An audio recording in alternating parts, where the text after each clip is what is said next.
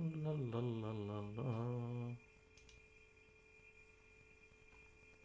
S.W.Frost is now live streaming last epoch Thai no art offers please new trailers.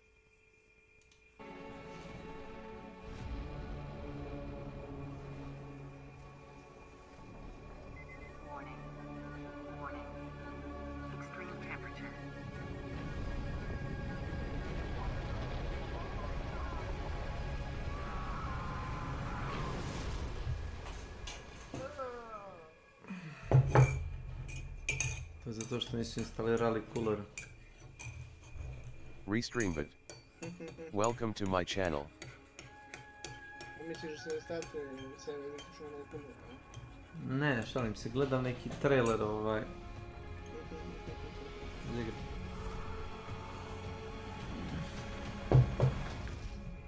Vidim da je neka kolonija sagorela.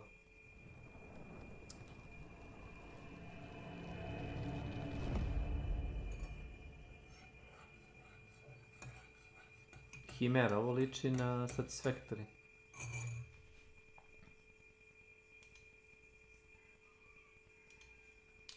Da vidim.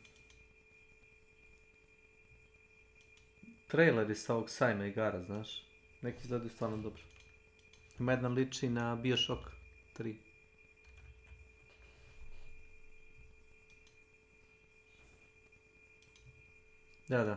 Da, jako liči na Satisfactory.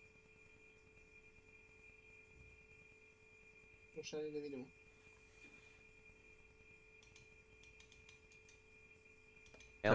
Trailer. Welcome to my channel.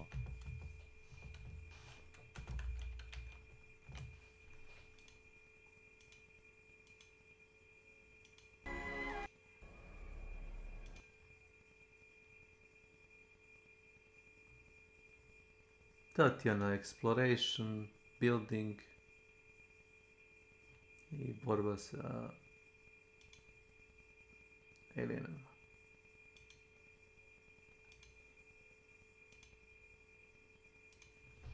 Pustio sam redom da idu ovi traileri sa sajma igara.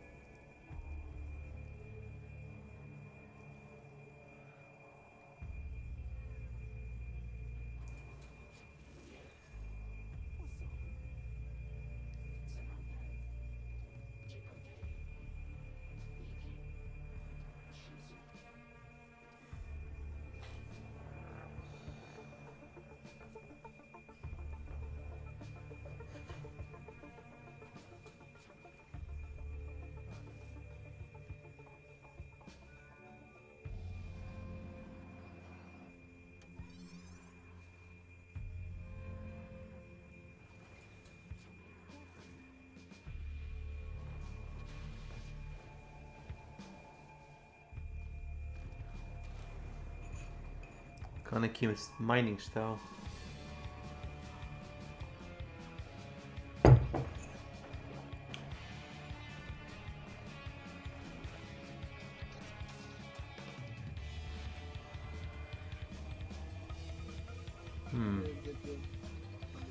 Alicidra. Welcome to my channel.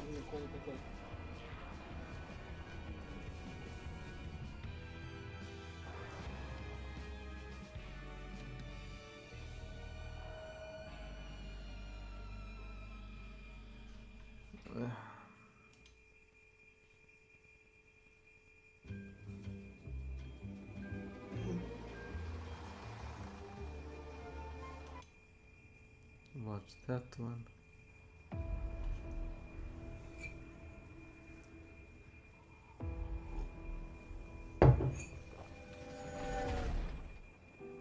The Great War is over. All we want is to return home.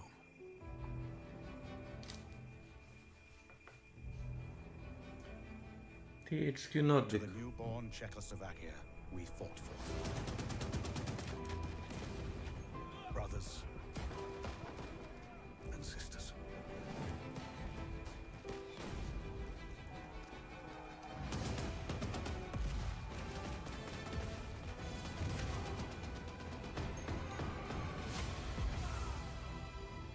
us thought this part of the journey would be the most difficult, we still hope to see our home once again.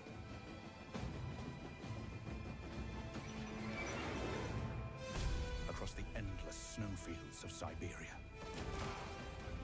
Through territory disputed by the Red and White armies.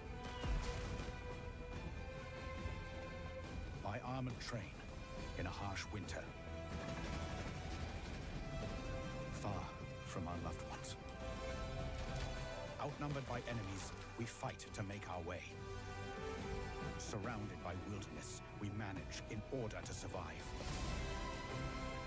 This is our last chance. Our last train home. Nie, on izgleda loše. Nisam siguran kakav će biti gameplay, ali...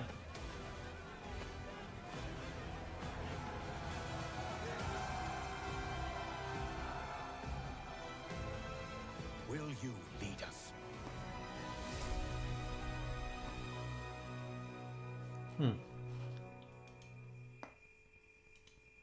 Last train home.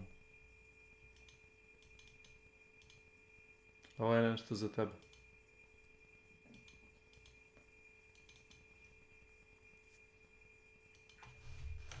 Last train home. Ili možda začeka Vlad.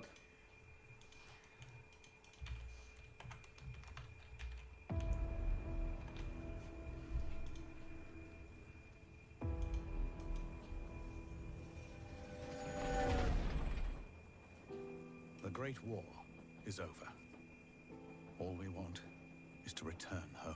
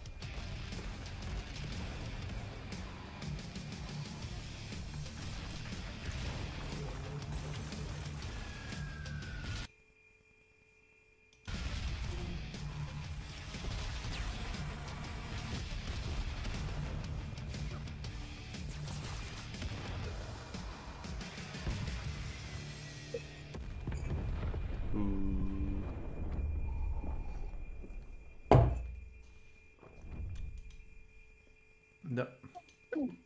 Nazdravim. Nisam znao da ova igra ima na Steamu. Moguće posle sajma ovog igara što je bio Summer da su izbacili. Da, već jesu. Dorf.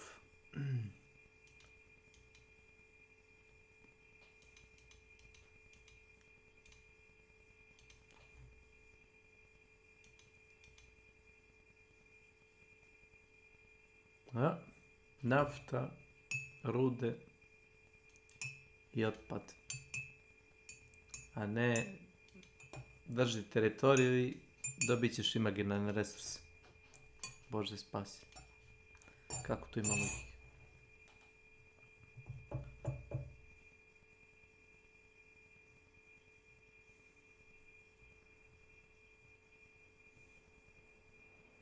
Ambition. I'm not Do you hear AFK. it? It's restless. Ambition requires men to feed upon. It also needs time.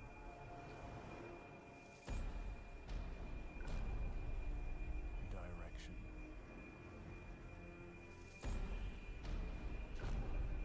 And sacrifice. Morning. But for every man who fulfills his calling, there are thousands left with nothing. It's them who mock and Džabe ga dižeš po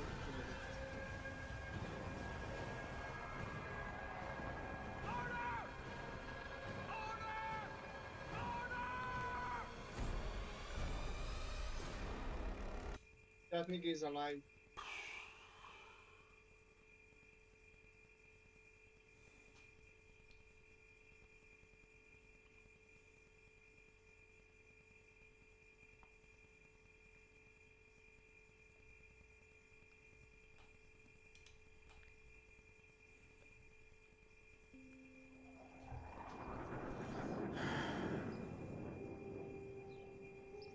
Ma da. Kuda? Kud je bunko metak? Jel ovo Stalker 2? Nemojte da kupuješ. Ne. Road to Vostok, jesi vidio? Nije. Lišeno Stalkera nije. Mislim... Više mi liči na nešto između Stalkera i između onoga... Escape from Tarkov.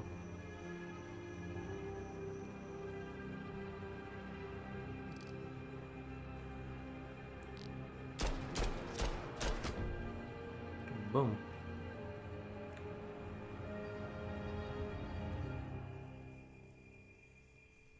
Hajme da se proba demo na Steamu. Evo to Vostok, a? Da, ako te baš zanima. Maybe you've been here before. That was just a dream. Now, it's time to come home.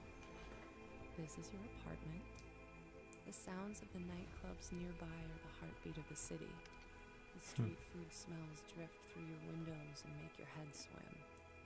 It's hard to sleep here. Your restless legs want to walk the busy streets. Let's explore. Novalis is a city in the clouds. But you can't make a rainbow without a little rain. Like most things in Nigga is life, missing. it's best to start at the bottom and work your way up. It's not so bad down here. We can go fishing, take a boat ride, soak up the atmosphere. And don't worry too much about the serial killer on the loose. I'm sure we'll never meet him. I can even help you run your new business venture. A noodle stand. With a little work, there's no limits to how high you'll climb. Just don't look down. As your digital companion, I can help you navigate the complex relationships with my personality matrix. Business partners, friends, rivals, enemies, maybe even lovers. It's all about saying the right thing at the right time. Your choices matter, so choose carefully. There's a city you see when you close your eyes. It's called Novalis. Consider this your invitation.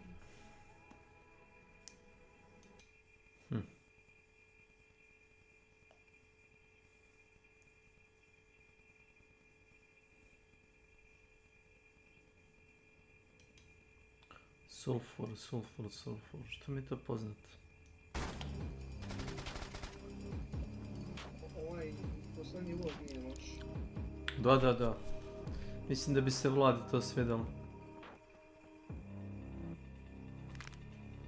Štete što nema demo. Goodbye for now. Zato što nema? Demo. Pa, mislim, možda trenutno nije spremna igra, znaš. To je moja pretpostavka. Kako ti kažem, većina tih igara koje su najavljene, manje više su završene. Are you asleep?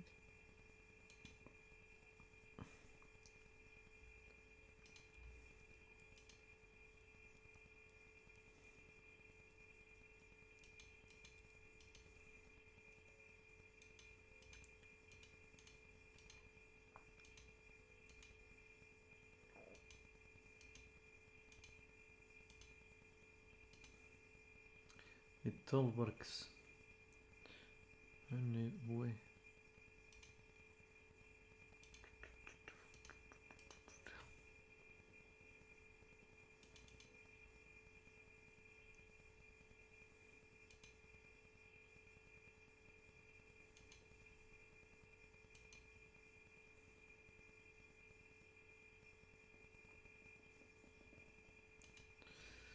Jeli da nemaš ti možda onoga Rumuna za prijatelja? Koga imam Galaxy, imam. Ne, ne, ne, ne, ne, ne. Ne, ne. Ne, ne. Onaj Cage, Gaming Cage. Mm.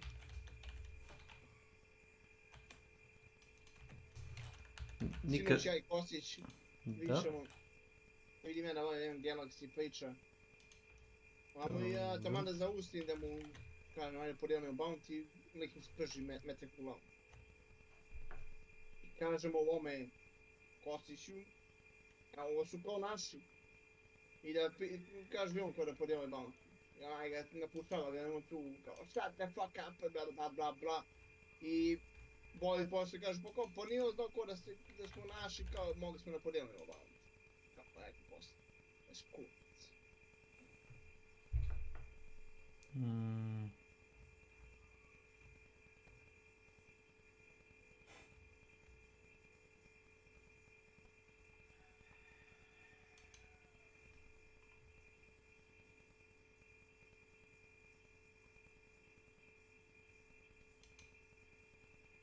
Nije znao. Kako nije znao? Evo, brate, neki ljudi stvarno.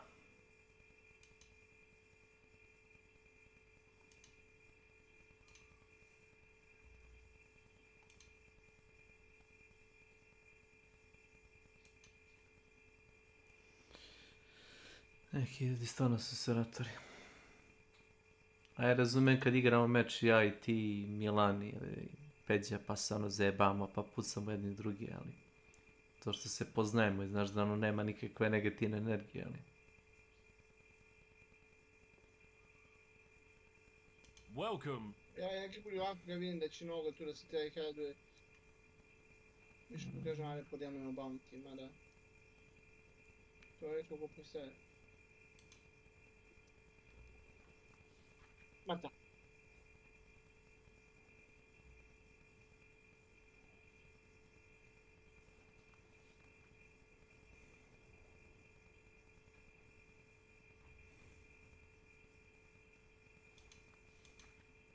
Goodbye for now. Welcome. Tea time.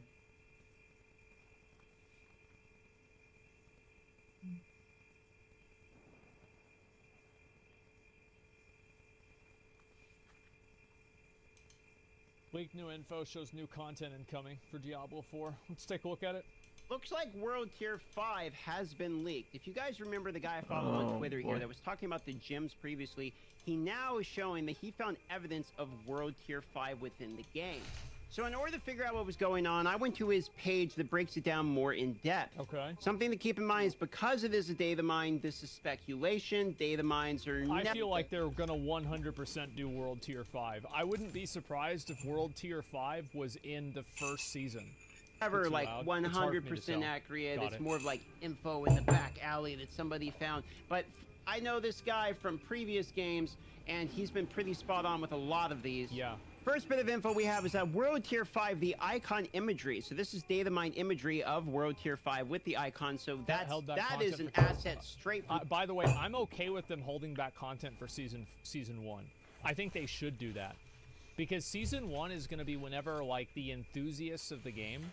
Like, right now, you have a lot of tourists for Diablo 4, right? A lot of people that like the game, they're going to play it for a few weeks. They might, you know, hop in Season 3 again for, like, 2 weeks after that. And then they're probably not going to play the game until the next expansion comes out, if that. But, like, the consistent player base is going to be playing the game every season or every other season. Like, I'm an every other season PoE kind of guy, right? And that's usually what I do. So, I'm actually... Da? Da ne veš da ne trugišu čovječe sa 37 ovih analizu, 75 i tu nema, kao ne trugišu, ma da.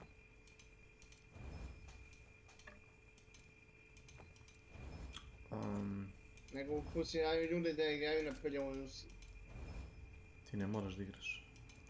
Inače, si li video onaj YouTube short? Znači, Krajtek, pošto ih je onaj data miner, ih je likovao.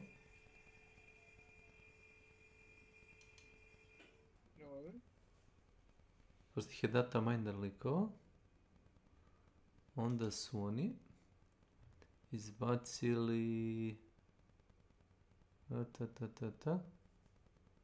Gde je?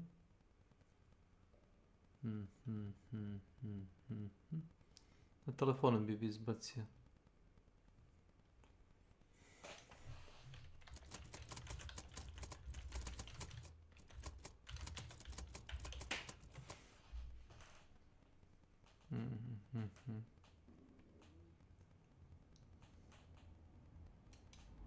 Crytek has just released Evet. images of a completely new Lamap variant that they are going to be releasing in Tide of Shadows. And as you can see, it is going to be none other than a Lamap Mark II upper mat. Name's kind of funny, but essentially it's an uppercut meets a Lamap. Kakav It is uppercut going to ste be vi using long retardirani. ammo, just like the uppercut, but with the same function from the Lamap of being able to use a side shotgun. Completely out of the same gun. It's a 2-in-1. Essentially, and since the uppercut is infamous for being a head tapper and just an insanely great secondary weapon, this might finally help people branch out from using the uppercut and give them a better option than Koja je just having svrha da uppercut all the uppercut time. ubaciti? There are people that do Nije this. to...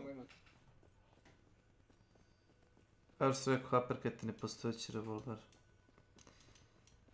I kad god pročitam uppercut, znači i Cadwell isto. To je Cold Dragon, ali nema veze, ili teksaški Behemoth. Nebitno, skroz ljudi nemaju pojma kad to kažem, onda se pogubim da kažem ok, uppercut. U pitanju je revolver koji koristi puščanu municiju ili nešto što liči na puščani metak, što je malo neverovatno. U to vreme nisu postali materijali dovoljno jaki da izdrže pritisak baruta. Da opališ metak takav iz revolvera, iz tako kratke cevi, eksplodirala bi ti ruka.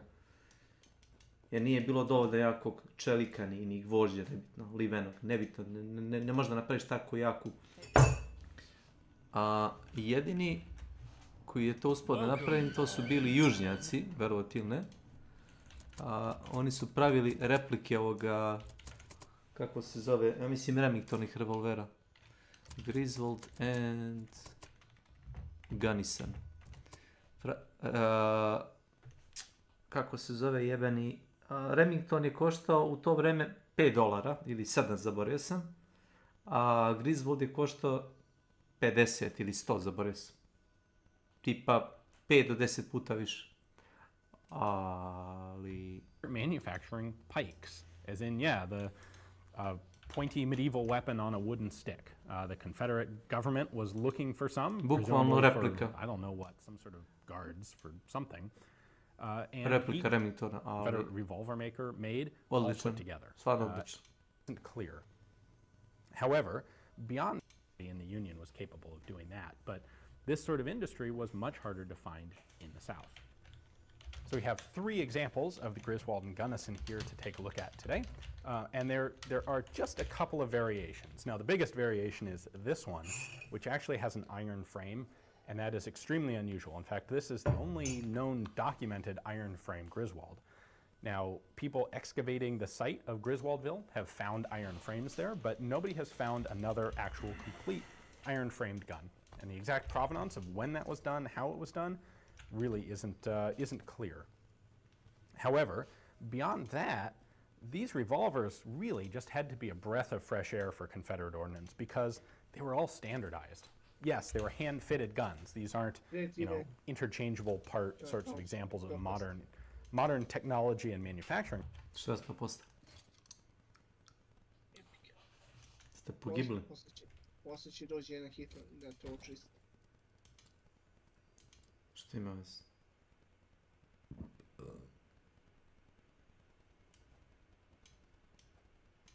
Hitler. Što prezivaš djavolo?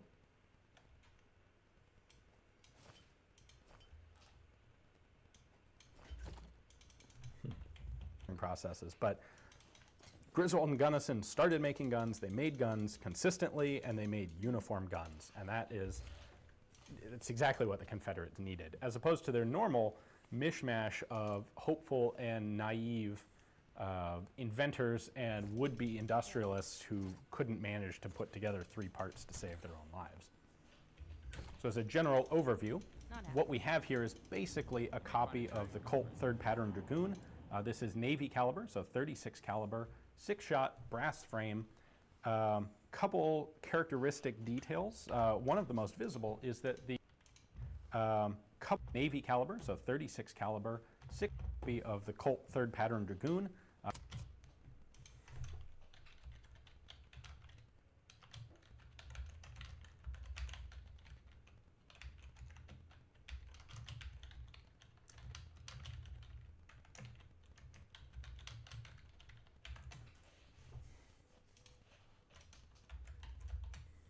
This is Navy caliber, so 36 caliber, 6-shot, brass frame. Couple characteristic details. One of the most visible is that the grips on these are all kind of tilted backwards. It kind of looks like, you know, someone started using the bottom of the grip as a hammer and bent it, but that's not the case. That's all of the Griswold and Gunnisons exhibit that shape. That's just how they were made. There is no capping groove in the frame. Normally on a Colt, for example, you'd have a little center groove here that would give you something that you could kind of center a percussion cap in while you were loading and capping the cylinder. And these don't have that. Serial numbers on these are located in a couple places: on the frame, on the cylinder, on the shank of the barrel. You will sometimes have a serial number on the trigger guard, but not always. The one variation that you will find in Griswold revolvers is the barrel shank here. At approximately serial number 1500, they went from being round to being octagonal. There are a few exceptions to that rule, but in general, that changed, and that's really the only change. Beyond that, all of the Griswold and Gunnisons are as identical as you can have hand-fitted guns be. One interesting characteristic of these is, of course, getting materials was a perennial problem in the South for the Confederacy. Steel in particular. There were not very many sources of it. It was always in limited quantity. And so Griswold and Gunnison chose to make their parts entirely out of iron. And I think this kind of scared the hell out of the Confederate arsenal inspectors. But they went ahead and proofed the guns, and they passed proof testing. And so, you know, I can just see the inspector going, geez, iron, okay, we'll try it. For the cylinders, they actually used twisted bar iron stock. And on a lot of the guns, you can actually see striations here that show that twist.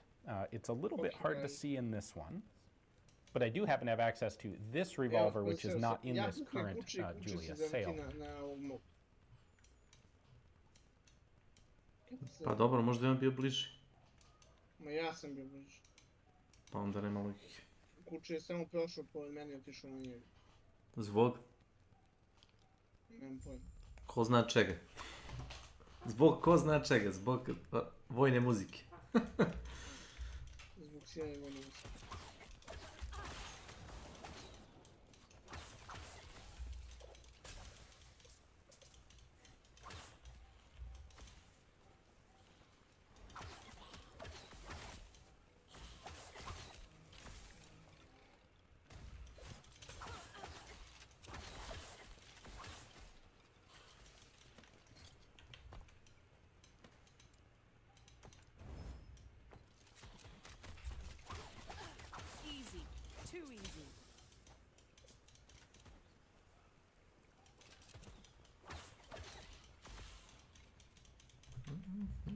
And it really clearly shows you the twist of the iron. So some of the Griswolds you can see it, some you can't, but that's the material that they used in making these cylinders, and it actually worked. Too easy. Just seeing a serial number in the 2000 range is remarkable for any Confederate manufactured revolver. There was nobody else in the South who was making guns at this level of quality and consistency. This particular Griswold is also pretty cool here for being engraved to a Major Brown of the 7th Virginia Regiment CSA. That's kind of cool. Usually, again, there aren't enough of these Confederate revolvers for them to have been made into presentation guns. this one almost this is not a gun that was used like as a way to try and bribe ordnance for adoption of the gun, as was relatively common on both sides of the border in the Civil War. This one's relatively mid to late production, 2200. So this is one that... Ovo nije normalno. Što nije normalno? 180 ping. 180 ping na...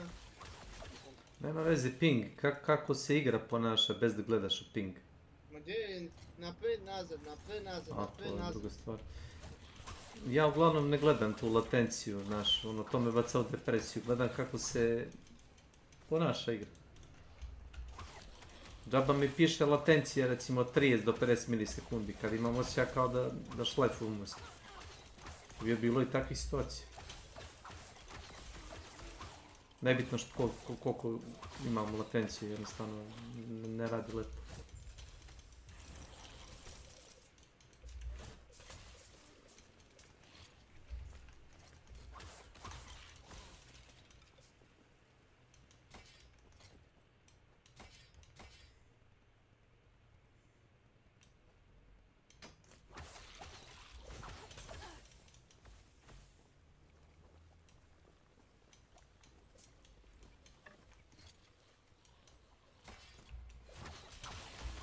Oh, brother.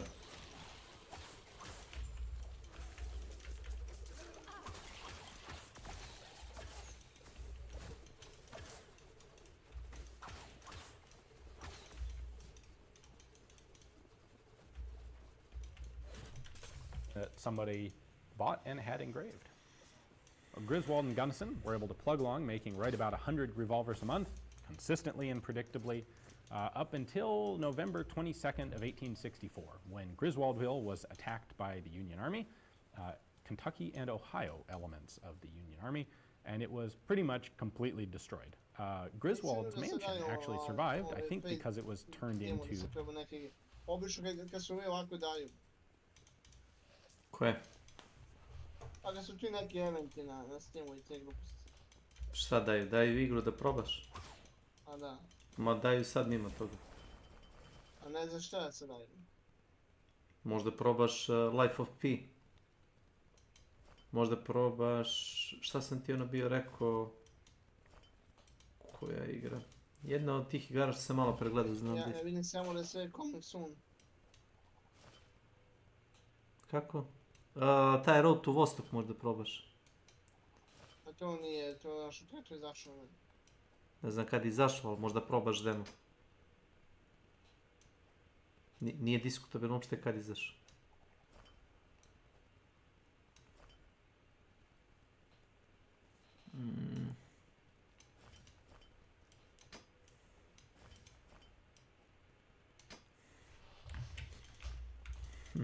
to a Union Army headquarters, but pretty much everything else on the site, the factory complex, was torched. Šta? Da skinem na problem.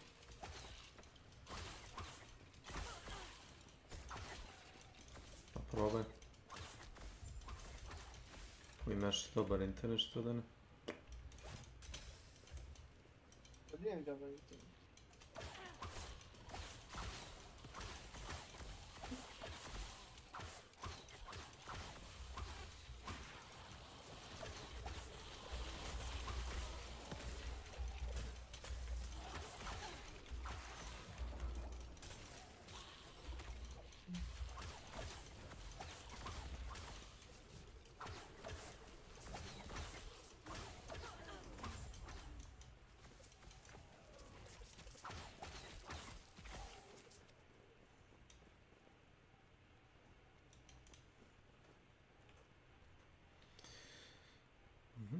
Sa strane karate udarci.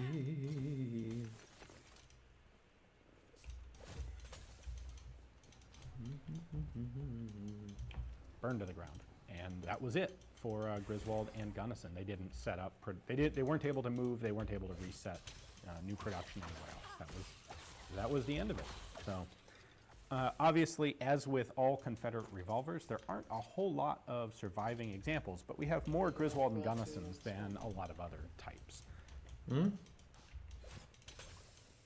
Kažem, trebaš samo pati i ću idem da spavam. Šta je, umoran? Što nisi odmah išao da odmoriš? Što sebe forsiraš? A ja imam da budem ko vampir, ali... Na poslu sam otišao u Moni nego što sam legao. Umoran si od spavanja bio? Ne zajebava. Moni sam se prebunio nego što sam legao. Bez zezanja. Ne zajebava. Nije da ti ne verujem, nego ono... Šta radiš ti? Alo bre, šta radite? Take care.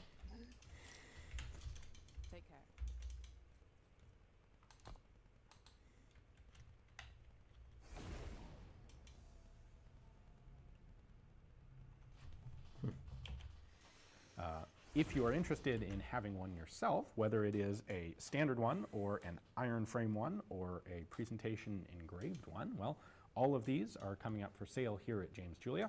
If you take a look at the description text below, you'll find links to the catalog pages for all three of these, and you can take a look at možda promeniš ime kad ti ponudi place bids on them if you're interested. Discord. Naprimjer, ako proveriš moje ime, ne piše više S.W.Frost, onaj hashtag, nešto, baš piše S.W.Frost 1. I to je to. Ne znam šta su radili sa bazom podataka, ali uglavnom možeš da claimuješ kao, ono, unique name. Bez ikakvih dodataka. Isto kao što ti je Twitter, ono, Twitter account, dolazim Srb, na primjer.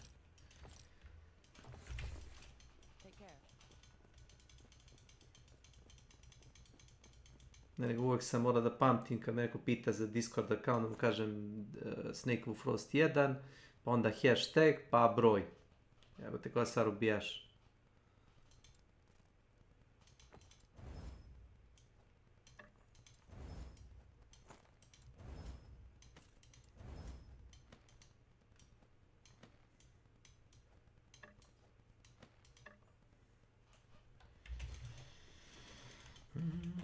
Thanks for watching.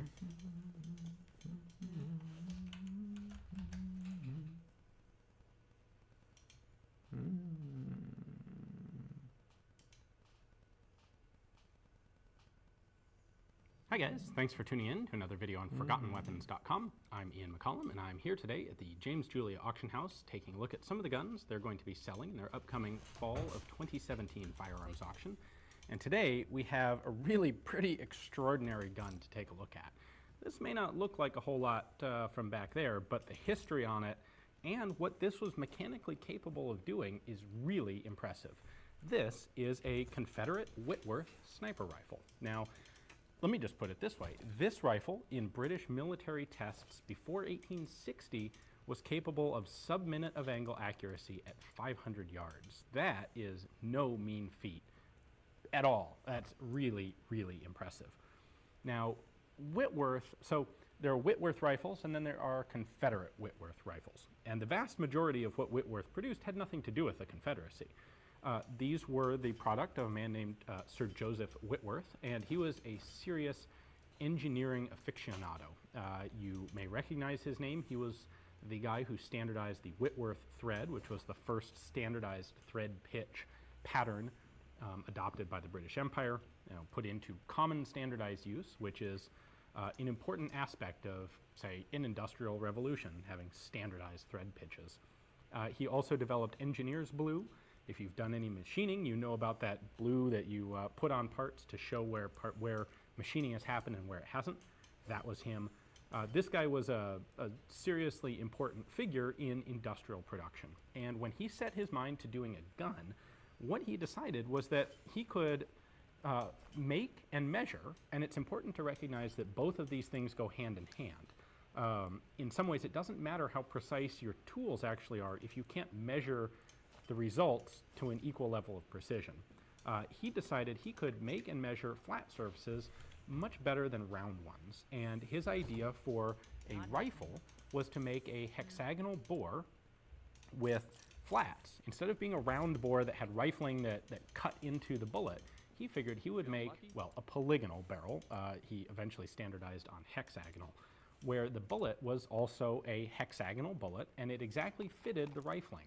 What that allowed him to do was very precisely make the whole length of the barrel without imperfections, and then make a bullet that would mechanically fit the barrel. So where a standard bullet actually engraves, that rifling actually crushes, or, well, it doesn't cut, it crushes its pattern into the surface of the bullet. We can do that very well today, but in 1860, you know, 150 years ago, it was difficult to do that precisely. You'd get different rifle engagement every time you fired, which meant your bullets weren't always quite going to go to the same place. What the Whitworth allowed was to make a bullet that didn't have any rifling cutting into the bullet. It was simply spinning to match the pattern of the barrel. In total, the Whitworth Company made about 13,700 of these guns, and then they went bankrupt. By the end of the 1860s, they were out of business. The problem was, this is a fantastically accurate gun, but it's an extremely expensive gun. In other videos, I've talked about how good guns are always a balance of different pros and cons, different capabilities and detriments. And the Whitworth was a total one-trick pony of a gun. It could shoot very accurately, however, it was expensive, it was slow to produce, it was time-consuming, it fouled quite quickly because you had this very close mechanical fit between the bullet and the barrel, and yet you're shooting black powder. That black powder fouling will pretty quickly start to cause problems trying to reload the gun. Everything about this was bad, except its phenomenal accuracy. So, it didn't really see, Whitworth submitted this.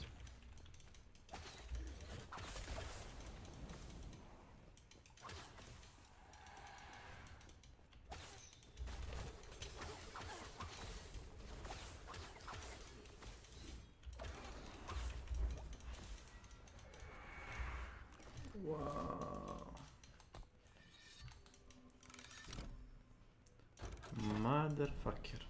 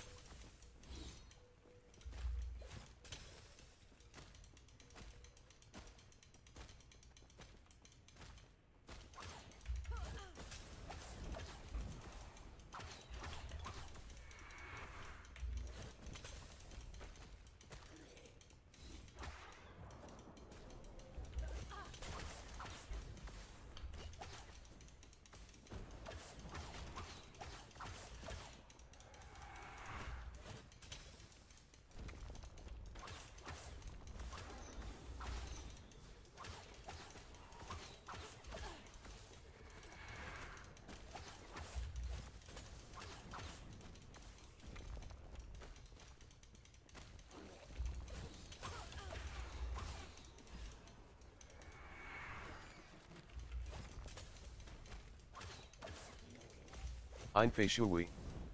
Welcome to my channel. Come indeed.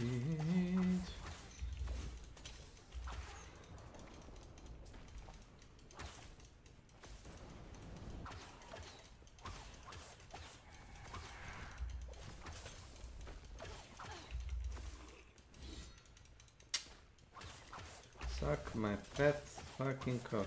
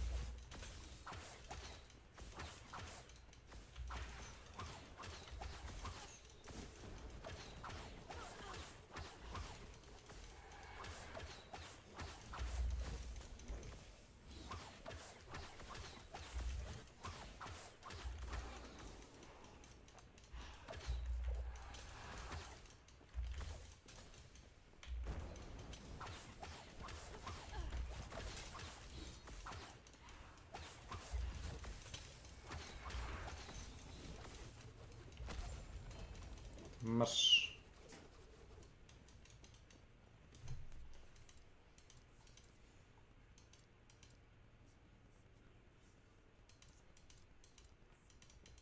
Hello.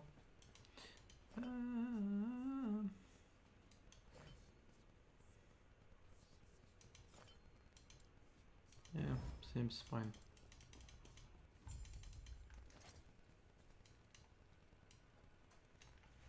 This is pretty good.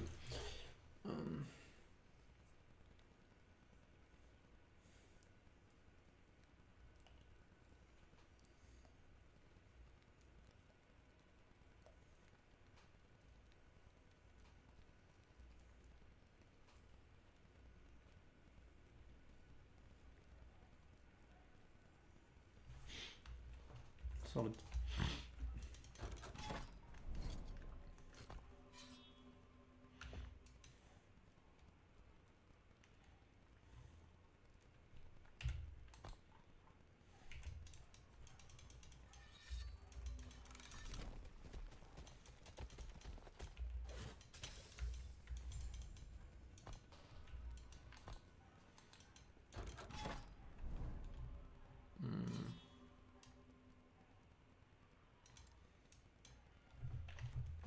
For British military testing, and they really liked the accuracy, but because of all the other downsides, this would never have been adopted by the British military as a standard arm. Well, the same thing kind of applies to its Confederate use.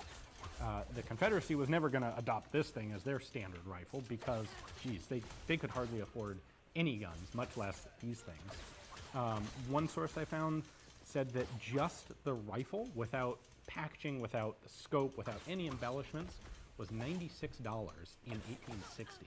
That is an extremely expensive gun. That's at least three times the cost the Union was paying for high-tech breech-loading carbines at that point. Maybe 4 times the price. So, however, the Confederacy did buy, or elements of the Confederacy did buy, a small number of these guns, and they were actually used in the Civil War. There's documentation that shows that there's correspondence that survives between Confederate arsenals and Confederate combat units talking about Whitworth rifles and their supply of ammunition and that sort of thing. These were very specialized sharpshooters rifles, and those sharpshooters, it appears, moved around quite a bit wherever they were needed. Fired Whitworth bullets have been found on a huge number of Civil War battlefields. So the numbers are a bit vague. Different sources suggest as few as maybe 50 of these guns were imported, up to maybe, one source says about 250 were ordered, and about half that many actually made it through the Union blockade to be delivered. In any case, we're definitely not talking about any more than 125 of these rifles, and their survival chances from all the way back to the Civil War are quite small. There's I think it's 19 of these are known to exist, or 20, or something right in that range. Very few of these survive today. So let's take a closer look at it. I'll show you the distinctive markings and features and what you would look for on a Whitworth rifle. Now, the Whitworth was a standard percussion-fired gun, and other than the hexagonal bore and the extreme precision with which it was made, it functioned just like every other muzzleloader. So you would pour powder in a wad and press a bullet down the barrel. You would affix a percussion cap here, the hammer at half cock, and then fire the rifle and rinse and repeat. We have some markings on the lock plate here. Whitworth Rifle Company, Manchester, obviously in England. And then we have a crest and a W. That's the Whitworth Company crest right there. They're a little hard to see because this rifle is, well, it's been around for 150 years, but we have markings right here. We have a Birmingham proof mark, a couple of them.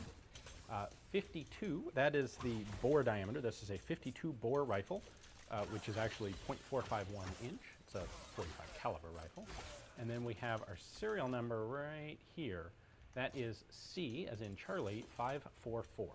Whitworth manufactured these guns in 1,000 unit groups, or 1,000 gun groups. They started with number 1, and they went up to number 1,000, or 999, I presume. And then they would restart with an A prefix and then a B prefix, etc. Now, all of the existing known and confirmed and documented Confederate rifles are in the B and the C prefix groups. And the highest known one is C, I believe 619. So this number falls within that range. Then there's one other marking typically found on the Confederate rifles, and that is on the bottom tang of the rifle, this second quality marking. And that actually doesn't have anything to do with the shooting capability of the rifle. That has to do with the finish. Because of the cost of these guns, most of them were sold to high-end target shooters or hunters or generally wealthy customers. And so they had a very nice fit and finish, often engraving or fancy checkering.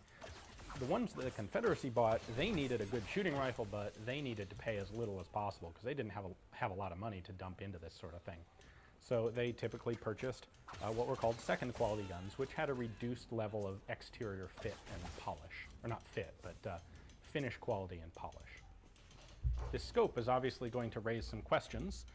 The Confederate rifles were fitted by the Whitworth Company with 4-power Davidson scopes like this one.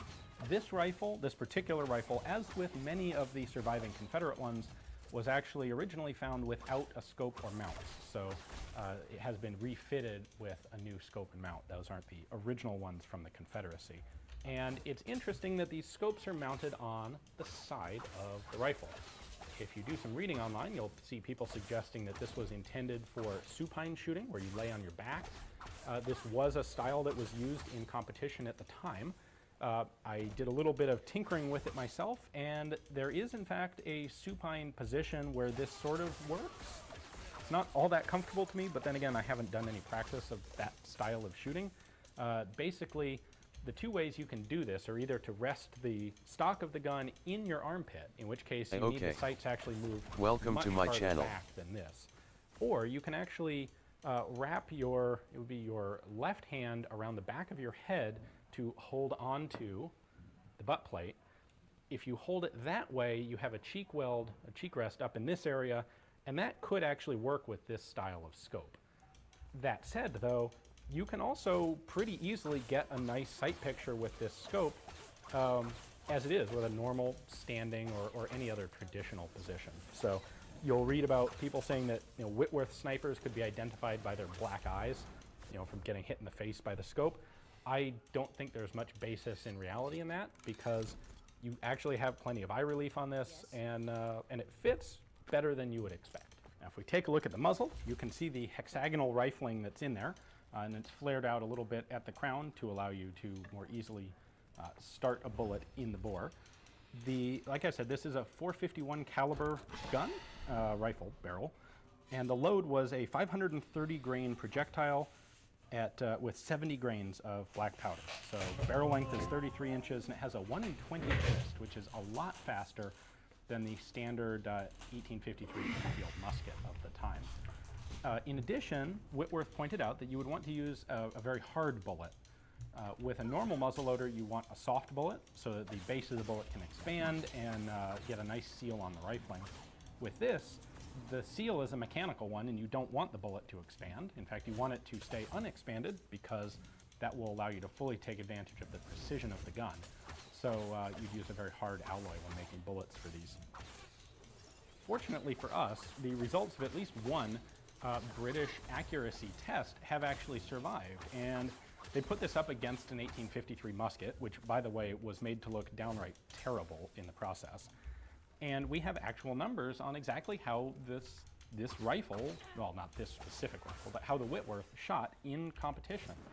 And the closest range that they shot at was 500 yards, at which distance it made a 4.4 inch groove. That's 0.85 MOA. There are very few shooters who can do that reliably without using a mechanical rest with a modern gun. Being able to do that with a black powder muzzleloader, I keep saying this, sorry, but it really remains true. It's an amazing feat. They then continued shooting all the way out to 1,800 yards, and the accuracy did diminish on the gun, but at 1,100 yards, they were still doing a 2.5-minute group. At 1,400 yards, they had a 3.78-minute group, and at 1,800 yards, at which point, by the way, they didn't even bother to shoot the Enfield. This thing, the Whitworth, was able to put out a 7.4 minute of angle group. So Okay, I know this is getting annoying, but it was a remarkably accurate rifle. In order to change the scope elevation, you would actually start by loosening this screw right there, and then we can adjust the scope on the other side. There is a graduated scale on this side, and if we rotate it up, you can see there's a little index mark right there, and once this mounting screw is loose, the scope can slide up and down. So what you can do is change it to whatever elevation you want, and I believe these markings are actually in degrees. So you would have to have figured out what angle you want for the range that you are shooting. But once you do that, you put it wherever you want it, and then tighten the screw down on the other side, and that locks it into place. I think the Whitworth really goes to show you just what can be accomplished with even very early machine tools. You know, we barely have good steel at this point in history to make guns out of, much less CAD/CAM software and CNC machine tools. And yet, here, Sir Joseph was able to mass produce a firearm capable of sub-minute of angle accuracy at 500 yards. That's really, it's hard to convey how significant of a feat that is. He did really well, and these were fantastically prized rifles at the time. Of course, he went out of business doing it, because even if what you're producing is the best thing in the world, if you can't do it at a price point that makes it feasible, well, then it's not going to become a long-term successful venture, and Whitworth's wasn't. Now, he went on to do plenty of other things. This wasn't Whitworth. Whitworth's rifle may have been a one-trick pony for accuracy, but Sir Joseph Whitworth was not. He had plenty of other things to spend his time on. So, if you have any interest in Confederate arms, or if you're interested in the history of sniping rifles, this is an extraordinarily rare piece and a really interesting foundational, important element to a collection. So, if you're interested in it, take a look at the description text below. You'll find a link there to the James Julia catalog page on this particular rifle. You can check out all of the documentation they have with it. They've actually got quite a bit with it, as well as their photos and everything else. And if you're interested, you can place a bid on it over the web or over the phone, or you can come here and participate live in the auction. Thanks for watching.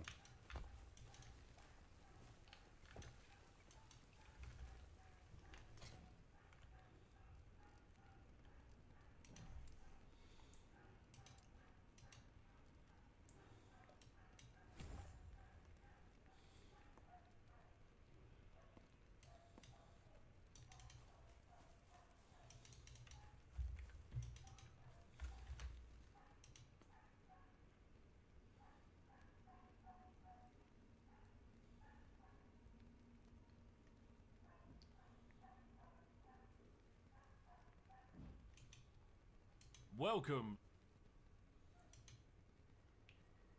That there are people who are just in love with the uppercut so much that all they want to use is that. They tried it with the Sparks pistol, but it wasn't really their cup of tea. As I've noticed, it's died down majorly, and I don't really see people going with that too much now.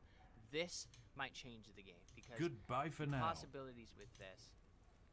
Hey guys, thanks for tuning in. But we don't know anything other than the look of the gun, so that could also change. The drop-off damage could be crazy bad, the velocity could be crazy bad, the damage could be really bad.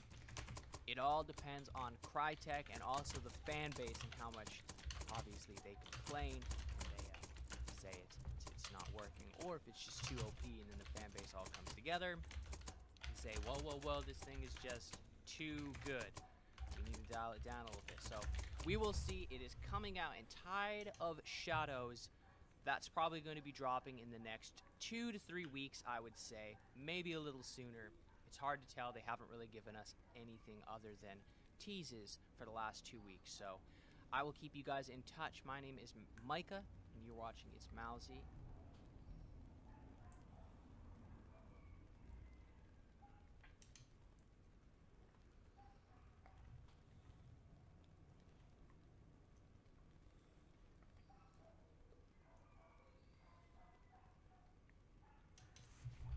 The Flash is out this week, featuring a rather unique actor. This is Ezra Miller, the Mad Goose Wizard. An actor who seems to get special treatment, no matter what he does in life. He's been done for felony burglary charges after stealing from unoccupied homes. These poor millionaires, you can't expect them to buy their own stuff. Maybe that's why he picks random fights when he goes into a shop. Whoa, bro.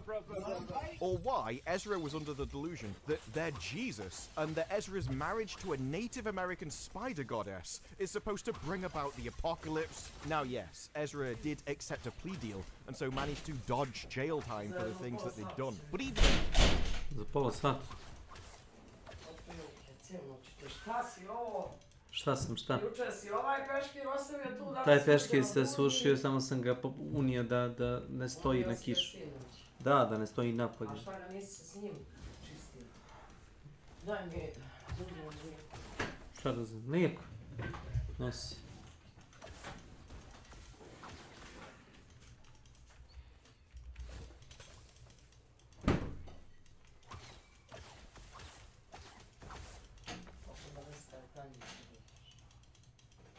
Doneć.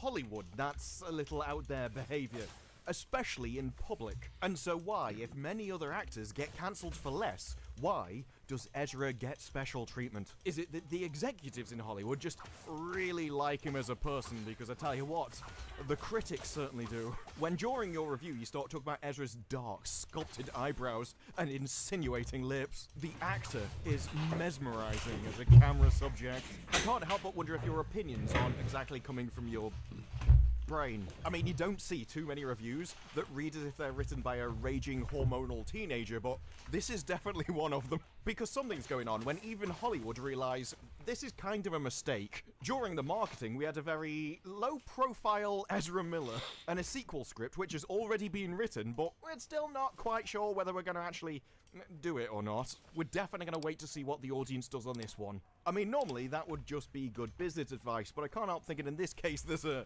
different reason for it. Because in the run-up to the movie, Ezra has done no press for the movie at all, and the only time he's going to make an appearance is a low-profile one. He's just going to sneak into the cinema through the back door, leave it, at the Los Angeles premiere on June 12th, where Ezra's only going to be doing photos rather than any interviews. We can't have him talk to anyone, because then they're going to ask him questions, and that's bad. There's just too many dangerous topics they could ask him questions on, and we know what he's like. He did call himself the Mad Goose Wizard. It's me. Now Ezra's excuse is, I want the conversation to be about the movie and not me. But isn't the entire point, if your actor's crime spree becomes bigger news than the multi-million-dollar movie they're making, then they probably shouldn't be making it in the first place. Because there has to be some kind of reason why Hollywood is simultaneously wanting to hide Ezra Miller from marketing, but at the same time thinks that Ezra Miller's history won't derail the movie. People will just forget that. And the reason why everyone will just forget all the problems is that Miller did such a superb job with playing the hero. I don't know, I just don't get it. I'm far more like Chris Core's meme. Can we leave that guy over there? But Batman's why I'd want to see the movie. And if that's what Hollywood realized, I'd be like, fine, okay, I get it. I still don't know why he's making the movie. That's very weird. But at least we can all get on board with minimizing the Flash in his own movie. That'd make a lot of sense. Or it would, if that's what people are on board with. It doesn't seem to be, though. The Flash review. Ezra Miller brings kinetic energy to a movie caught up by nostalgia DC fan service. Trikester. Yeah, you know, all those fans that Welcome give you money. to my channel. The last thing you should do for them is to service them by giving them what they want. What a horrific idea. I mean, look, we understand that Ezra Miller has had a string of controversies. That's the first time I've ever heard this called a controversy. Whoa, bro. But the troubled star turns out to be the film's chief asset, bringing humor, heart, and vulnerability. Not often seen on big screen superheroes. The Mad Goose Wizard. It's Miller that brings to this movie a funny, fully dimensional impression of Barry Allen, which is no mean feat given the movie's nostalgic fan service. This movie keeps trying to give the fans what they want, but luckily we're saved from that by Ezra Miller. Now this script is from the same writer as Birds of Prey, the same movie that had CBR making co-particles, but the script is at its best in the early scenes, which are all about Barry, enhanced by Miller's sharp comedic timing, before the Flash eventually bogs down in psychedelic CG world bending that will have fans cheering, and they consider that the bad bit. Oh, the Ezra Miller bit at the start, that's the best part of the movie, but no one will appreciate that. But later on, when we get the other superheroes, the fans will absolutely adore it and be cheering in the wings, even though it's crap. It has the air of critics who feel almost at war with the customer. Critical reviews are meant to guide customers as to what to go and watch. This is good, give up your money. This is bad, don't bother. Whereas lots of reviews for this seem like the customer is the enemy. You just won't appreciate Ezra Miller as the best thing of this movie. But us enlightened folk over here, we know the truth. You'll just like it for that dross at the end. You know, when Batman turns up. Because the real problem with the movie is that the nostalgia often threatens the central plot line. They mean Barry Allen. I wonder why we'd want to sideline Barry, I just can't work it out. And it does showcase Supergirl as a tenacious opponent. My goodness gracious, pants.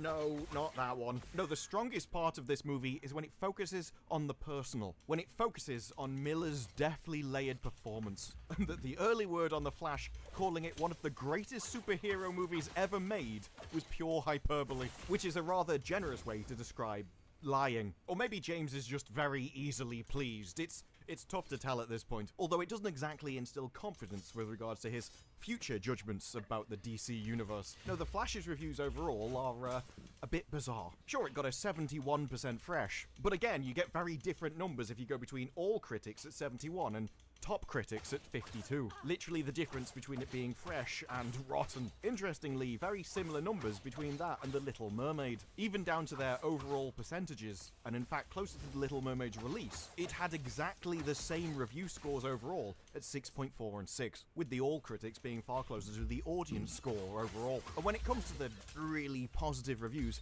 I can't help but wonder just how much of that is down to the Hollywood executive inside of them. Leave it. Because the Variety review is pure gold. Coming out with the title of Ezra Miller is on a bender of high anxiety in a movie that starts strong and grows overwrought. Really sets up for we love Ezra Miller and hate everything else. That's why they love the playful first half. But they're really not a fan of the comic book stuff at the end. Yeah, those superhero movies always having a problem with the comic book stuff, I find. If only we could get the comic book out of our superhero movies, it'd be way better. Now, this author has a real problem with comic book movies, and that he can't identify with a superhero's powers. You see, it would involve you putting yourself into somebody else's shoes, and he can't do that. He's like, well, I don't have superpowers, so how am I supposed to know how that feels? Check out my last video if you want an explanation of why I think that happens. But this movie is different, you see, because it's got Ezra Miller in it, and so we know what he's going through. That's why this scene gives you such a jolt. I could never identify with a superhero before, but now one of them thinks that they're going to marry a spider goddess and bring about the apocalypse. Now I'm in. It's like I can see myself on the screen for once. And believe me when I tell you that with this one, we are just getting started. You see, Ezra Miller has never gone full Ezra Miller the way they do in The Flash. You should never go full Ezra Miller. We went full Ezra Miller for a couple of years and now we can't do press tours anymore. No, Ezra's strength lies in his sculpted dark eyebrows, his insinuating lips, and the actor's mesmerizing camera subject. He's like a young Jimmy Fallon crossed with a young Bob Dylan. And to be fair, I kind of see it, at least in some pictures. But no, it's the voice that gets you. Miller is an insouciant, don't worry, I googled it for you, showing a casual lack of concern. There are levels of pretentious that even I have to look up, and I specialize in that kind of thing. Irritated, irascible, we're really on a roll here, and irresistible. And the main thing I learned from this isn't just his love of the Flash, but he really likes his alliteration. I don't know why he thinks that Ezra Miller is particularly well described by words beginning in I.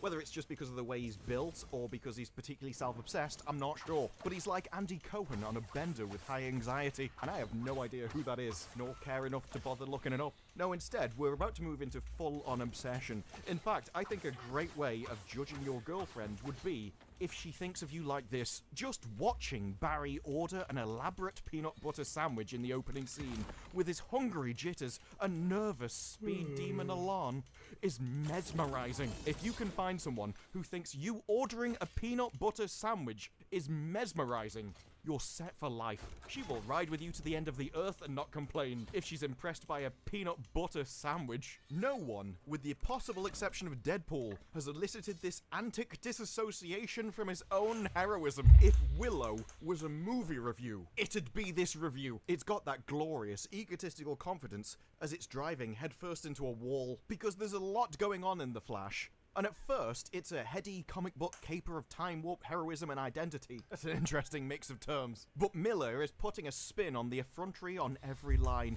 He's the perfect actor to play this corkscrew superhero. When he breaks into Wayne Manor, the film seems ripe for possibility. But the trouble with The Flash is it starts to gather up characters and themes along the way. But none of it makes sense. Despite the vividness of its star, the movie steamrolls Ezra Miller's personality as it goes along. Why would the movie try and steamroll Ezra and cover him up with other characters? I just can't work it out. No, this review sees the movie as if it's carried by Ezra, because for a while, Ezra brings it. But in the end, they deserved better, meaning Ezra, and so do we. When the movie had Ezra in it with his sculpted dark eyebrows and his mesmerizing order of a peanut butter sandwich, the movie was great. But when it moved past that, when it started to bring Supergirl in... I guess that's your cue, Supergirl.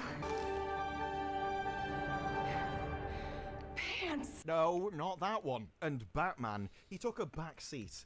And we can't have that. You're just distracting from his sculpted eyebrows. Don't you understand why I'm here to see this movie in the first place? Maybe we're beginning to understand that special Hollywood treatment after all. Because if you look at the reviews as a whole, that's definitely one of the main themes for the people that like it. There are some that like the movie because it includes the other characters. Those that like it because of Ezra Miller's comedy. His physical humor.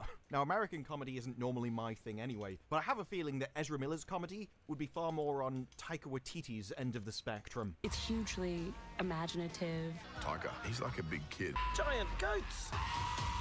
Scream quite a lot. Which is about as antithetical to what I find funny as is physically possible. Kids, get the popcorn out. Or they like that it was peppered with fan service cameos. It's worth noting as well that this is a 3.5 but still considered fresh. And it says peppered with fan service cameos, this amusing DC franchise crossover arrived several years too late to make an impact. Doesn't sound very fresh to me. Because what is 3.5? Well, it's average, isn't it? It exists, it wasted some time of my life, and I didn't really like it or hate it. And it's an understandable reaction when the movie seems to be in two parts. You've got the Ezra Miller first half, and then you've got the cameo-fulfilled second half. And nobody seems to like both, which is what would be required to give it high marks. So you've got the really obsessed Ezra Miller fans, and you've got the people who just want to see it because Batman. And it's almost like they did it that way deliberately. We're going to ignore Ezra Miller in the marketing, and if not showing him gets you into the cinema, well, we can't get rid of him from the movie completely.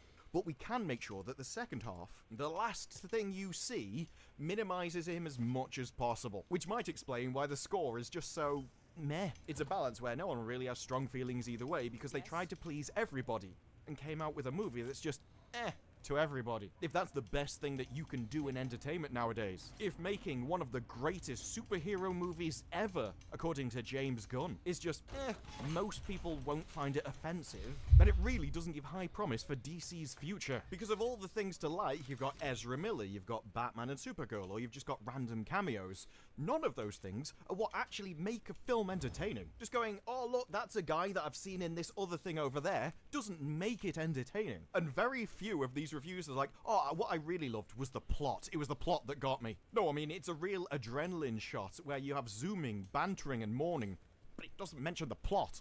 The twists, the turns, you'll never see this coming. No, this is the last remnants of a near-defunct DCU, which once again reveals a desperation to catch up to what has come before, and relying on a nostalgia museum instead of earning the big wow and emotional beats it so craves. Stick a fork in it, mate. I think it's done. Because apparently, the nostalgia will leave fans satisfied. For about 5 minutes anyway, and then when they come back to later think on the movie, that doesn't work in the long time. A good script is timeless, but making somebody go, oh, I recognize that, they tend to like it when they're there, maybe when they immediately walk out. It doesn't tend to last. You know, what they will remember, though, are things like a poor lead or disastrous special effects, and this can lead to depressing marquee cameos for the simple fact that if somebody brings a character that you love into a movie that you despise. You're like, oh, you really deserved better, mate. And pitying one of the actors when you're watching something that's supposed to entertain you isn't exactly the lasting impression that most movies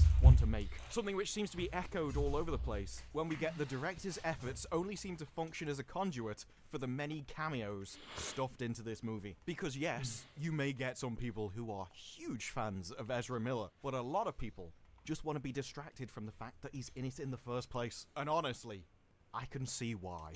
Because despite being repeatedly told that they've already got a Flash 2 script ready-made and on ice, just in case this is a huge success, and the director is coming out and going, I don't think there's anyone that could play the character as well as they did. Talking about Ezra Miller and the potential sequel. If it comes to that, the only question I think James Gunn should have on his mind is just how much money do you want to lose? Because in a time where Henry Cavill's Superman is one of the few cameos you won't actually get in this movie, the answer seems to be all of it. But those are just my thoughts. What are yours? Let me know down in the comments below. Like the video if you like the video. Subscribe for more videos like this in the future. And I will see you in the next one. Bye-bye.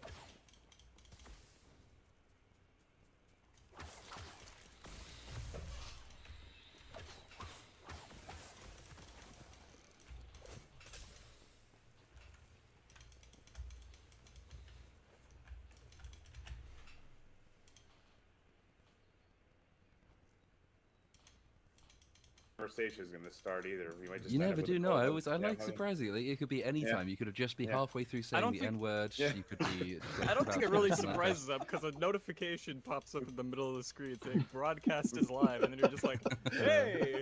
Well, it seems you're paying attention, which not everybody is. But yeah. Well, hello, chat. Hope you're all well. Sorry for the delay, but we're taking inspiration from our friends at Friday Night Tides. So you know, they were half an hour late this week. What day are we? Monday last week. Yeah, half an hour. Yeah. So I don't think we're too bad. Like a live thing with the Rippaverse stuff, I think. They were, yeah. It was Goodbye for now. To another video on ForgottenWeapons.com. I'm Ian McCollum, and I'm here today at the Rockeye. Goodbye for now. Actually okay with them holding it back to where like they don't just completely overwhelm the players with stuff.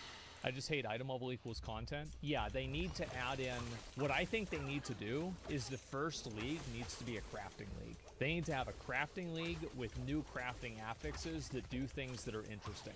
Like, I'm not saying harvest, okay? But I'm saying just, you know, something that's a little bit better than what we have now. The game's data itself, not terribly surprising. It's not like they're just going to leave World Tier as the last one forever. And he does state that it seems like there's some kind of placeholders that means there's going to be another capstone dungeon for World Tier 4 other than the Pinnacle Lilith boss. It's already sort of the capstone dungeon for that. Yeah, that There's going to be makes another sense. capstone dungeon in Fracture Peaks to unlock World Tier 5.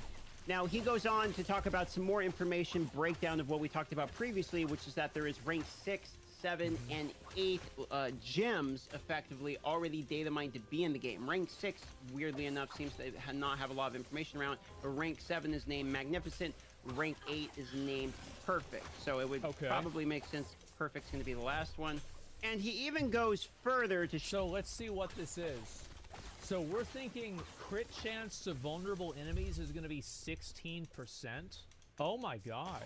Like, one thing that I'm kind of concerned about is, like, if these numbers get too big in terms of, like, percentage chances. Where, like, you're always critting and you're always doing max crit damage. I don't know what's going to happen. I think big numbers is good. But I just don't want to see them, like, I watched this one, there's this one fucking video it got recommended to me. It was, like, Wojito. And he was doing a Greater Rift 150, and he crit for what's the number? 422 quadrillion damage. I'm not kidding you. That's a real number. So we don't want to be in that situation.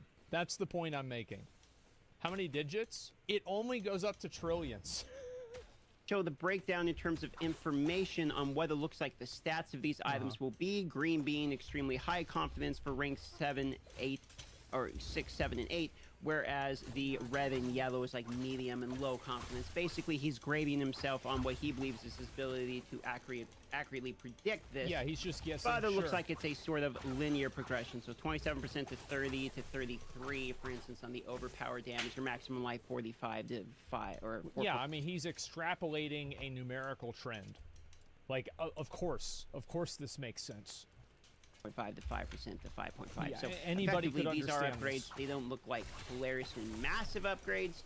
And he continues to find more data mine information related to the seasons. Now, some of these confirm what we already know. For instance, there's going to be seasonal chapter reward caches for completion. Oh, no, not seasonal stash. Bro, am I going to have to give that guy $500? Oh, fuck. Are you kidding me? Please. Oh, my fucking God. Oh my fucking God, am I gonna have to give him $500 fucking dollars? Oh, it's not paid?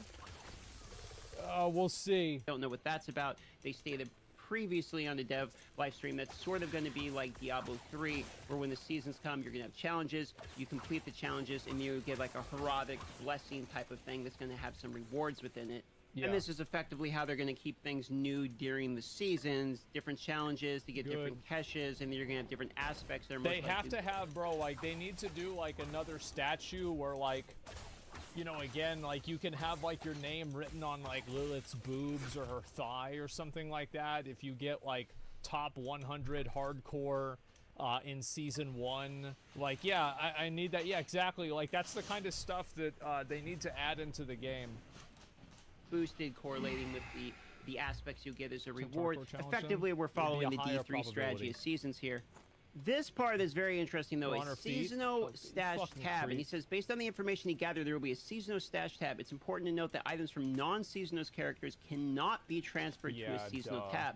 However, you will be able to withdraw items from it. It is crucial to remember you must retrieve your items before the active season ends, as any items left within the tab may become unavailable. So, as you know, at the end of the seasons, everything sort of transfers over to the Eternal server, and it looks like they're doing that through seasonal tabs this time. Okay. But the most exciting portion of this is definitely World Tier 5. I don't think any of this comes as a surprise if we're being honest. The game itself, when you get into World Tier 4, it's like a level 73. It's sort of the level that it goes down to, and that leaves a lot of levels. I mean, the game goes all the way to level 100, so I don't think any of us really expected to never get other World Tiers above the level 73 one. Yes, there's dynamic scaling, but for the most part, 73 is... I feel like if they did 90 and above, or there was like a World Tier level that you could get if you only got to level 100, but like the problem that I have with that is that, like, who is that really for? It's for like I don't know, like a you know, 10, 20,000 people. Like, is it really worth? Like, the reason why seasons in PoE are so good is that whenever you are on the fucking beach, you do the seasonal mechanic. At the very fucking beginning, you're doing the seasonal mechanic. And that's what makes it so good. You are immediately interfacing with it. So, you can't make the seasonal mechanic just like this bullshit. Yeah, Crucible mechanic was horrible. Yeah, whatever, though. But, like, a lot of you guys, how many of you guys with Crucible crucibled your weapons while you were leveling up? Like, I did. I crucibled my weapon. Like, whenever I got a new weapon, it's like, okay, let's crucible it. Yeah, for sure. Why not? It's cool. It's the new mechanic. I want to try it out. Is the absolute minimum, meaning also when free you get damage, to 5, yeah. it's probably going to be like 80 or 90 or something Yeah, like that. I maxed my shit out too. I do think it's interesting that we're getting new gems, but I don't see any data mined information related to things like a new tier of gear. There is a new tier of gear at Sacred for World Tier 3 and a new tier of gear of Ancestral at World Tier 4. So is there going to be like a perfect Ancestral or something for World Tier 5? We don't know. This is all speculation once again. It's data mine stuff, so who knows at this point? And he does actually I think it'd be kind of cool if they had like a level one, like you could only do it if you're level 100 and it would drop perfect ancestral gear. Like, maybe that would be cool, but like, it's like, again, that's like 0.1% content, so like, who gives a fuck? If the data mining for Diablo 4 is more challenging than Immortal, the previous game that he was data mining, and there's tons of people data mining, and there's... Diablo 4 is more challenging than for Immortal.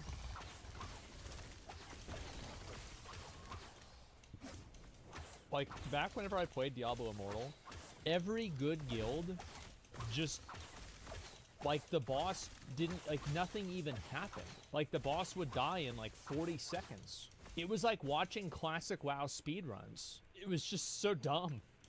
Just a whole bunch of raw data so that he's not able to get exactly what's happening and be able to predict exactly everything. If you've seen any of his data mine stuff from the previous game, Immortal, he was basically shooting. I called him the second shooter from the grassy knoll because he was sniping the information like months in advance. He knew phishing was coming to Diablo 3 months before it actually did. Wow. So I'll put a link to his Twitter and to the webpage where he breaks this down in more detail if you are interested, as this does seem like a person you probably want to keep tabs on if you're trying to be 100% updated for information.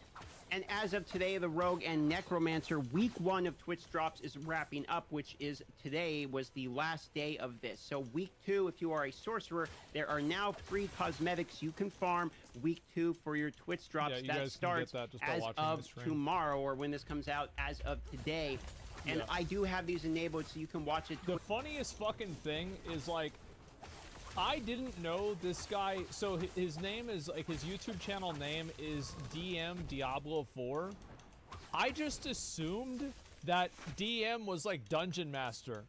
It's not. It's Darth Microtransaction, which makes sense because he played Diablo Immortal. Yeah, I had no fucking idea. Twitch.tv/Darth Microtransaction. Once you watch 3 hours of this, then you will be able to get your cosmetic. And even if you're not playing that class, probably a good thing to get them. Obviously, I unlocked the Rogue and Necromancer one. I'll unlock the Sorcerer one. It will go in your wardrobe. If you ever make those classes, you will have that cosmetic permanently for yourself in the future. And we are also halfway over in July. Jesus. This mount skin is being retired. This is a limited edition skin that you can only... You guys can support him or some of the other guys that are in the program. Like, my main channel technically has it, but, you know, probably want to go support somebody who, you know, might need it. You get by gifting 2 subs on eligible partners like myself. You gift 2 subs only when I am live, just to make this brutally clear. I've seen like 5 people give 2 subs while I'm offline in an attempt to purchase the skin. My channel must be live, and I do go live every day right around 10 a.m. Pacific. So we are halfway through this promotion, and if you're interested in acquiring this, you have about 2 weeks left. As the beginning of July, it will be shut off. And if you're a druid like me, the next free cosmetics after Sorcerer will be Druid for free cosmetics for the Druid, and then we will have Barbarian following shortly afterwards. See, they saved the come best get for your last. cosmetics if you're interested in the freebies.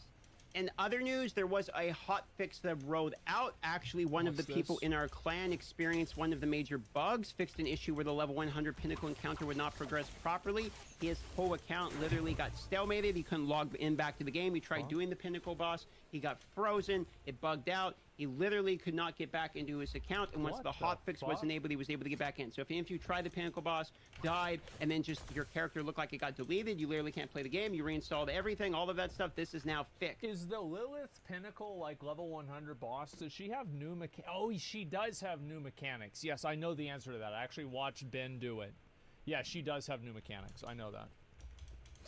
They are also further adjusting the elite monster rates in dungeons. If you want to know what this is about, basically all of the people that hit level 100 fairly soon, they all did it through dungeon leveling. Effectively, everyone goes in a dungeon, you split up, you farm the dungeon, you go out, you reset the dungeon, do it over and over again, because there are certain dungeons that have really high elite monster density, and for that reason it is high experience. And I think they're trying to get people out of the dungeon farming, maybe a little bit more into the overworld, so they've been kind of tuning this. Some PvP changes, I think if they want to tune the amount of, you know what they should do is they should have, like, it would be kind of cool if there were, like, strongholds that would, like, rotate in the open world that had higher elite concentrations. Because, like, I would like to farm in the open world more than dungeons, personally. I think that would be cooler. But dungeons are just better. Like, that's it. They're just fucking better. Helltides? Yeah, but there's not a... I know Helltides is like that, but I mean, like, Helltides inside of Helltides. Like, if you think about, like, what the multiples of that would be, like, I'm talking, like, packs of, like, 10 elites and shit like that in the open world. And, like, you know, 3 bosses and stuff like that, where it's, like, actually dangerous. Special threat. Oh, whoa, whoa, whoa.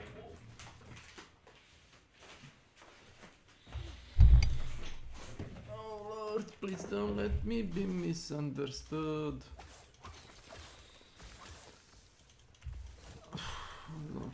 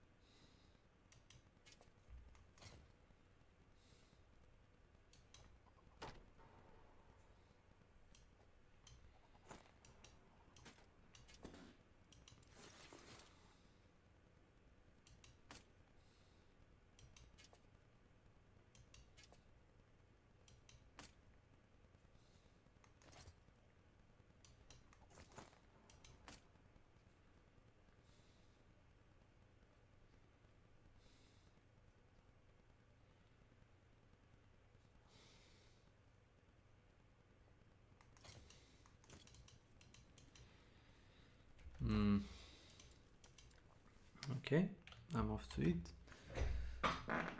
Oh, but I'll be back. I'll be back after these messages.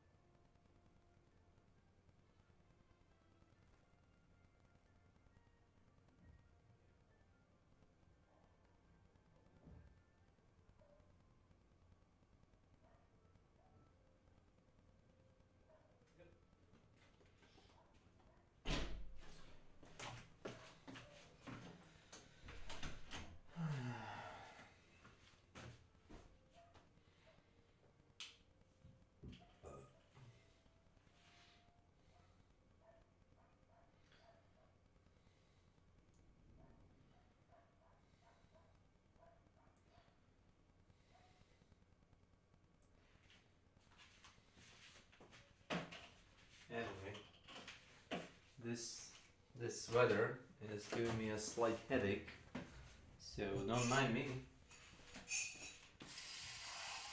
I'm gonna be napping.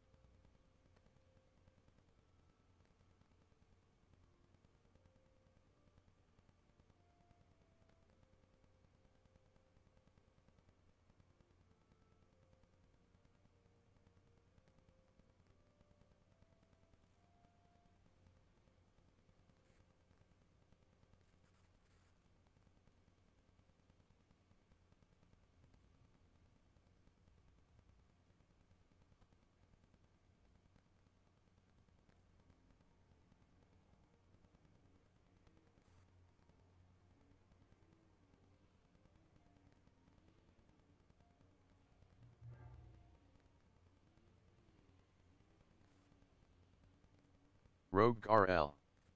Welcome to my channel.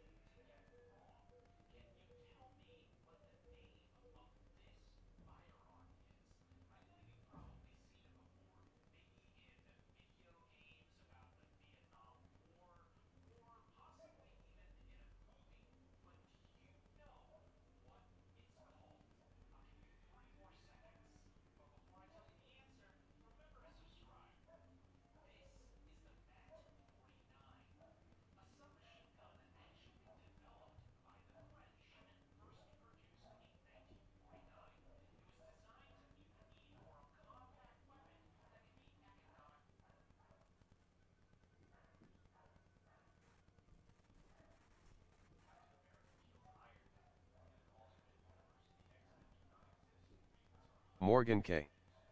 Welcome to my channel.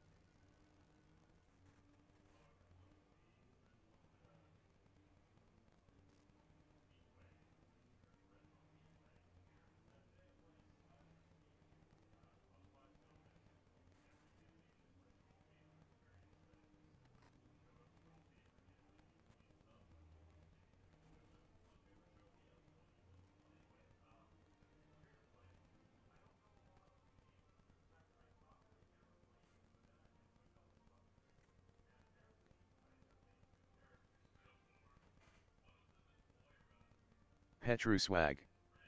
Welcome to my channel.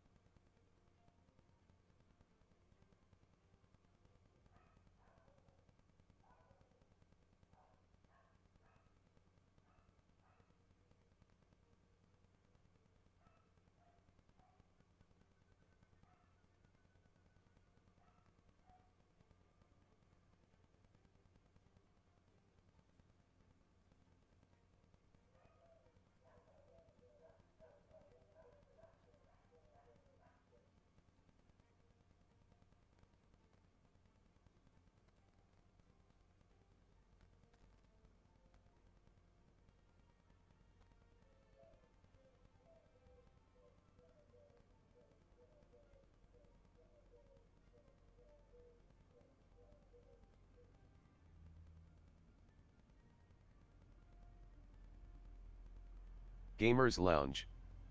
Welcome to my channel.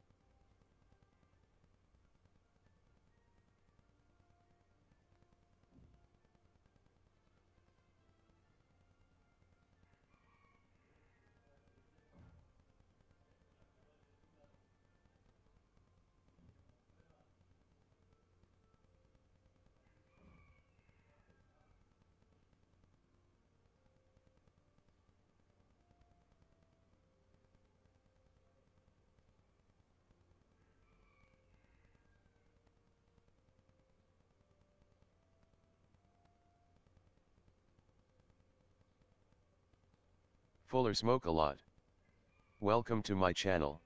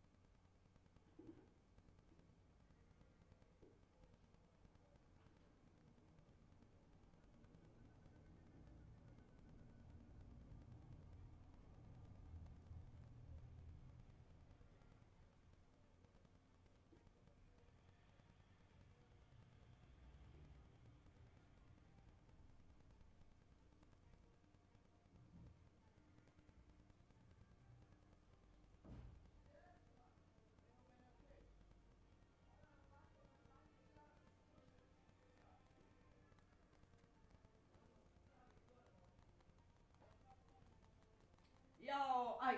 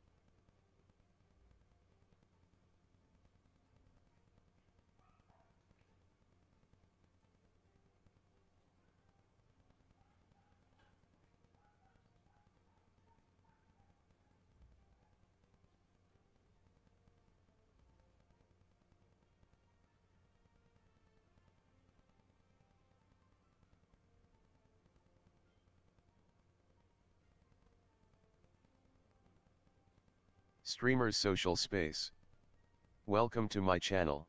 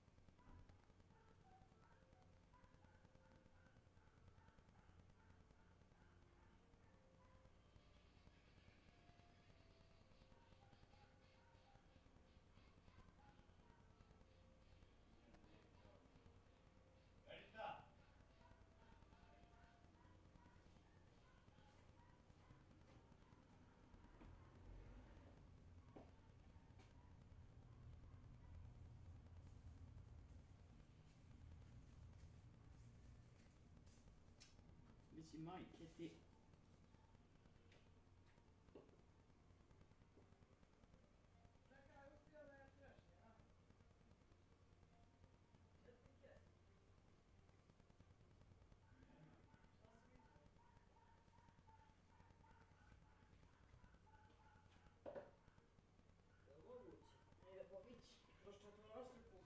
A. Tu. Džo.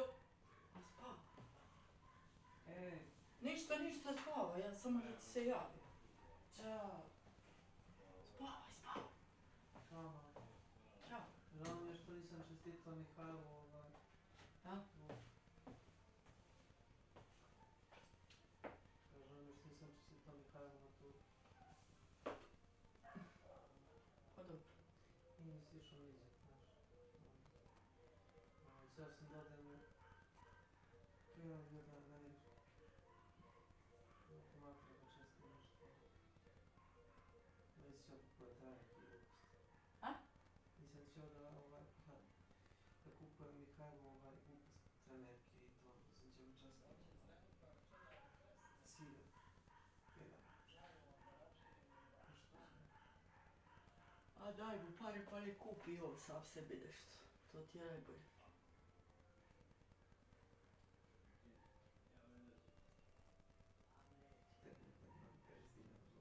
Ma ne sad, nego kad budeš teo, brate. Ako već pitaš šta bi. A? Zavisi ti. Odmori, bre. Ti bolje prst. A? Sve sam sjelice kad bio kad sam se vidio. Vjerujem ti. Ništa?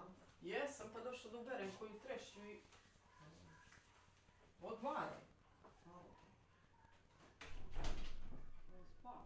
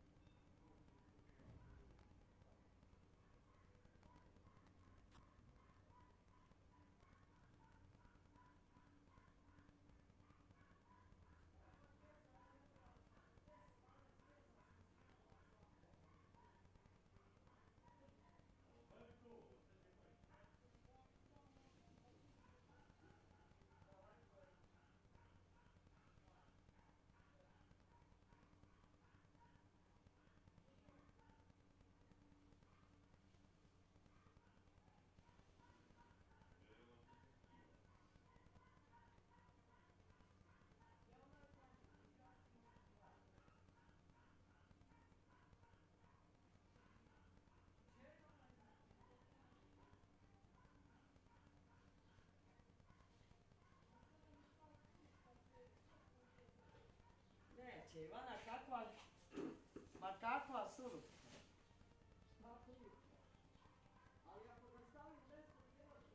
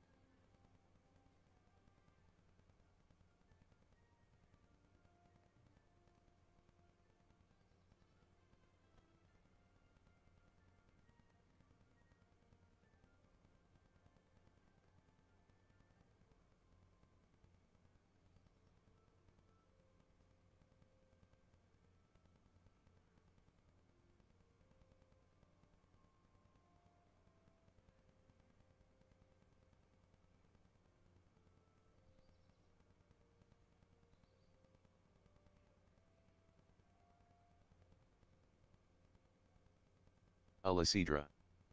Welcome to my channel.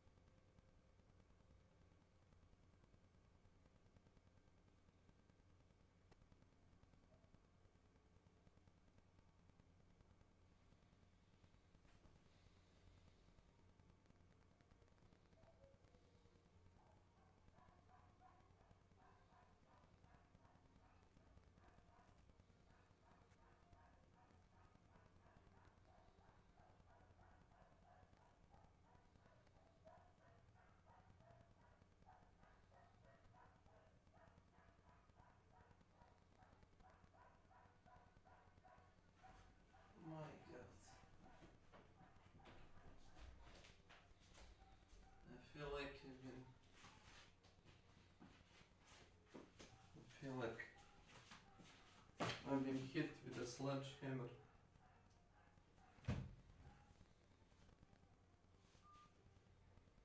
No. No, no, no.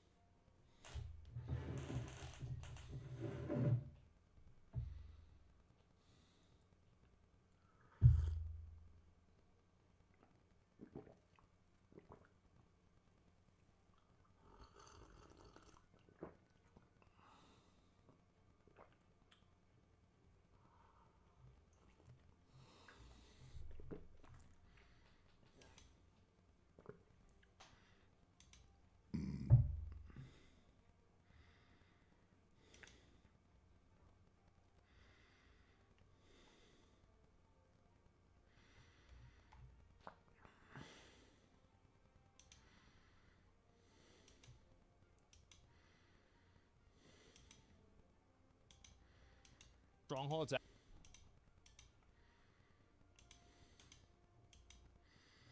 Almost.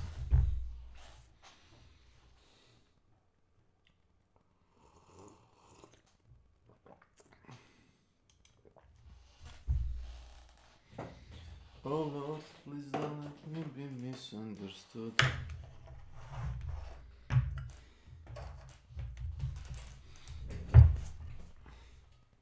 Ilija? Da. Ti Šta ima?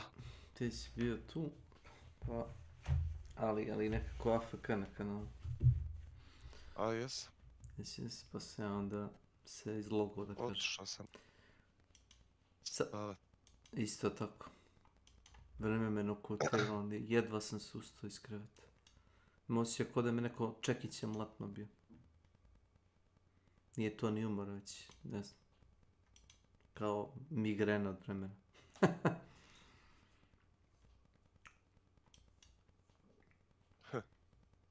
Ne znam zašto su izabrali. Krajtek je mora da pusti klip za onaj lemat.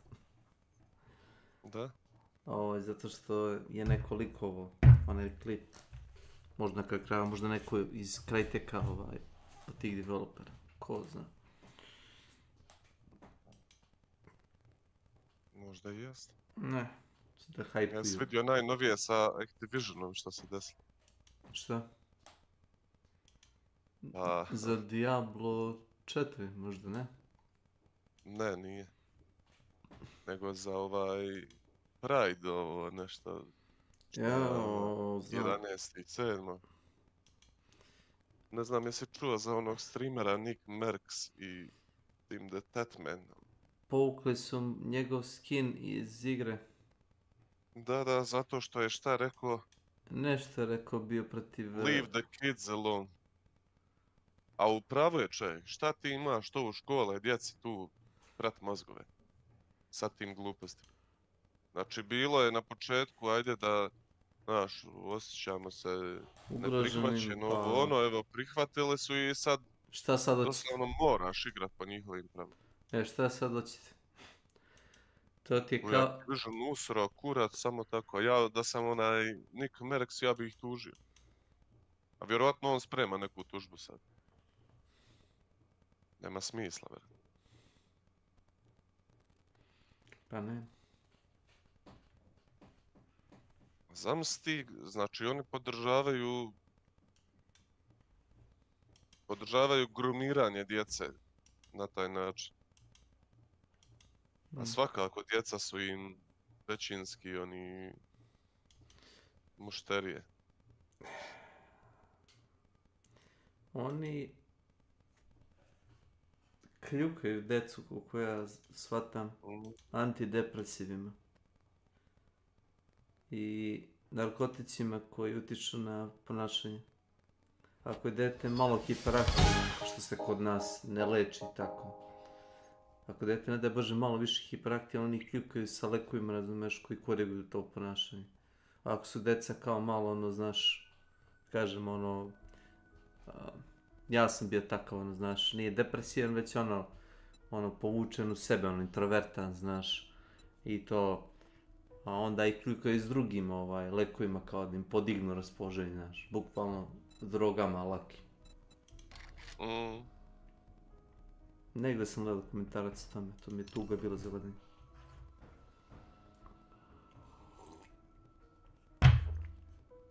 I to roditelji pristaju na to, a djeca ni nemaju puno izbora.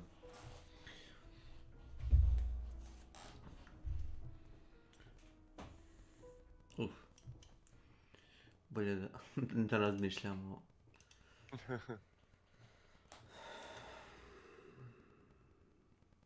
What do you think was MMR? Oh, you're in the match. Oh. You too. Well, that makes two of us. Yeah, you too, man. Desite momci što se... Justin, what's up? Quick play. Otkrivam nove načine zabavljanja u Hand Showdownu. Da. Znači, uđeš u quick play i ne trudiš se uopće nikog da ubije. Jes, to sam ja. Ali se trudiš da oni tebe ne pogode, to jest da te ne ubiju. I na kraju odustanu ljudi i ono... What's your MMR, kaže. To sam ja uradio. Meni je bilo dosadno. Što mi nisi rekao, brate, za tu stvar? Pa što, pa dobra je fora.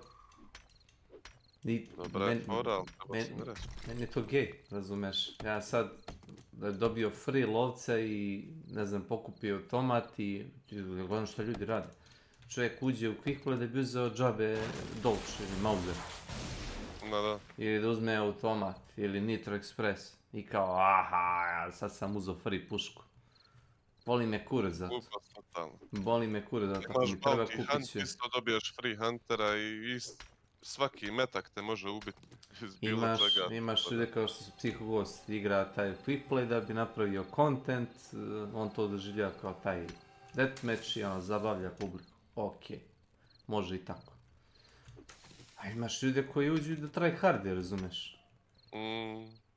Cilj mu je da nađe koncertina žicu, nađe shotgun, da pokupi što pre taj bounty i da se zabije u podrum neki. I onda čeka sat vremena. Sablju. Da, ili sablju, ili tako neko smeći.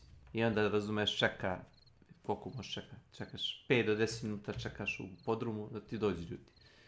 Ma vaš. I onda si pobjedio. Pobjeda. Čestitam. Da, u Serenciju pobjedio. Koja glupost. Ja sam čini mi se među zadnjim mečima Quickpla koje sam igrao. All arguing. Welcome to my channel.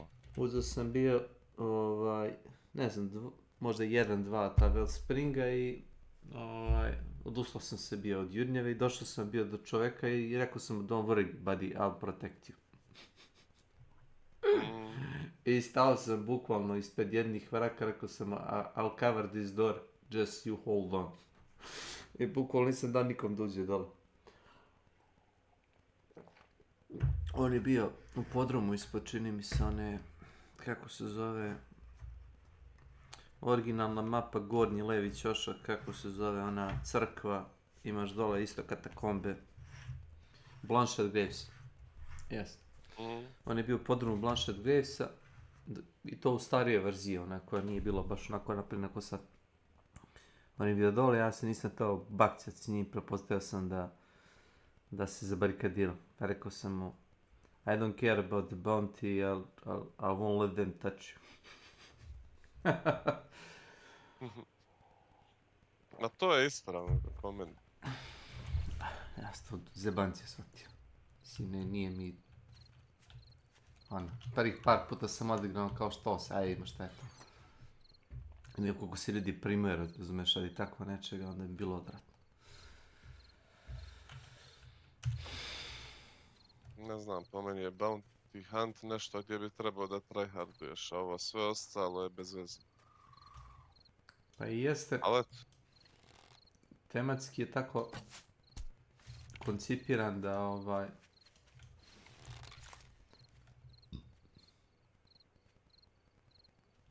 brate, pobježi jel? Tematski je tako koncipiran Bounty Hunt da... Ne ti ga spalim. A šta igraš? 70 daj. Bio sam jelan u glavu. Sa strelom. Instant. Brate. Vidi ga jede leš. Pa to je moje. Alo. I dalje jede. Dobro, bolje da jede jelana nego mene. Što je svijest. Ja ubijem jelana, zombi pretrči da ga pojede. To su dodali, to nije bilo.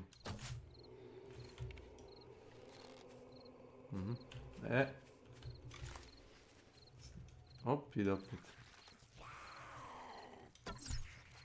Pojeo ga.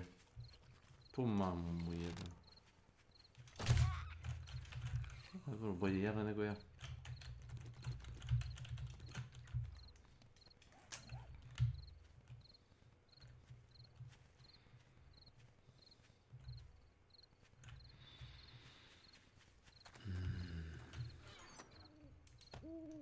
Nevjerojatno što su radili za godinu i po dana. Od igre. A nisu morali. Igra je 10 godina u developmentu. Crytek za 5 godina nije ništa uradio.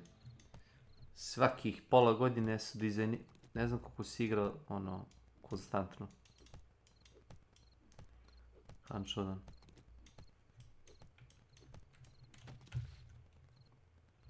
Ma, slabo išta da su radili. UI. Šta je briga? Korisnički interfejs. Svakih pola godine oni su menjali raspored ikonica, dugmiće, menije, pičke mate. Znači već sam dobio, razumeš, što je nula progres. Zašto? Mislim, znam zašto. Da bi ljudi koji imaju konzole, a ne tipkice, da bi mogli lakše da idu kroz te menije. Što tiče PC igrača, niko to od njih nije tražio. Ajde, možda jednom kad ste to radili, kao okej, uradili ste. Koga boli briga za UI. Bitno je ne mogu kupiti lovci i levelovce. To je najmanji problem UI u čitavoj priči. Ne, nego oni su to predstavljali kao da je ne znam šta. Magarci jedni. Imaš onaj meme sliku na Redditu, kad kao Crytek HQ server department. Jedan stari domar sedi onako oko njega paučina i kompjuter onako gori, razumeš? Ili to ili beše Hrčak sedi u kućištu i okreće kao, razumeš? Okreće dinamo. I piše na kućištu da je Hrčak Crytek servers.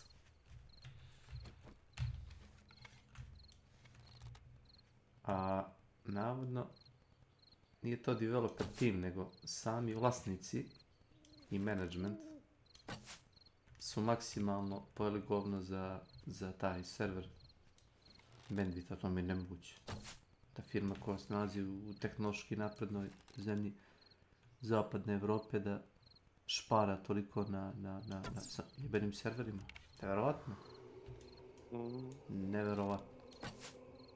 Pa Hrvatska i Srbija, jebote, si igrao Scam. Ajmo ovako. Nisam igrao, ali sam ga uvijek htio uzeti. Ajmo ovako. To ti je Games Empire ili Gamespire, kako se zove taj tim. veruješ da nisu šparali uopšte na serverima. Verujem mi da koliko minimalno može biti laga, toliko ima. A i što smo mi u lokalu, ono, Srbija, Hrvatska, nema to veze. I jednostavno da razumeš rade kako treba. Izračunali su koliko treba tikova. Izračunali su da pošto je to Survivor igra ne treba. I jedan od developera je, ili par njih, bave se ono, no, nutricionizmom ili razumeš ono zdravom ishranom. I onda su imali jedan stari sistem gdje kad igrač, pošto je to kao Survivor tip igre, svake sekunde ti gleda koliko imaš kalorija i koju hranu unosiš. I koju nedostatak hranu unosiš. Imaš jedan kao meni gdje imaš kao nacrtan, ono, u nekakvim tabelama nacrtan kao želudac i kao sadržaj želuca. Da li imaš vlakana, da li imaš mesa, da li imaš ugljenih hidrata, šta se razgrađuje. I imaš zadnji od toga grafikona ti je kao kolon ili debelo crevo. I gledaš koliko ti je puno debelo crevo. Mislim, to je opet igra, ali ajde, ti kao igrač pratiš to. I gledaš... Je, ali ti ne možeš osjetiti u igri... Ne možeš. Oni su to da dočaraju maksimalno, jesu, kad moraš na WC doslovno. Jest. I onda su skontali da previše puta komunicira kao klijent sa serverom i da server previše puta u sekundi izračuna taj tik, koliko ti se troši kalorija. I onda su smanjili broj tih tikova, sad ne znam, 1 u sekundu 2, na 1 na 5 sekundi, na primjer. Dobili su recimo 50% performance na boost na serverima. Znači igra recimo dobila stabilni, recimo takve stvari. Ali oni već stvarno rade već isto ko krajte, koliko ja znam. Nije ništa skan, ni mlađi ni stariji od Hanšodana, koliko se ja sećam. Možda mogu da provjerim na Steam. Ja mislim da su godinu dana to ne. I tad kažem, da, kad hoće, razumeš, može da se sve i optimizuje i da se napravi. I može i da se plati server benefit. Pa čujem, može se sve. Nego oni ko fali imaju neki ugovor s nekim serverom, ajde beži. Imaju dok im se ne razbježi populacija. Kad više ne bude niko da igra njihovu usranu igru i da kupuje skinove, razmislit će... Ali ne postoji ugovor, osim ugovora, ili ti ga pakta s đavolom, koji ne možeš raskinuti. A možeš nego... A i taj pakt možeš raskinuti. Možeš nego njih kao frka, znaš, za pare, ono, kao koliko će mora da plate penal, gluposti. Idiotluk.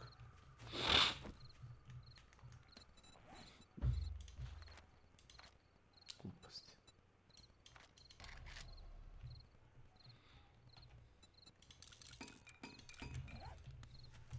Moja baba iz Crne Gore bi rekla lina rabot. U fazonu da mi se osladilo uzimat pare ni nešto i onda kao ok, minimum. Znači minimum napora.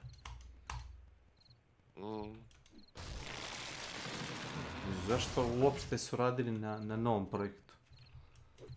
Ko im je rekao da rade Far Cry 4? Ko će to? Ne Far Cry 4, Crysis 4. Ko će to da kupi? Hoćeš ti da kupiš ili ja? Single player igru.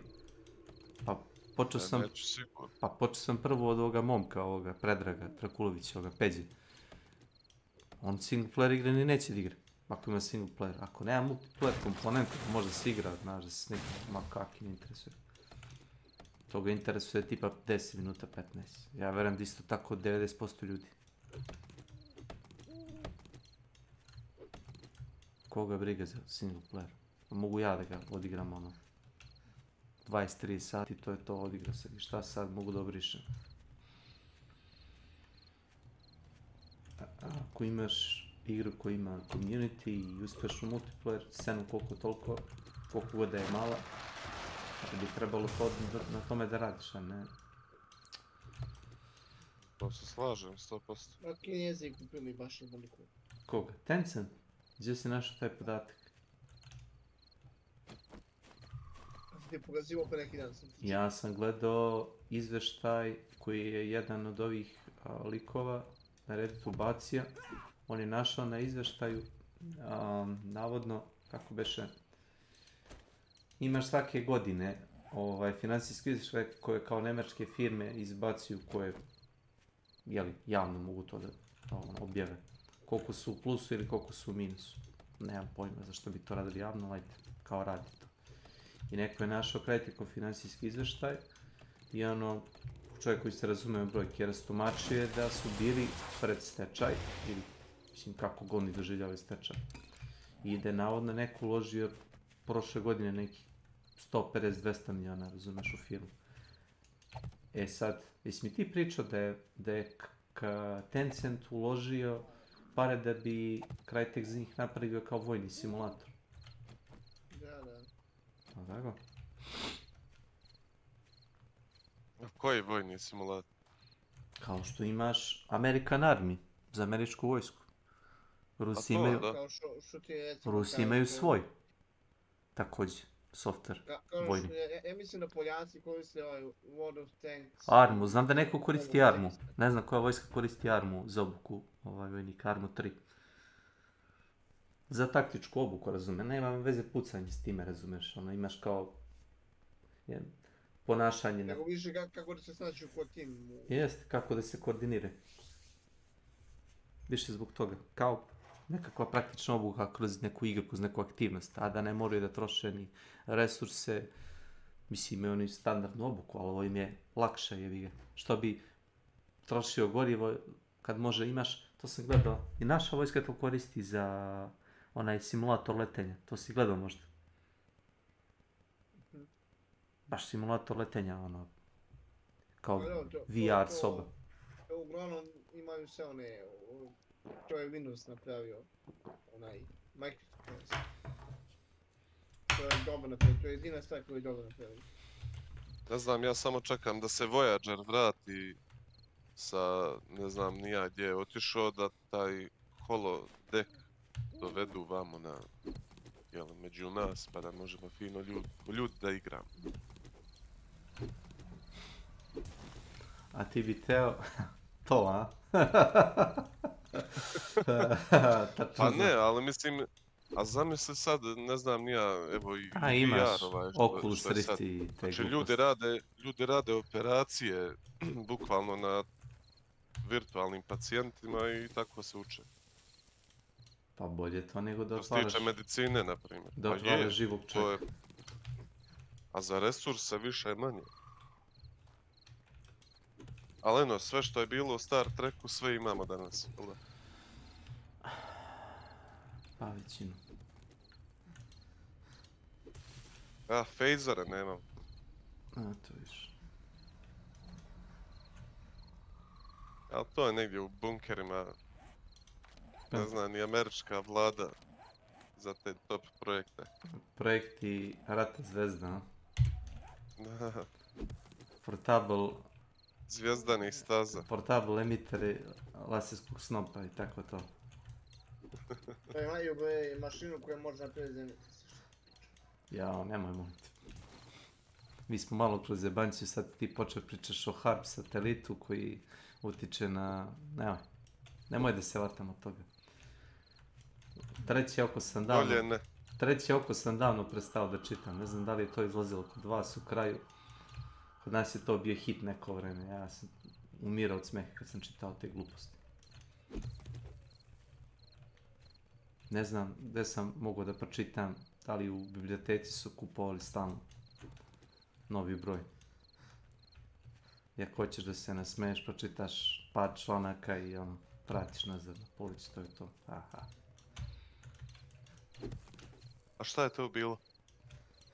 Pa treći oko ti je kao okultni časopis, razumeš, da ti piše o zaverama piramide u Bosni, a ljudi oteti od strane letićih ozemaljaca, DNK programiranje iz orbite. A je li to stvarno napravljeno ko skeč ili...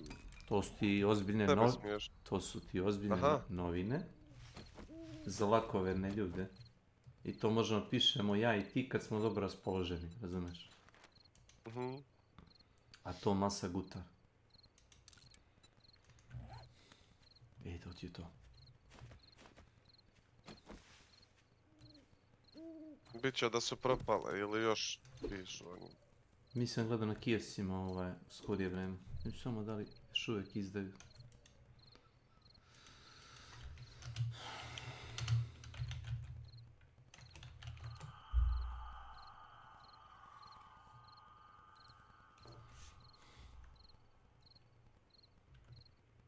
Kad je bio Google Engine vreda za kurac.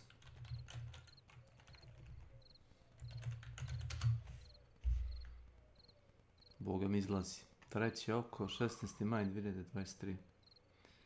Granična polja nauke, misterije prošlosti i današnjih dana. Fenomene za koje ne postoje racionalno objašnjenje. Bože spasi, dan danas izlazi.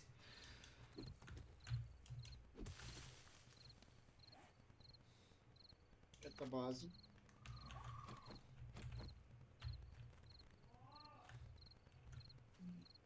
Jebate Bog, nema kapi vode. A on će čitati što će opet. Bilo je free. Kad pročitam sve knjige koje su me interesovale, uzmem dnevnu štampu pa listam. A da ne bi čitao o političkim dešavanjima u stvarnom svetu, čitam tako neke imaginarne stvari. Čitao sam u biblioteci. Da se bar nasmejem.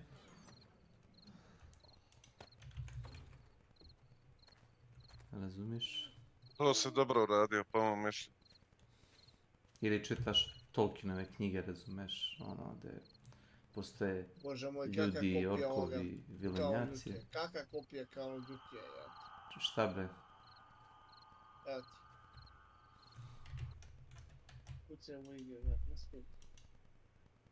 Kaliber? Mislim da sam i gledao to. S tim ti je rupa u vremenu i prostoru. Caliber free. Da, ovo je jedna... Ne, ovo je kopija Counter Strike. Meni više liči na ovo, na Call of Duty. No, znam. Po osvetljenju i teksturam bi rekao da liči na Counter Strike. Ima istu paletu boja kao Counter. Ma možda i ne... Onaj Rainbow Six Siege. Igra je free, ali starter pak košta 7 evra. I šta dobijem za 7 evra? 30 dana premium. I Battle Pass. Dobro. Ne treba dalje da čitam.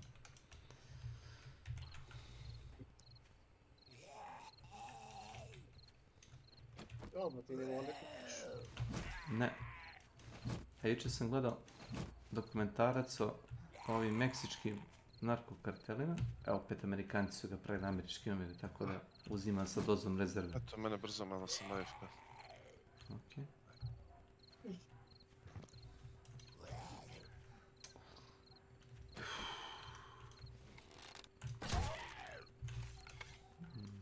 Moj gadinjavač, ti tek tako pokazuješ.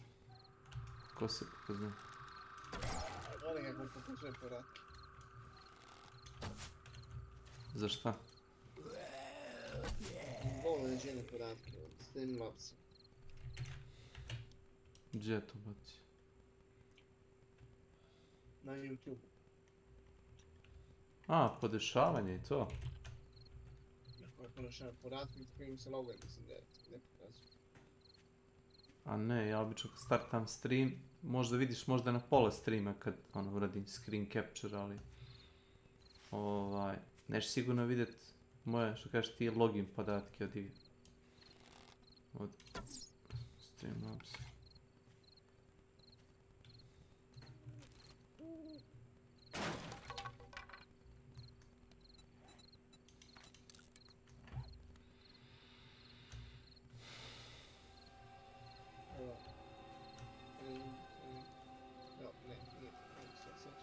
Tako da nije položaj da pokaže ovaj. Demon key.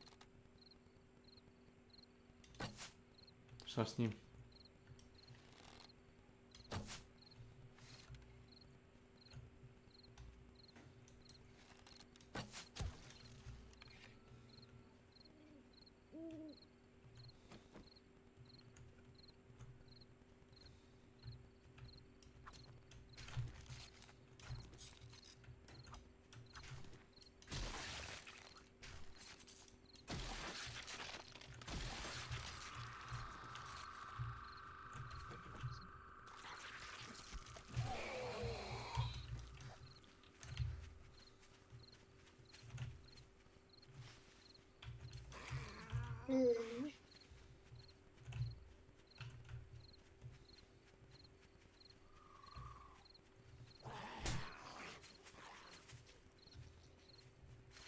Kažu čovjek brže trči kad je pod stresom, živa istina.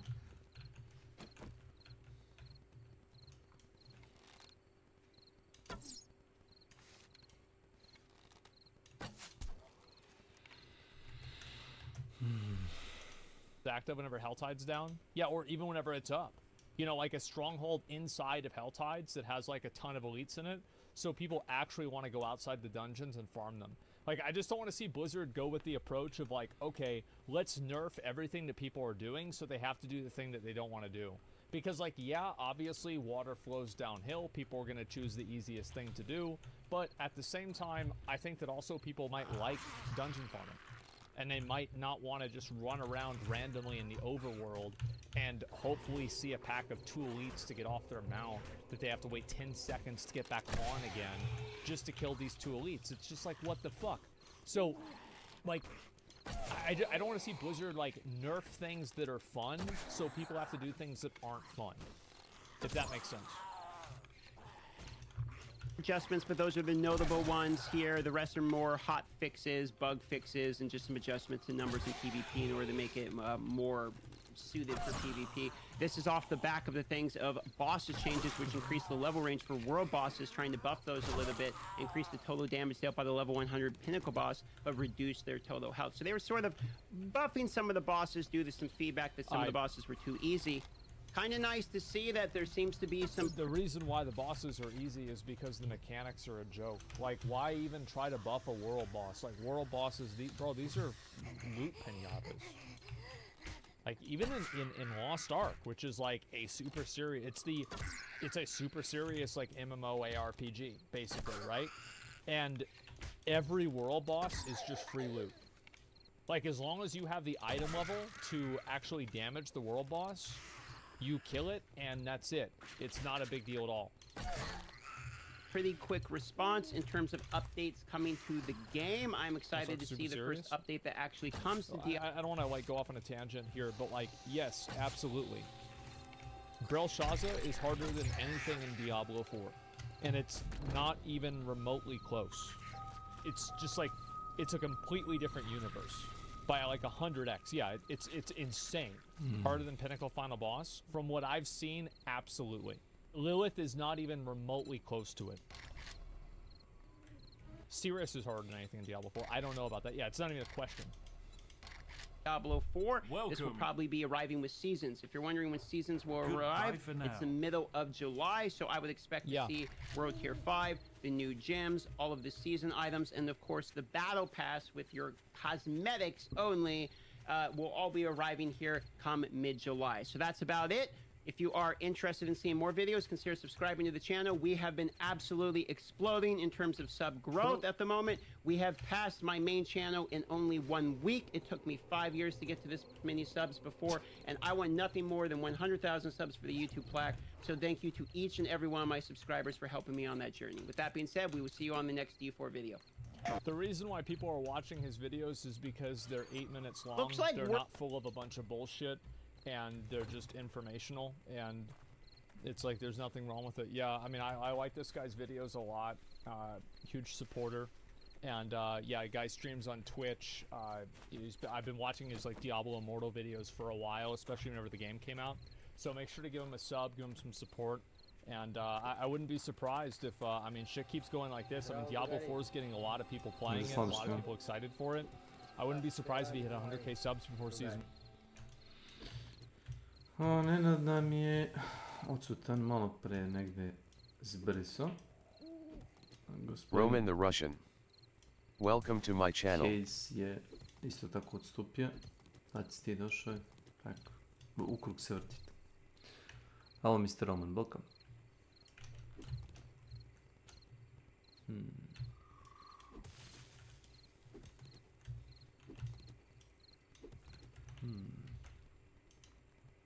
Aha. Imaš onu strategiju gdje... No, mislim da sam stavio na General Gamingu, ali ponovit ću opet samo zbog tebe. Sad da vidiš. Pošto... O, bredre. Vlada. Taj jedan. Izvoli. Poslednji voz kući, tako se zove. Nikad nisam čuo za... Nova igra. Naravno da nisi čuo. Ali pogledaj taj, imaš na trailer na njihovoj stranici. To je bilo na sajmu igara od pre par dana što je bio, pa su dosta igara su bacile ili trailere ili link ka Steam stranici. Najavile su kao izlaz.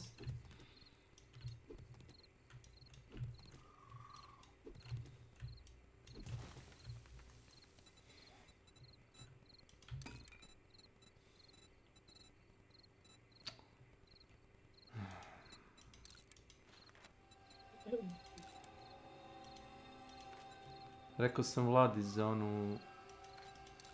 A kako se zove to na Last Train Home. Mislim da sam ti stavio General Game. Aha, da ti stavio, dobro, čekaj. Jesam. 2 puta. Mogu i treći put. Himera, samo da pogledam. Ispod Himera. Nije nego, mislim da će to pošaljem privatnu poruku. Ne pada mi na pamet. Nije tu singularity. Da moram da budem uviđavan. Ako Milan može da stavi slike nekakvih Ferrarija i Boris nekakvih prostitutki, pardon, prijateljica noći, mogu ja da stavim linka nekoj igri. Hvala. A ja sam stavio, vidim.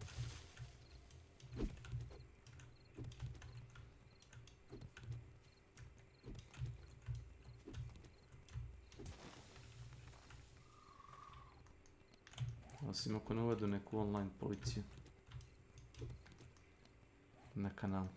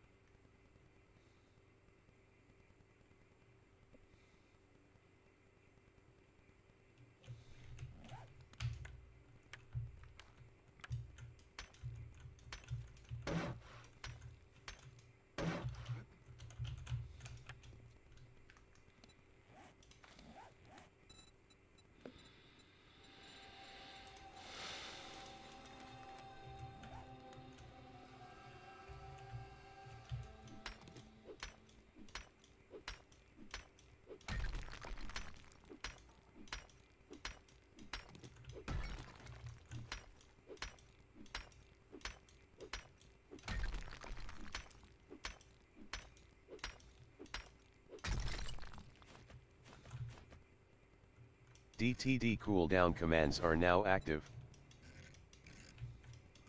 To je ekskluziva za Epic. Ne. Da. Što me ova Vlada jebe? Čovječ, idi u Steam Store. Znaš kako si ide u Steam Store? Ćuti! Idi u Steam Store. U gornjem desnom ćošku. U gornjem desnom... Ne interesuje me šta piše. U gornjem desnom ćošku Steama. Steam, ono prvog prozora. Imaš search, kucaš Last Train. A šta ne izbacuje ti igru, šta? Izbacuje igru. Ne, izbacuje mi igru, nego na video je pisalo da je ekskluziva za Epic. Možda će prvo izaći na Epic, recimo u junu, pa u septembru će izaći na Steam. Ima i toga. Da bi ti možda prvo je kupio na Epicu. A boli me kurec za to. Sačekat ću.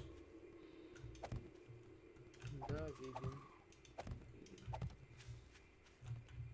Ili imaš i Xbox, onaj, kako zove, Xbox Pass ekskluziva. Prvih mjesec dana. Dok ne budu skontali da niko neće kupiti tamo. Osim ljudi koji su već subscribe-oni.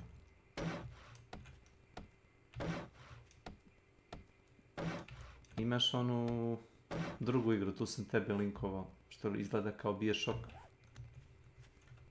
To si vidio, ne vidim.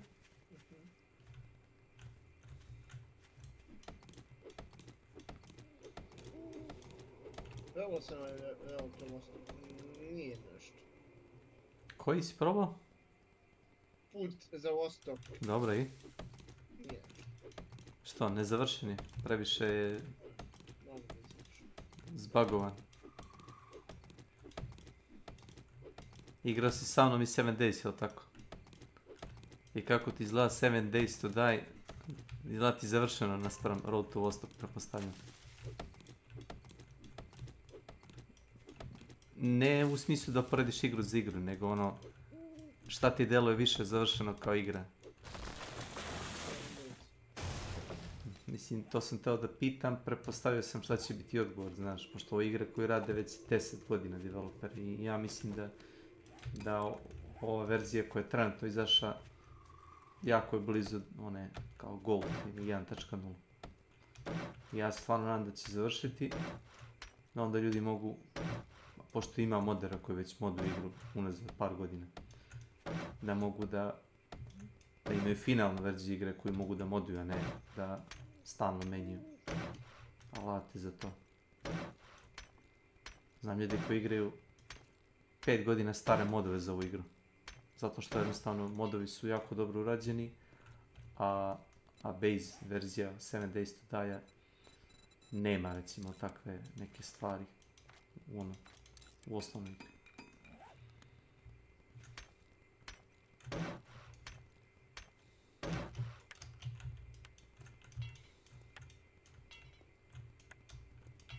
Nice.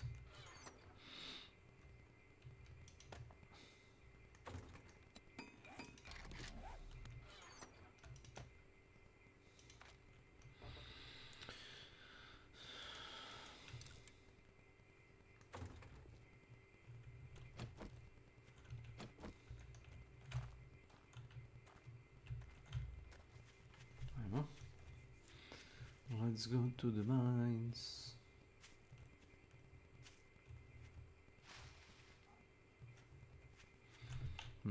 One. Right? So hard to find short informational videos these days. Yeah, aren't just vodcasts with a bunch of rambling. Yeah, like that's one thing I need to do more of. Like I need to record more of my own videos, and I've been so lazy. I want to start doing it like now that like the Games Expo's over. I want to really sit down and like actually start recording my own shit, man. Yeah, this is really great to see. So again, here's the video. DTD, a new vote has started. And yeah, I want to make sure I link you guys this right here. This is gonna be fucked up.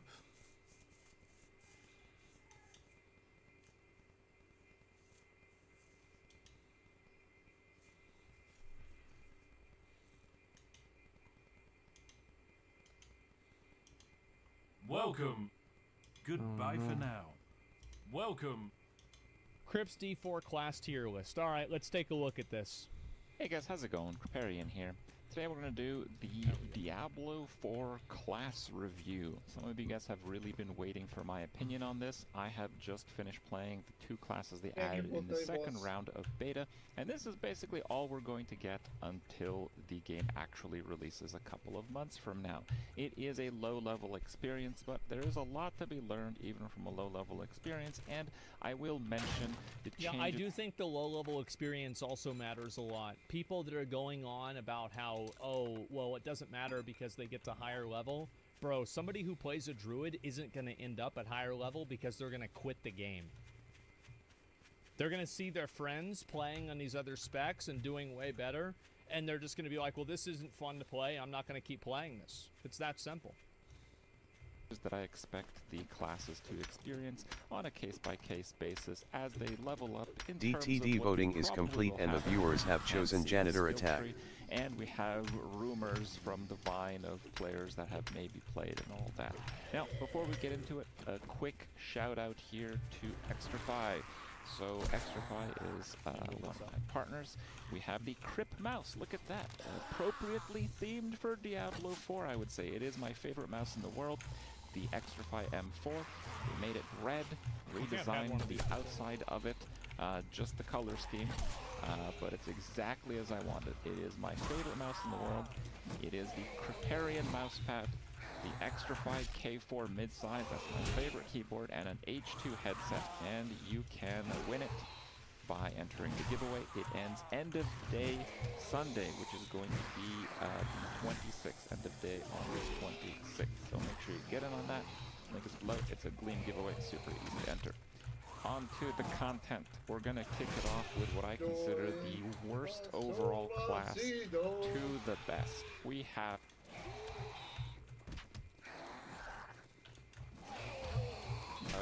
Druid. So Druid, and again, I am comparing near 25 with just found gear. So I know I've been playing Not like crazy level 25 Sork and a few others for a while after. No, I re-leveled some of those. This is the gear that you can expect to have while you're leveling. Honestly, it's probably a little bit better than you can expect to have, because in the beta there is a roughly 3 times multiplier on dropped legendaries. So these characters, this is not like farming the one level 35 mob for like 20 hours to get gear that's essentially like level 40 gear. No, none of that, okay? This is what you can expect to have as a true leveling experience in terms of gear, and no specific legendaries other than maybe a few that I find, and I'll outline how that worked out. So Druid. Druid works pretty simply. You have spirit generators and you have spirit So he's using spenders. pulverize too. There are many classes of skills. There are like light. Here's one way to tell if a class sucks. If people are putting extra points into a basic skill, it sucks. Melee, lightning, ranged. Melee, which is like the werewolf transform, and melee, that's the werebear transform, and you just transform for the attack individually is how it works. Yep. The skills are themed appropriately. For the basic skills, there's no real standout. They're all okay. I think maybe Storm Spike is among the better ones because you have Immobilize and Vulnerable that can proc, vulnerability which is really pretty good. nice. It's 20% Pulverize is an damage. interesting skill because every 10 seconds, if you remain over 80 health, it guaranteed overpowers, and overpowers a lot of damage. So basically, this type of pulverized build, kind of like melee, it's pretty good if you're doing like a questing, because every 10 seconds this ability will actually do a ton of damage. Otherwise, I've found that Landslide is probably the best way to spend your spirit. The Cyclone Armor's pretty good, Blood Hell's pretty good. They have minions, but they don't really shine. You might be able to stack. Yeah, the minions suck. I tried using them, they're just... they suck. Okay, because there's some legendary powers. And you have Trample as a movement skill. And I'll just give you guys a little bit of a demo let's take here. a look at it. Overall, I'm going to rank these classes out of 10. This is just a dungeon I like in particular. Druid is the lowest damage class in Diablo 4. I would rank it a 4 out of 10 damage. So we can use like a movement skill, but you notice it actually takes a little bit to cast. Yeah. So we're going to guaranteed overpower. That's the big slap. So we want to heal, but that actually takes a second, you know? We want to punt away with Cyclone Armor. That takes a second. With Druid, the tools are there, but they're all pretty low damage in the beta. Bro, he's having to skip past the fucking porcupines, man. And they're all really slow. This guy should have used a pylon. That would have helped. That the Druid will have pretty good damage later on, just because you're able to get some pretty powerful combos. Yeah, but like whenever you get the pylon, you're gonna go all the way up to like an 8 though. You don't have to use spirit generators as much. Your spirit always stays the same. It doesn't go up, it doesn't go down. It's not too bad. Oh, Conduit Shrine, that's nice. But the slap while quested.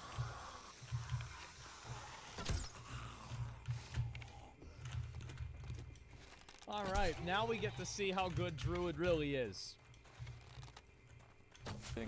I think makes it a playable character, even though the damage is like really, really low. You can see here, this is not good damage. It's like okay just from those overpower guarantees, but that's it. Yeah. Very poor damage, very slow. I think the damage will pick up. Well, if he had used the conduit pylon, he would have done way better damage. So, I mean, he's really gimping himself here. Druid's really not that bad. All he had to do was use the conduit pylon. Always going to have a bit of a clunky character, so keep that in mind. The survival, I would say, is 6 out of 10. There are survival skills. There is easy ways to fortify. The werebear has some tanky options. There are survivability options, but in the beta, they are, again, not really fully realized. Next up, that's right, it's gonna be Barbarian. Barbarian I rank as the second worst, or, you know, placing fourth. It's like Blizzard's fat shaming. All of the big beefy classes are the worst. Of 5, if you want to look at it. There is some good news with Barbarian, though, and that is that players have exhaustively played the Barbarian to a point where there are actually pretty good damage builds with Barbarian. The Barbarian, I would say, is a 7 out of 10 damage. The damage is actually respectable, very playable. Okay, I think damage is good for Barbarian. It's just their mobility and their slowness, which is what's bad. Playable damage. How do we achieve that? Well, we go with Flay because bleed is pretty good and you get some extra thorns. Rend is actually a decent skill, but it's a damage. Rend was really good in D3 whenever they buffed it too. I remember that. That was fucking insane whenever they actually made Rend good. Time, so you kind of have to survive in the meantime. It can keep up vulnerable, which is pretty nice. The war cries are all pretty good because they have powerful synergies if you use all of them, so we're just going to use all of them. And it turns out Thorns is actually pretty good. I wouldn't go all in on a Thorns, I wouldn't go all in on a Bleed, but you know what? If you put it all together, it's like okay. Yes, we have realized okay damage. Bleed plus Thorns plus. You can tell the good classes versus the bad classes because you tell the good classes compare their damage on elites, and the bad classes compare their damage on quill rats.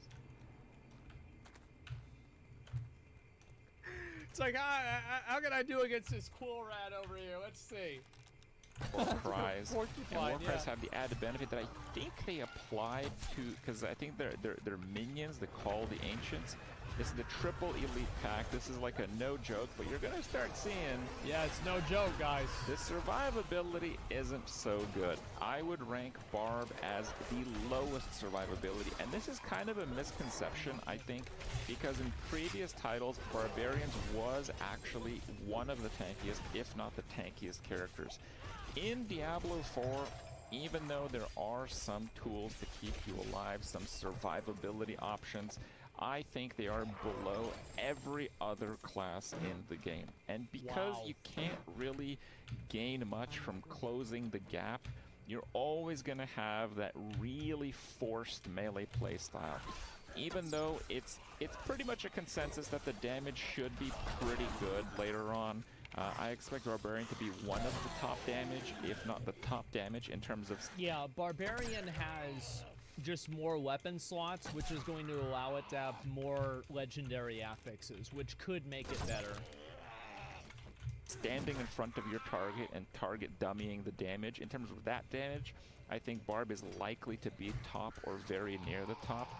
You just never escape the forced melee, which always brings your survivability into question, and the tools DTD new actions are available: spawn coyote, supply bicycle, supply meal, supply med, supply mod, supply utility, auto pull and cool down, fog group, coyotes, infinite ammo, insta-regan, jump scare, rain, snow, thunderstorm. And the bar slots are really important for Barbarians, so it really doesn't do too well. The forced melee is really a problem. And for those Barbarians... All passive class. Yeah, if there's any spell that you're using as a Barbarian, you've already lost. Players that are expecting high survivability, this is not the class for you. If you want to play a... Nije tu gospodar Hanšoden. Nema veze. Ja došao zato što je on tu. Ne.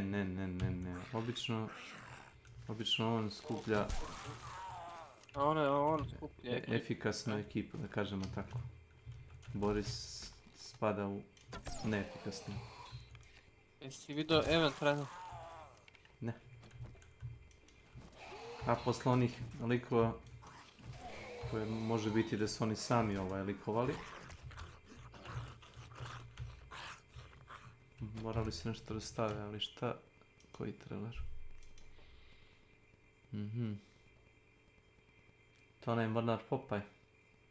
Da, dosta ljudi kad je vidjela onaj likovani trailer, onaj gameplay, provalilo je upravo ono sam ja rekao, nedostali barem 2-3 ljudi su stavili isti komentar na onaj klip, da je kiša fake, znaš, efekti, pa, jel ti očekuješ da kiša pada po cijeloj mapi, jel to očekuješ? Ne. Kako da ne? Pa znaš kako bi imao frame-ova da ti pada po cijeloj mapi svuda. Kiša pada u radijusu oko 30 do 50 metara oko tebe i zamisli se oblak kreće za tobom. Tako to zamisli. A dobro, to je. Tako je urađeno. To je najbolje što mogu. Sa ovim engineom to ne vidiš što mogu. A ne može go više od toga ništa. Mislim, ljudi su ih pitali, ja sam isto pisao o tome par puta. Dinamičko doba dana i noći. Startaš meč ujutro i tokom meča, završiš. Pa, da, kao što ima u Tarkovu. U Tarkovu ima dinamičko vreme. Jako lepo rađeno. Ne znam zašto kad Tarkov koji rađen u jebenom Unity engine-u! Jebenom Unity engine-u ima dinamičko doba dana i noći, a Hančovda nema, zato što rađen u CryEngine-u, znaš. I kao teško im je to da napravi. Da. Jebanju zdrav mozak. Ma ježio se. Od mene? A ne, od Hanta mislim to. Da si rekao o Crytek engine-u. Ne, nego flexuju ljudi, razumiješ kao CryEngine, ovo ono, pučina. Ne mogu ništa da uradi s njim. A slušaj, ti sad bukvalno rekao smisao ne samo toga, nego uopšte današnjice, bilo čega, ono, znaš nešto boom, wow, ludila, u stvari. Znaš kad neko ima kola, wow. We must remember those it swallowed. Strike down the filth it lured. Osvetljenje je dobro, ali osvetljenje sam već gledao. Ovo sam gledao moderi da rade, razumeš, onim custom scenama. I efekat kiše sam isto gledao.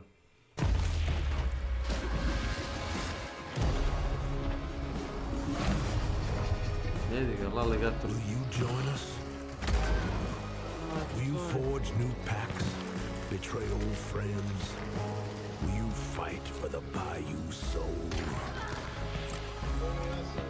Join the deadliest hunt event yet.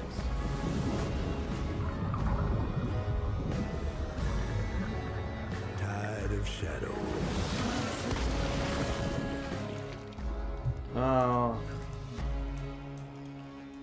Tezing, a? Evo i moj komentar. Tezing still. Aha. Evo i moj komentar, uživajte.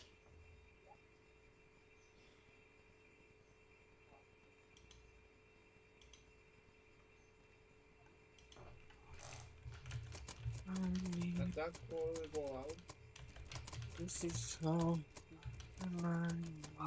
Jack.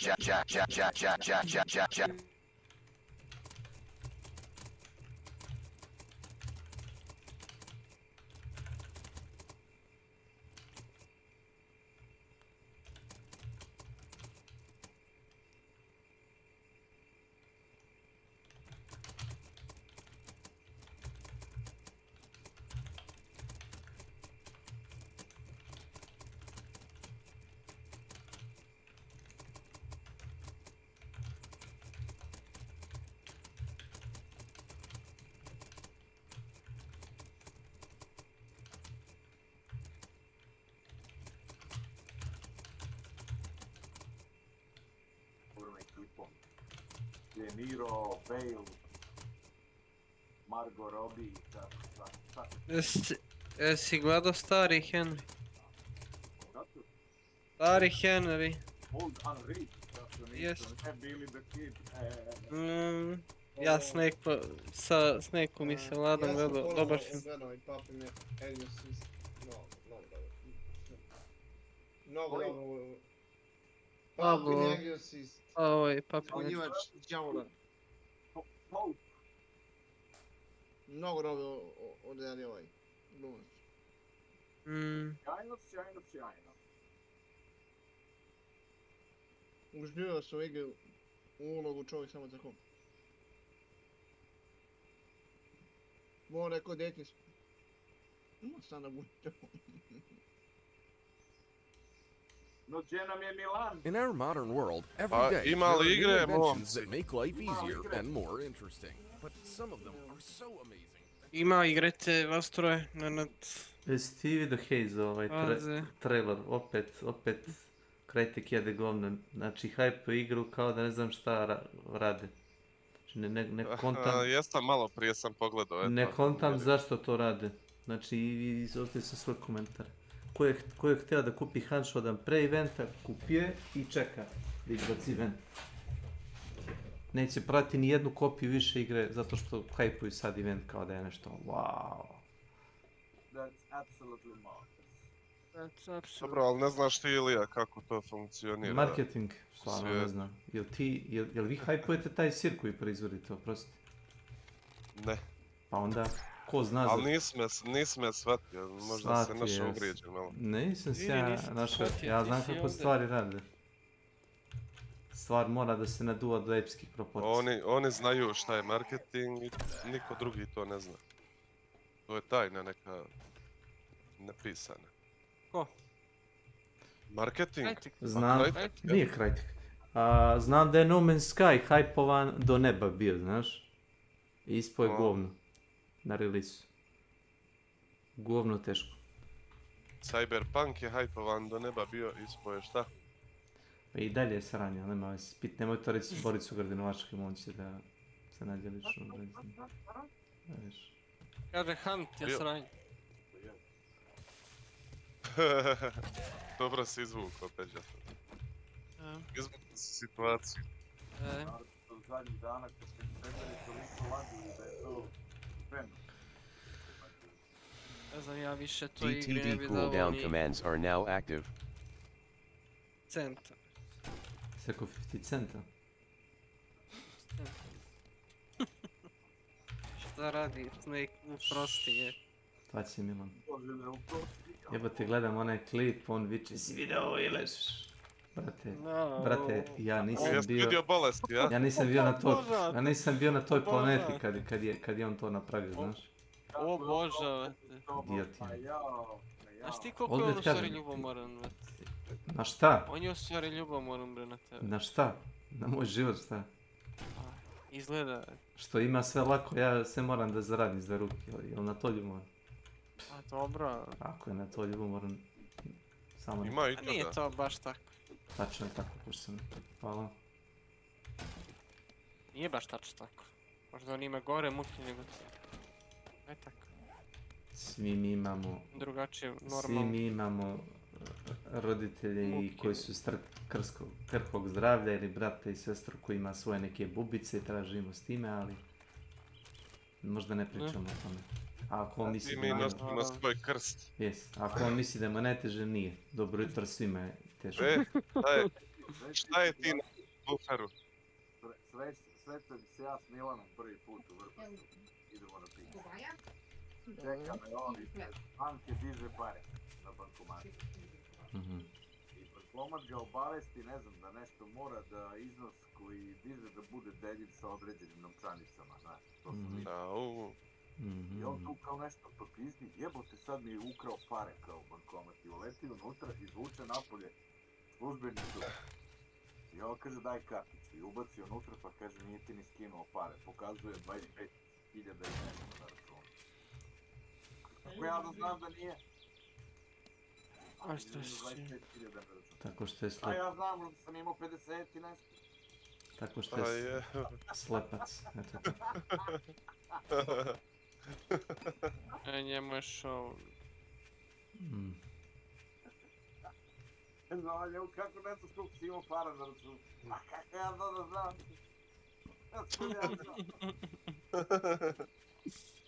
Lud je skroz. Ušli u prvi kafić, odan ukazuje neku konobaricu, pa njene slike sa Instagrama, pa on tu nešto kao korinđao. Milman je bilo. Isus.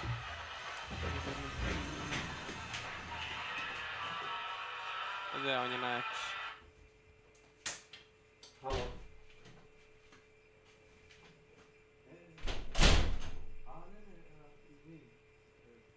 No ima li igre, što se radi? Mene tiče ima li trećeg? Ako nema trećeg, ja ću biti. Nade? Ajde, idem da spičim samo 2 sandviča na brzinu, nešto lagam pa se stvari.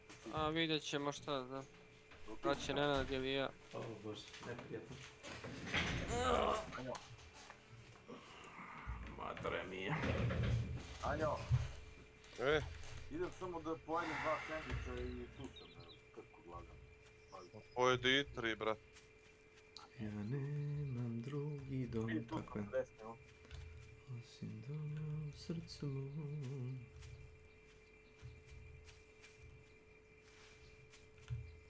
Igra stara 10 godina. Jebote.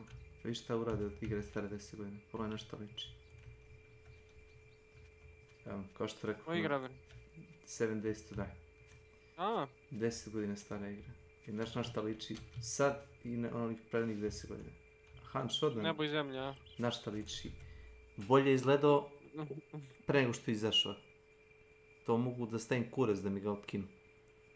Ne kažem da ima bolji FPS. Jednostavno bolje izgledala igra. A što se radi? Toliko su nerfovali osvetljenje u igri i efekte i uklonili su žbunje i objekte su zaglupili. Grafika je retardirana trenutno.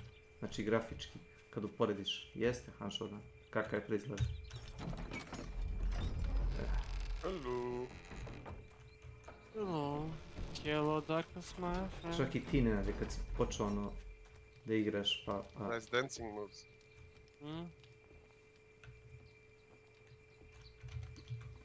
7 Days to Die, to je dobra igra, brate. Tu imaš milion stvari, brate.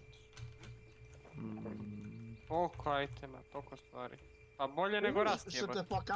Ja mislim da je bolje nego Rust. Thank you, Can you fucking shut up? Thank you, Nenad. I will.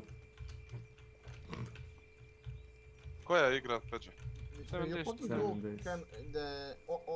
Dobra igra, be. Na nivou Rusta je, otprilike. Samo stariji od Rusta.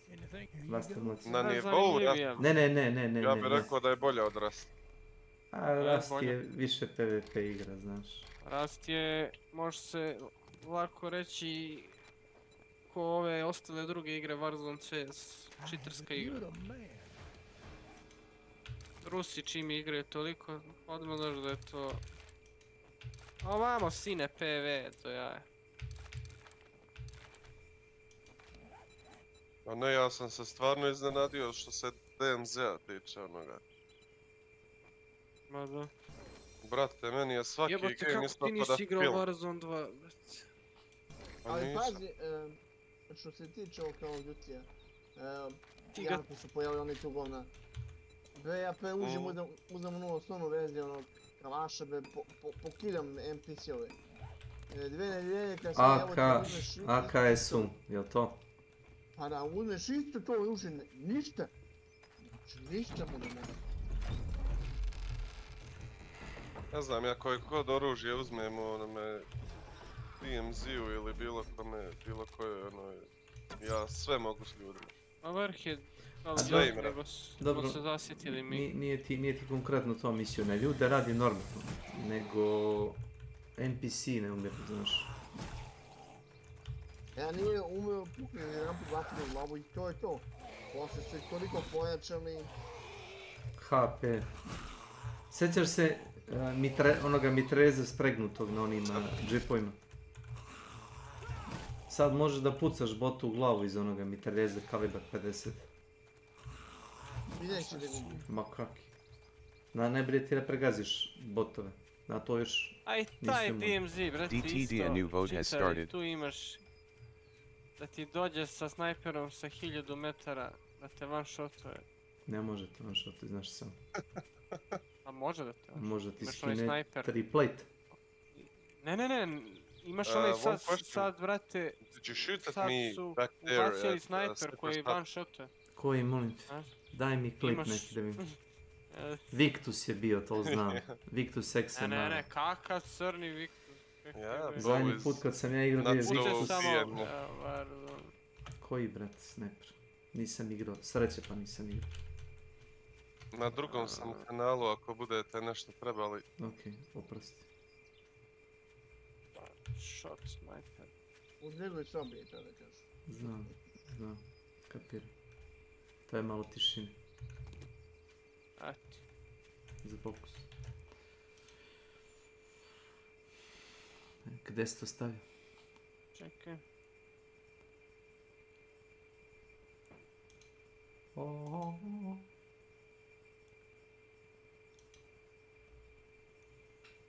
Eto, general. Se sjetiš kada je onaj mene ubio snajperom? Kad smo išli u onom oklopnom žipu, jel te?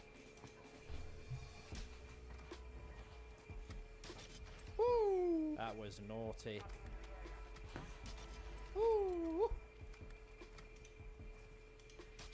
Vidimo ono YouTube ovako je retardirano, ne vidim, kvalitet 0. Welcome.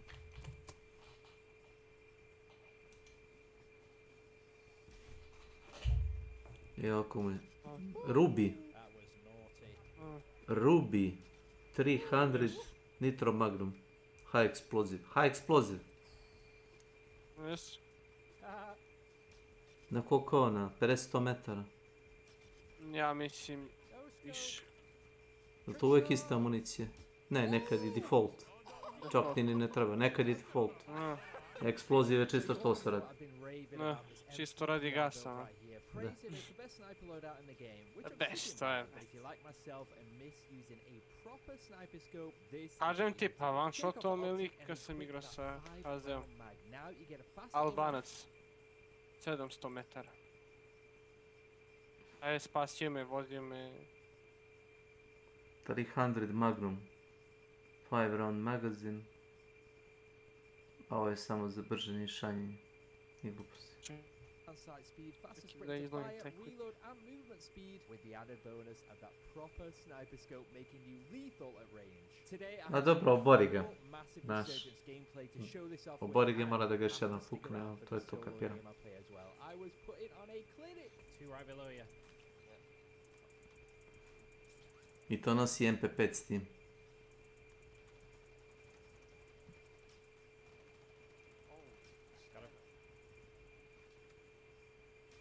Čekaj.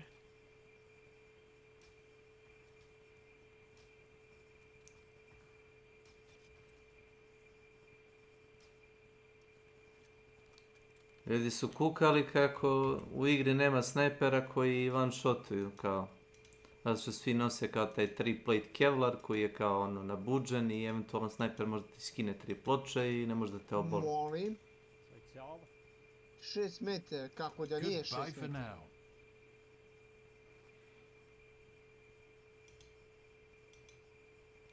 Čega 6 metara?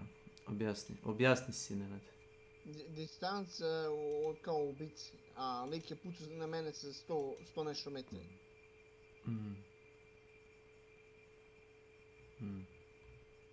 Jako interesantno.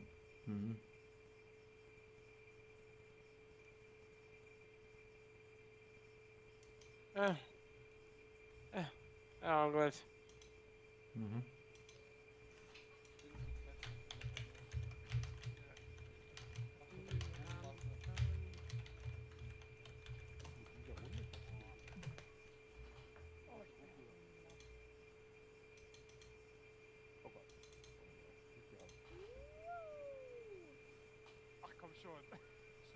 have I missed it? Oh, the boom, boom, boom, boom, boom. Hello, Snake. Thank you for the lurk. Hey. Ah, okay.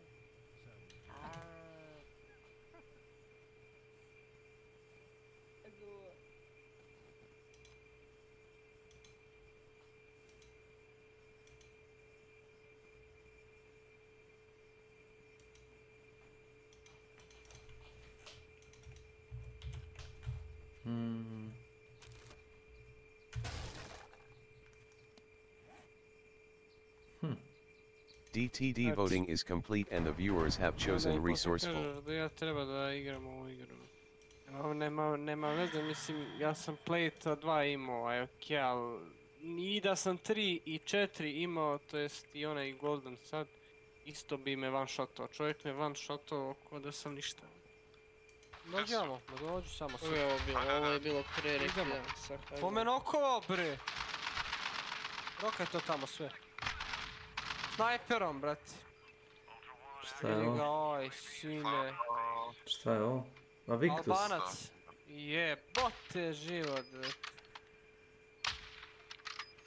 Victus, Izgleda su buffali sve snajpere. Ovo je cijelo, ja sam full HP bio, brate. Jesi, ali si bio na 2 pleta. Upravo to što sam ti rekao. Pre je bilo... Slušaj, ja sam malo više gledao nego ti o tome. Pre je bilo da kad te pukne Victus, ako imaš 3 plejta, skine ti 3 plejta i ostaneš živ.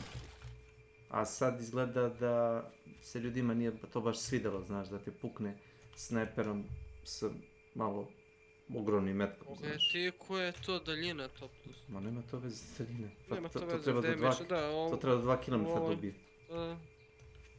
Da, upravo si, ovdje nema da se gubi damage na snajperu. Na takvim puškama s tom municijom, na toj mapi na kojoj ti igraš, ne može da izgubi damage, ti ja kažem. I onda se ljudi bune kad je neko koristi slag municiju Hanshodan. Jao, gde je sami ti NG koji igra Hanshodan i kaže ubio me čovjek s 15 metara sa slag municijom. Odmah je reč koji to bio, znaš, taj match hunter. I to ga je pogodio Romerom, znaš. I ono ljudima još pišu na chatu kao pa Romero ima efektivni domet 15 metara. Znaš, bez slag municije. Ja, oni ono, znaš, uvotila ga nepravda. Kaže, dodali su kao slag municiju kao na oružje koje već kao one shot, kao to nije u redu, ono. I onda kao, znaš, ne znam da su mu upisali, nego pojenta je, već je nerfovan. Efektivni domet sačmanice je 50 metara sa buckshotom u regularnom životu, realno. 30 do 50 metara, možda ubiš čovjek. Već je nerfovan zbog potrebe igara, razumeš, da ljudi se ne bi baš toliko osjetili ugroženi. A sa slag municijom i može do 100 metara nekoga probušiti. Ono, u srce, pluće, u glavu. Ima li igre? Evo ga igre. Ima li igre? Franju je u meču. Da, on ne gubi vreme. Rekao je ako ga tražite da ga slobodno zovnete.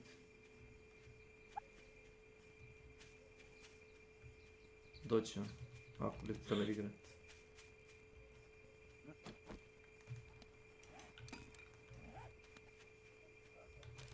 Ujebe.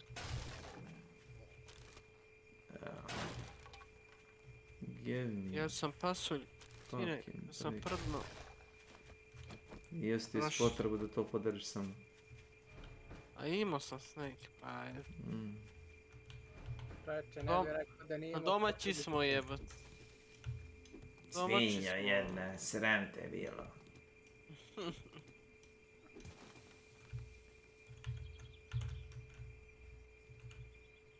Ne nego, ja sam advokat jednog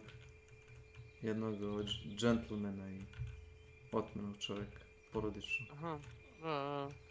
Ja zastupam njegove interese. Misliš čovjeka u gaćama? Znači čovjek koji kad dođeš mu u goste sedi u gaćama.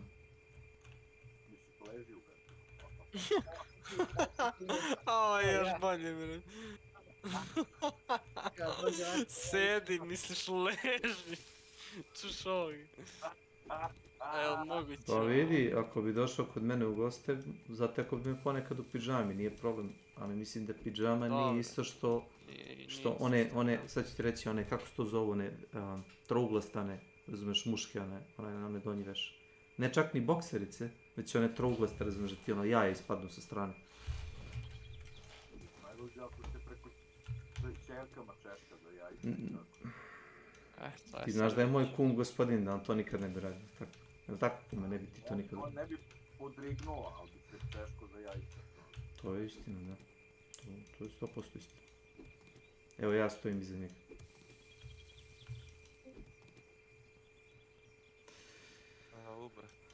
Šta bi? U Quick Play završio sa fist fightom na kraju. Čime? Borili su se pesticama. 4 čovjeka sam uspio da konvertiram na vjeru jebohan. Oni kao, koja je poenta igre onda? Ja rekao, Poenta je u Bounty Hunter. Zašto vi igrate igru? Šute svi, ja rekao, pa ja igram igru da se zabavim. Ja je ne igram odavno da bi se zabavio. Dobro, ti si... Zašto? To je loš. Ti si, iz tebe Milan izvuku svu zabavu, ajde, ne seri. Zašto tryhardaš, brate, zašto? Zašto? Ti, kad počneš da nosiš koncertina žicu, da bi odbranio bounty, i kad počneš da nosiš sticky bombu, da bi što pre ubio bossa, da bi se što pre zatrabio. To ti je već tryhardanje. Kraj, ja više neću pričam o tom. Dodajte šta god ćete. Nemoj da vičeš da sam u pravu, slobodno reci kontra. A jesi u pravu. Nemoj, ne volim da se predaješ. Jesi pametan čovjek. Nisam, reci nešto. Reci nešto kao kontra-argument. Nema kontre, nema u pravu si, mi smo oboleli od brate Hunter. Umjesto da je ugasimo još od pre... Ja sam ti rekao, od 5000 sati, ja igrao sam oko pola sa shotgunom. I stvarno mi je dosadio kamperaj život, znaš. Znam, igrali smo zajedno, jebate, znam šta smo prošli, s čime smo igrali. Igrali smo, ali ja sam prestao da to radim. Ti si najpametniji to odradi.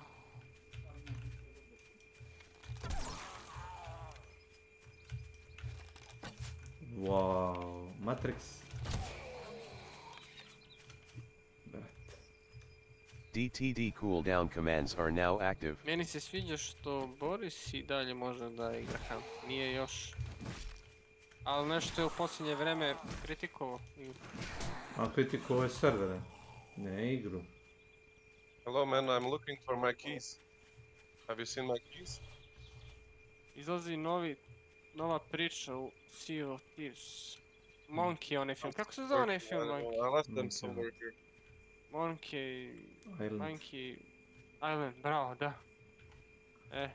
Stavili to u... Jel ti to novi štos, da ti fali ključevi? Uzeo lanternu i tražim vodu. Ne, trebao si kao, kako zove onaj grčki filozof što je išao kroz Grčku i vikao da traži čovjek. Ljudi mu se smeju.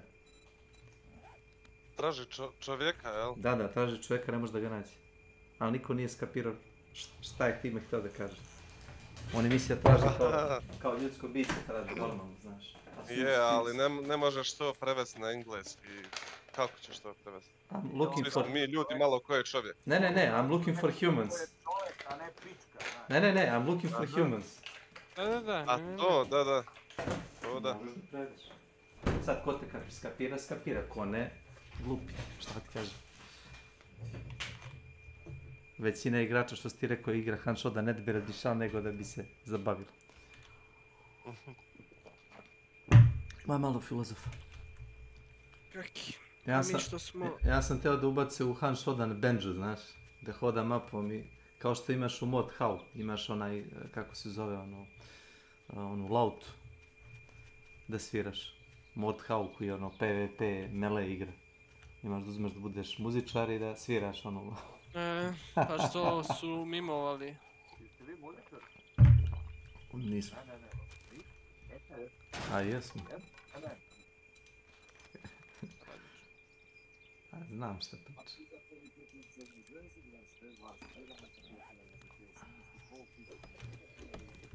Balkanski špijun, ako nisi gledao skoro. Znaš ko fali? Onaj Kostić ovdje. Možda ću ga prizvati ako budem pričanjem. Možda hoćeš. Ko smrt pukla s mozgom ovih dana, šta ti je?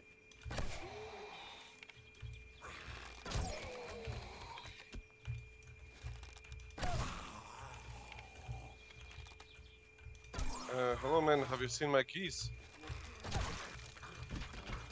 I'm looking for my keys.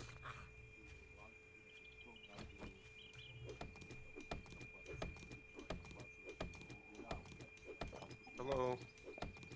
Hello. Who's the troller? I swear to God, if you have my keys, I'm gonna kill you. A ti s tim ključima? Ide kroz quick play sa lanternom i viče I'm looking for my keys. O tako to biš. Mislim, kao fora, kao tražiš ključ. A mimo je čovjek, kontaš. Pa nije ključ u igri. Da je ključ u igri to Bilija znao. Čekaj, je li to samo Pa nije, nego ne vidi se dobro, razumeš? Aaaa. Ispusti ih je negdje, čovjek traži. Moguće da trola. Pa što da ne trola, nego će da try harda. Sa shotgunom i podrugom. Sviđa mi se njegov dug, bre. Have you seen my keys, guys? Znaš to kad bi to Milan uradio, njemu je pobjeda. Sve. Da nađe pumparicu i da se sakrije. To mu je pobjeda. To je point quick play.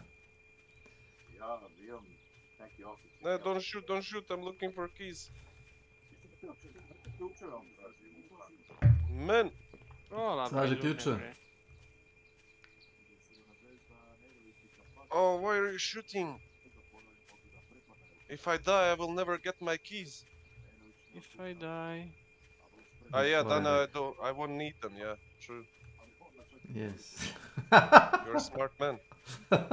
Yes. Logika je dobra, ako to upuca, nesi traži ključe.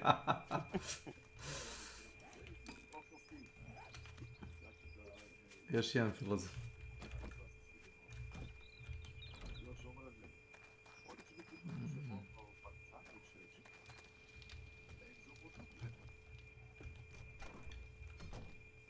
What can I get you today? Brother. You haven't seen my keys, right? Yeah, moja mama. No, I haven't.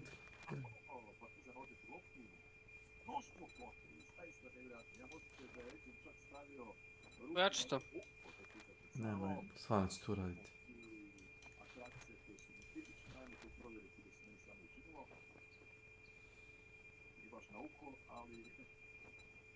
Na glavu je. Dakle, zakladaj. Gledaj 10, Panter 14, dvojica 24 poena. $1,500. Partizan vrlo nadahnuti. I have a task for you, friend. Well, alrighty then. Let's get the ball rolling.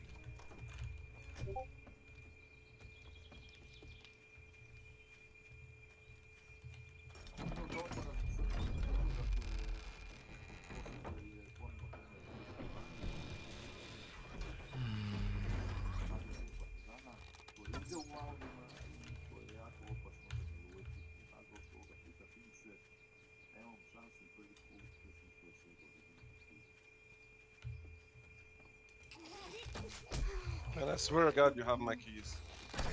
I can see it inside your eyes.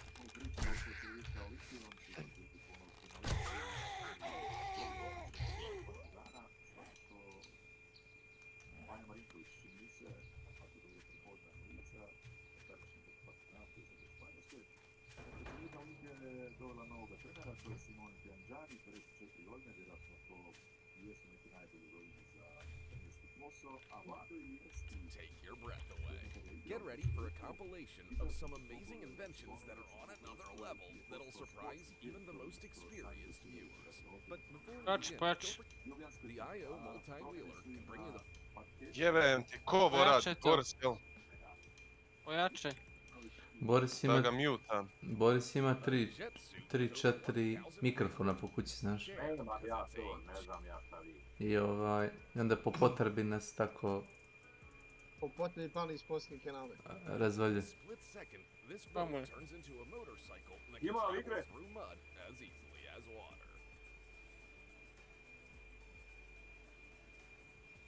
Why are you tryharding? It's quick play. Beli vozio, dakle. Beli vozio. Čekaj, šta je to sunce ti jebe? Pogledaj ti, ja.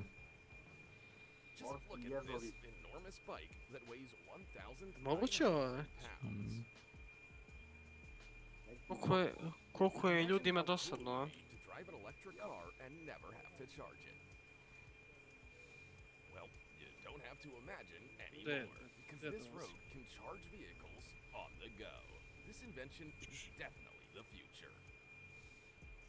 Imaš ako malo premotaš šine po cesti koje pune električno vozilo. To izgleda isto ludilo. Moguće da se neki bave s ovakve stvari. Da. Fino je vidjeti nešto što je praktično, ne razumeš, ne znam, pušku koja probija kroz 3 zida i tako, neke gluposti, razumeš. Laserski satelit koji možda gađe u dvorište. Znaš, to me ne interesuje, stvarno. To bi bilo povoljno da postoji. Da, vaši, da ne postoji. This is an industrial battery-powered exoskeleton that increases the strength of the operator, so a load of 100 pounds will feel like it weighs just 5.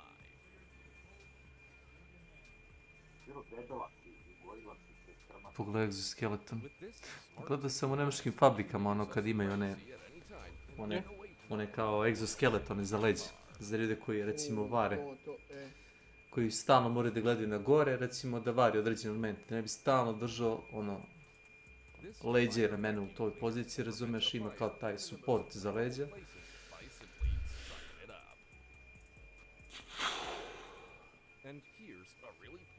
Nešto se... Ovo je miš. Ovo je miš. Za kompjuter. Vidi ga, dron koji leti, fazano, šta je ovo Željko Mitrović? Mitrovice? With this smart cover, your car will be protected from bad weather, extreme temperatures, and even theft. Let's go to the wellspring together, man. Pogledaj šator za auto.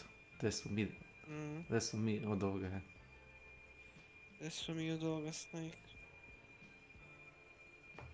Da se pokrijemo ušima. This invention will definitely be appreciated by people who don't like bugs, and may even become an integral part of their lives. Koliko je ljudima dosadno, a? Ovaj hvatač za muve. Kome ovo treba? This invention has limitless potential and can be used in assistive wearable devices, rehabilitation technologies, and even robotics.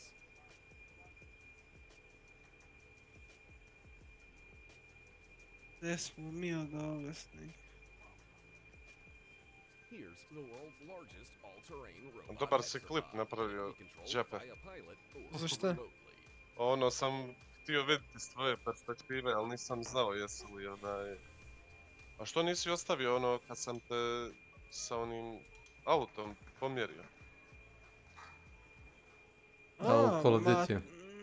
Nisam napravio klip zbog nas, nego sam Snake-u teo da, brate, pokažem za ovaj, brate... Kako ga je pukao onaj lik. Snajper, što me je lik one-shotao, razumeš? A Viktu sam ga razvalio. Pogledaj ti, je li to tebi... To je sasvim normalno. Normalno, to je normalno. Na toliko metara, na full armor, na dvojku, 2 plate i... Nisi full, pa 2 plate. To je normalno, to je metak kao tvoj prst. To je toliki metak. Tako, nisi bio u vojsci. Znaš koliki je metak od kalibra 50? Susereš. Nije, nego... Igrao si Counter Strike, jel' tako? On koristi 76239, bar mi se čini da je to taj model koji su koristili za igru. Ovo ti je 12,7 mm zrno, koje je, recimo, čaure duplo duže nego čitav metak od kalašnjikova. I ima bar 2-3 puta. Čaure duplo duže? Čekaj. Čekaj. 7.62. Hail to the king! That's Cal 50. Čekaj. A ovo je NATO. Ne.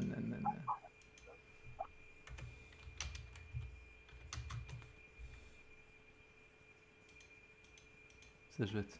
Razliku.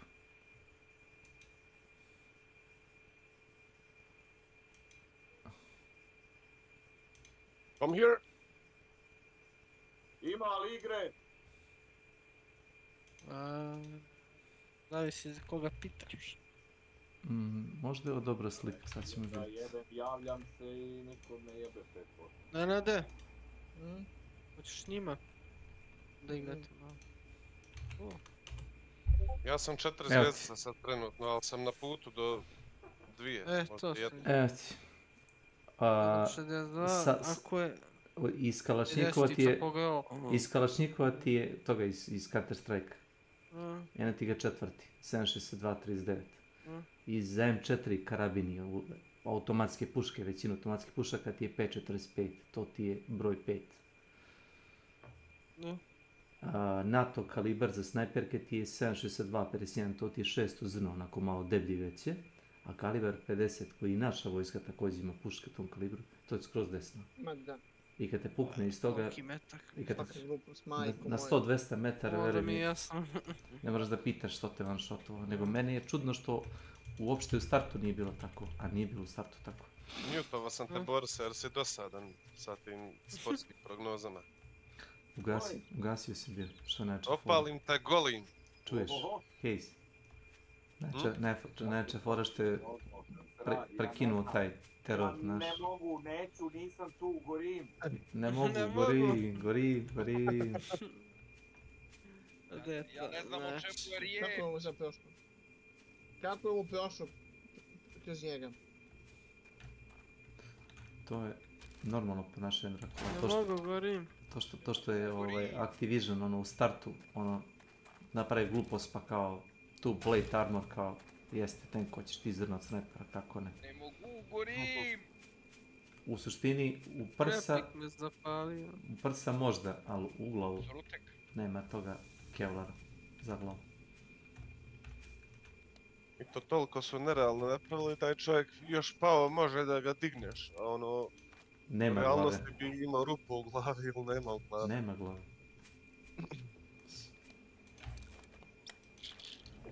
Nema šta da se digne. Ne mogu, gorim! Rambo je možda dobar primjer, ako si gledao onaj Rambo, ono kad je u Burmi, gdje ono već, Vijetnam. Amadeus Rambo? Kad otme onaj mitraljez od onih, od one gerile, pa kad izbuši kamion onih vojnika. Kad napravi švajcarski sjever. Sam gledao Rambo, ja. Ono ti je kalibar 50. To inače bi trebalo da skida lake letelice i oklopna vozila. A ne pešadije. Bože spasi. Hvala Bogu. Nema šanse. Ugasi tu igru. Evo daj mi rekonekciju. Obriši tu igru. Obriši. Sad je obriši. Alphabet 21 Experimental Out Now. A ovi su nešto radili, menjali 70 today, ja? Ne znam, meni grafika izgleda mnogo bolje. Čekaj da restartujem Steam, evo ti možda je do toga. Fali samo skriptanje za ono single player kampanju ili za kao misije, da možeš da imaš neki progres. Mislim, igra je sandbox, samo što nema ono quest line neki. Nema ni hunt što s toga tiče.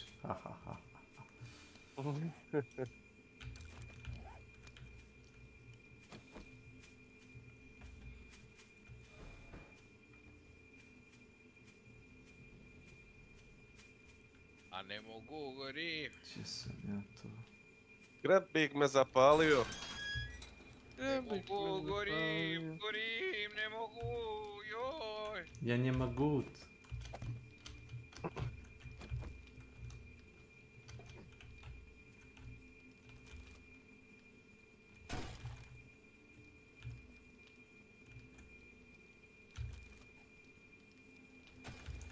Oho. Oho. Je li vama ladno, brate, ili je meni samo? Ladno, brate, danas me zapalio. Brate, ljudi, ovo nije Temperatura je pala za 10 stepeni, ti ja kažem. Strašno me. Može da je ledeno doba da mi nisu svesni toga. Jes. Kao onaj film. To li si gledao? Neće, evo. Da, dan posle sutra, tako daš? Jeste. Si gledao ti, Boris, taj film isto? Boris je film, ono, jer beše dan posle sutra, kada ono ledeno doba se desi za tipa 24 sata ili kako već. Glupostne. Samo ljudi, šta je meni sa ovim Ferdinand Huntom, ne mogu da uđem na serverima. Pa to ti je normalan hunt. Ne, kaže Franjo da njemu nije. Ne, on je već u igri, zato on može da igra. Ti nisi, to je tvoj... It's your problem, man. Da, problem, a? Skaj problem. A gdje nam je Kostić? Ne mogu, gorim. Si utučen sinoć. Šta je bilo sinoć? Šta si mu radio? Pričaj, govori. Ubili Rumunija, Nenada i Kostića na serveru. Ja vidim da ovaj priča... Koliko je Hunt Showdown community mali, a ili? Da se javimo da probamo... Ubili ste sa igrač. Da ćemo neki normalan način, kurac, ja nisam uspio reći, nisam bio meten. A koji te ubio, Franjo? Bio je. Jedno sam vidio ime prvo u igri, pa tek 8. A kako si mogu da vidiš kad te prvo ubio? Zato što je pričao u jebenoj igri. Kaže, eno ga neki ludak na krovu, sad ću da ga skinem i... Zato što je pričao u jebenoj igri. Kad takve stvari pokušavaš da uradiš, ne, da te ja naučim, hoćeš da pregovaraš. Dođeš iza zida u domet njihov i pričaš, ne izađeš na otvoreno da te ubiju čim te vide, znaš. Na slučaju da pregovori propadnu, znaš. Ali ti ja kažem kao iskusniji. Da nisi ti mirovni pregovarač bio. Boga mi i jes. Ja ne budem mirovni pregovarač. U ratu bi to bilo mnogo drugačije. Ne, ja sam... I on pričao ništa, zato se ti popneš na krov. Meni Kole kaže da si kao evo naši me ubili. Si to rekao, a ne da je ovi pričali. Ja sam htjeo da zaustavim. Pa ne penjaš se na krov, nego staneš iza zida u kaver, da je sigurno da mogu da te čuju, pa ako reaguju pozitivno... Aj kad su čuli posle ovaj ja ugomljen. Aj mu kaže naši... Pa ta Kola je rekao sad ću vas utepam, jebi ga, to je rekao. Čekaj da pitam Nenada nešto. Nenade, kako ti napreduje onaj put do 5 zvijezda? Road to 5 star. Brat se na krov popne, halo, na krov. A 4 si zvijezdice sad, jel? 4-3. Pa eto, bit će četirica za čas. Polako, ali... Pa pazi, na mir, 4 stabilnost. Treba ti dve banke, ti treba da pobiješ 5 ljudi na 4-9. Ali... Kako ne možeš da se povežeš, šta? Na šta? Pa da to bude onako kao jedna za drugom, jel? Pa probaj da ne umiraš. Pa ja probam, ali kad skoči ping na 370... Znaš kako se to radi profesionalno, ti ne znaš. Napraviš jedan kill i izađeš s mapu, bez išta, bez bounty. Ili krene sebe da te vraća napred, nazad. Nisi me... Juče čovjeka 2 puta sa auto 5 u stomak, ništa! Nisi me čuo, ništa, 3 metri ispred mene, ništa! Halo? To bi on umeo. Halo? Ranjo, skini trojke. Halo? Ne. Neću, hoćeš protiv trojke. Jes. Aj prvi ćemo game trojke da vidimo kako budeš. Nema razloga da ubije sačnu u stomak. Dobre, Milane.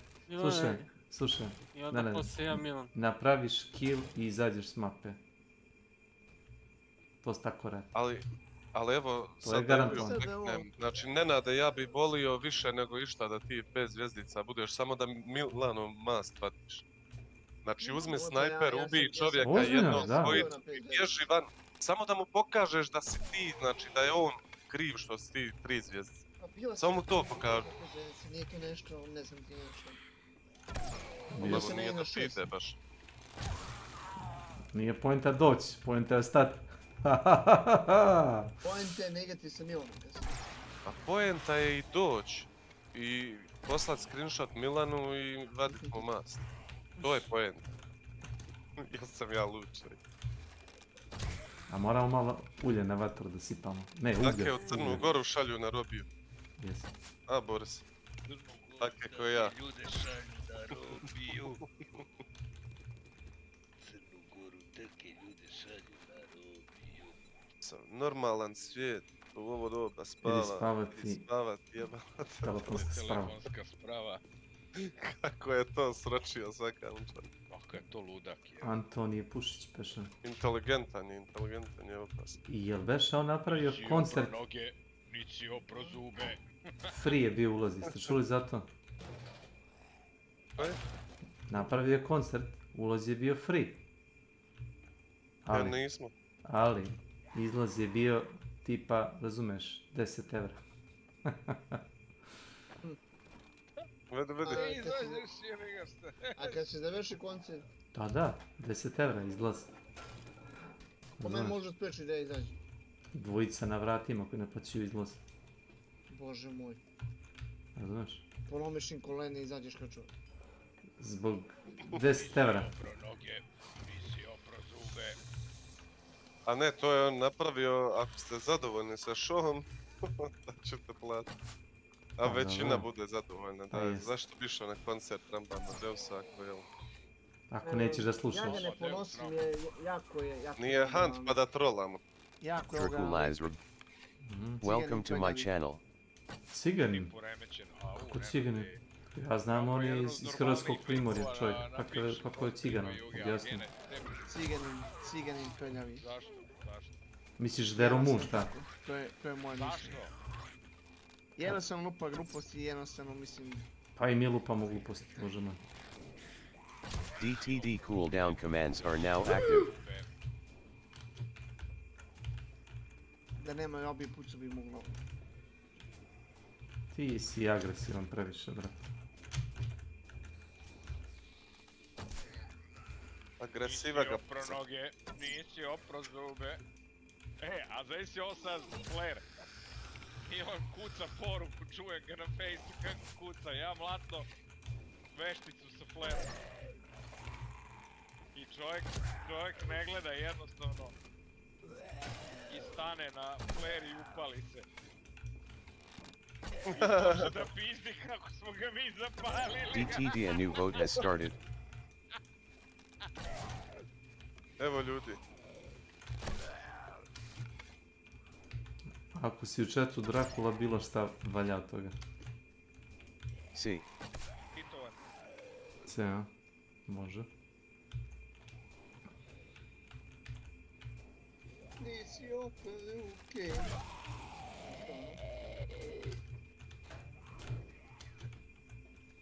O, jebem ti mater.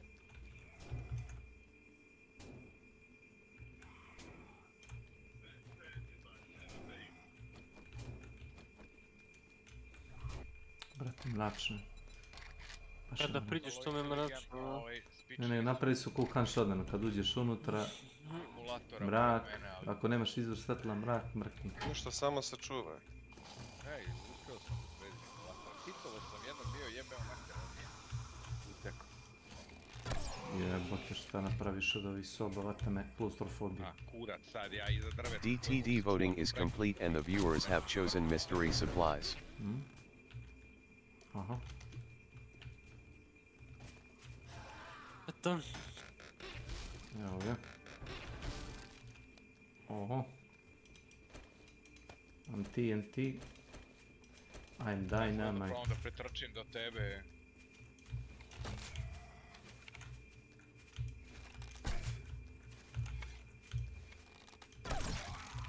Uš.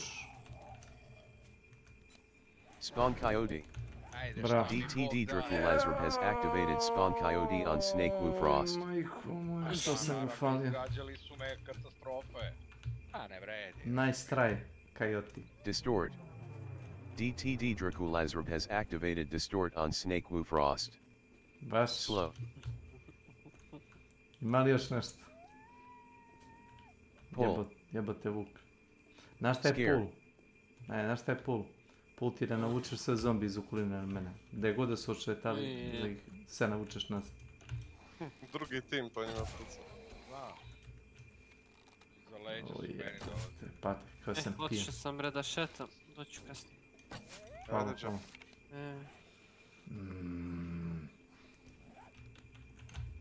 Idu na njih, tamo ne vidiš. Na njih.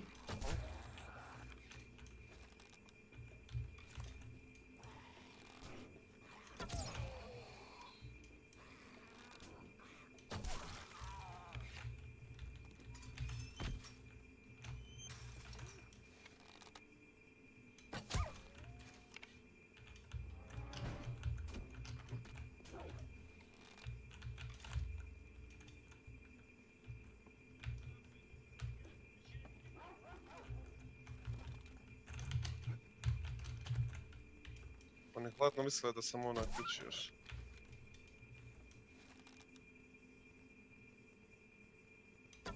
A morat ću da ih ukram, šta ću?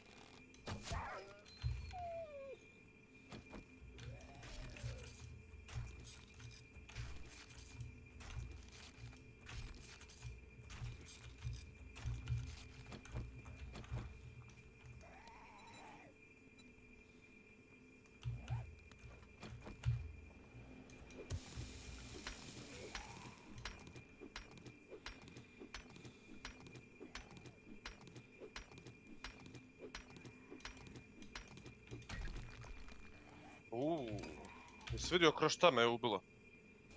Mi smo trebali na trojki. S drva. Evo dvojka će.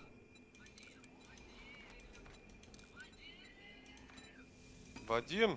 Vadim. Alo? Alo, Vadim. A znate li vi onaj vic? Dugovot je jedan Bosanac, Albancu pare. Dobro. Sad jebi ga, prolazi mjesec dana, 2 mjeseca, 3, ovaj ne vraća. Došao Albanac do njega. Kaže, ajde, vraćaj pare. Kaže, Bosanac, nemam para, da imam para, vratio bi, nije problem nikakav. A imam ja rješenje. Da ja tebe jebem sam. I mi završimo sad svu priču. A nemoj da me jebeš, da te jebem ili da te ubijem? A dobro, jebi. E sad pitanje. Hoćeš sa vazeljin ili bez vazeljin? Pa ovaj se misli, sam jebi ga, bolit će sa vazeljin, bolje bi bilo. Kaže, sa vazeljin. Kada Albanac na to. Vazeljin, hajde! Da. Niste skontali. Ja sam skontao odmah. Nemoj da te bije male. Njegov drug vazeljin. A znaš ti, Franjo, ovaj vic kad... A, to je za cigane, ali tako? Bosanac dobio hemoroide. I otišao kod doktora i kaže, doktor njemu, vidi mujo, to su ti ovi šuljevi ovo, to ti je pošast 21. veka, hemoroidi, vidi, moram ovu mast, moram ti mazat 2 put nedeljno i to ti je mast i moje ruke, to ti je 3000 konvertibilnih maraka nedeljno. Jel može? Može. Prošlo 3 nedelje, kaže, doktore, nemam ja više ti para, mogu li ja kupiti tu mast za fata da ću mašiti? Kaže, može, naravno. Dok on kući se kaže, slušaj Fato, imam te hemoroide, šuljeve, moraš mi mazati, šta ti je to? Ma ništa sad, sam ti radi šta ti kažem, to je neko.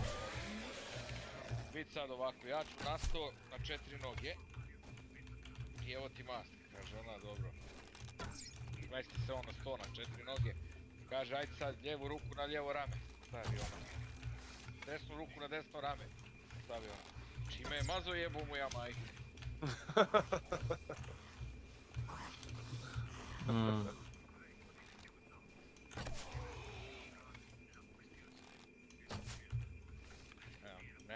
taskuje opet, a meni prebacujete za kad gledam film. Za hemoroide, da. Ne, nego Nenad gleda neke istorijske činjenice, vidim,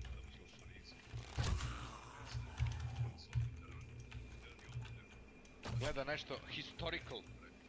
Nenad se edukuje. Svaki dan u svakom pogledu sve više napreduje. Njega nećete da mutirate, jel? Ne. Jel? Ne, čovjek nešto nauči od njega. Pa možda i naučimo nešto, ne te tvoje tamo sportske, bogati, boli me kurac ko je zabio košave, ko nije.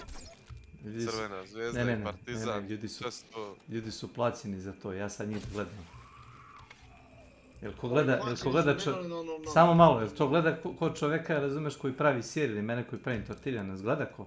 Ne. Gleda me šef, razumeš, direktor, razumeš, firma, on te gleda. Uživa. Da, on te gleda da vidi da li da te plati, da li vrediš to što te plati. Joj, krstami. Joj. Šta je, Gardi? Ti si nekim strašnim mukama.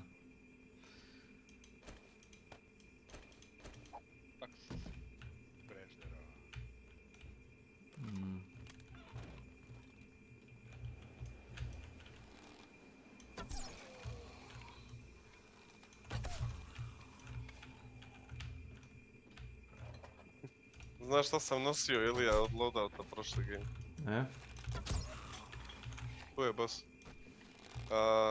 Romero Alamo sa Star Shellom i onaj hand crossbow sa choke boltom. Kaže meni Boris nismo trebali protiv trojki, ko da je to jedini problem bio. On nije ni gledao loadout, znaš. Ali hladno gledaju ljudi kako ih gađam sa Star Shellovima i tryhardaju hodaću da ih ubijem, ali na daljinu. Dobro, ti trolluješ, ali oni, ne znači da oni moraju da igraju pušteno. Pa trebali bi ovo. Džaba. Ti pokušavaš da doneseš malo humora u boju. Pa nekako da. Sad imam fire municiju. Ovo je već malo OP jebiga. Moram Borisu pomoć, vidim da ne može da me karija čovjek, šta ću. Ipak ti Jim nosi. Biješ ili ne biješ? Ubiva. Ne bije, nego ubiva. A, kurac! A, kurac! Zapalio ga onaj... bučar. A jel ti skinuo čank, jes? 2 mi je skinuo.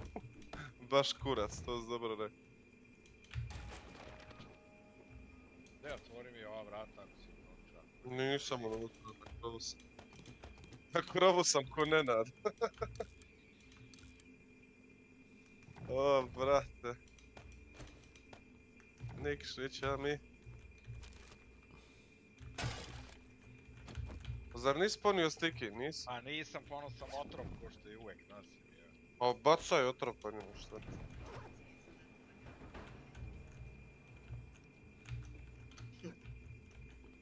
DTD cooldown commands are now active. Još dobro sam ti napomenuo.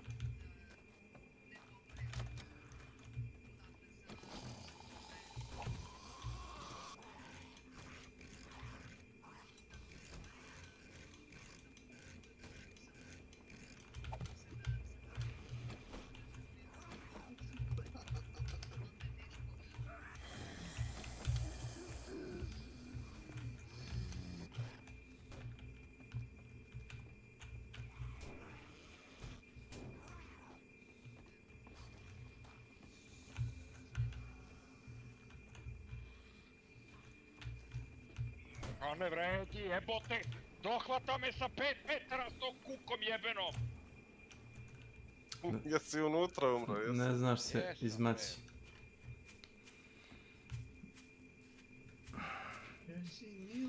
Čime ga udaraš? Nožem običnim, jel?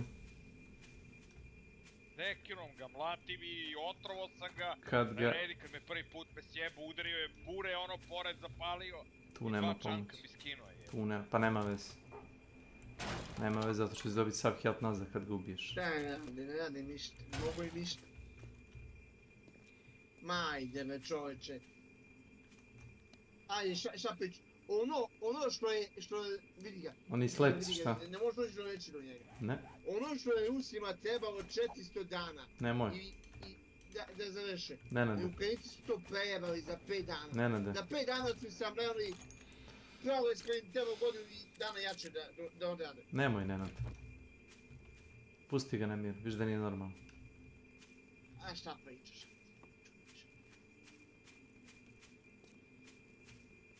Ma jeste be, i Ukrajinci su pobili milion Rusa, ajde be. I NATO je Srbiju uništio 500 tenkova, a svi tenkovi su izvučeni 40 sekundi. Borise, ta sjekira na tom Romeru ti je isto ko sjekira da je nađeš normalno sve. Da. Slobodno ga udaraj. Ja i Boris.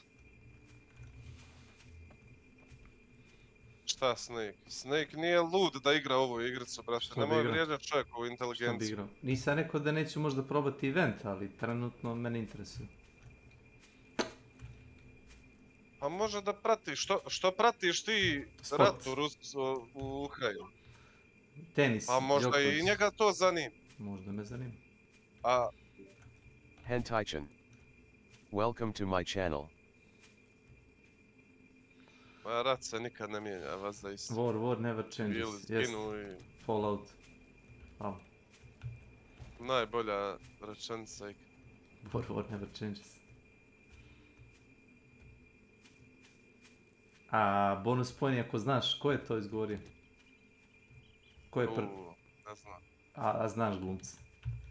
Onaj što je glumio u Blade 2 i grad... Wesley Snipes, jel? Ne, blizu. Ron Perlman. Aha, je. Onaj, kako on ima onako kockastu facu, jako vilicu i da li je kanadski ili francuski glumac, Ron Perlman. Jeste.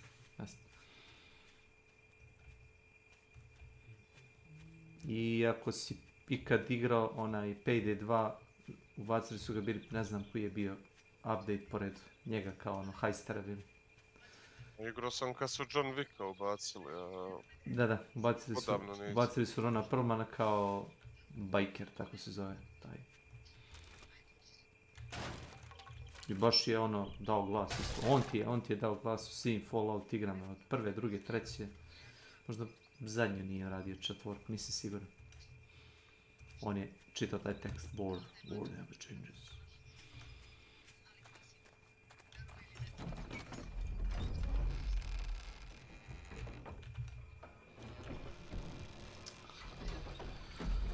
Čuj dvotaktnog motora, a?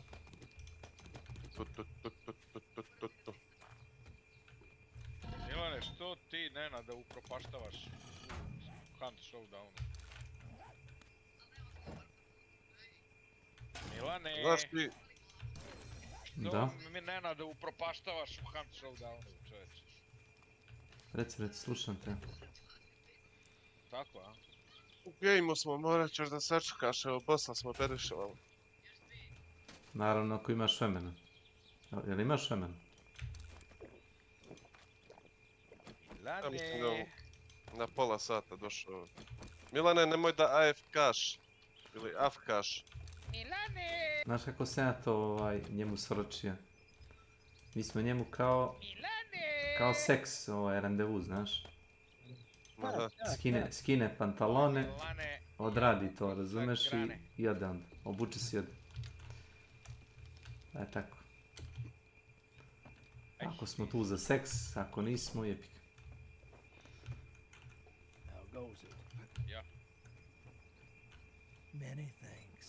You've proved to be very resourceful. Here's your pay. DTD new actions are available. Hurt spawn vulture supply explosives group vultures supply candy.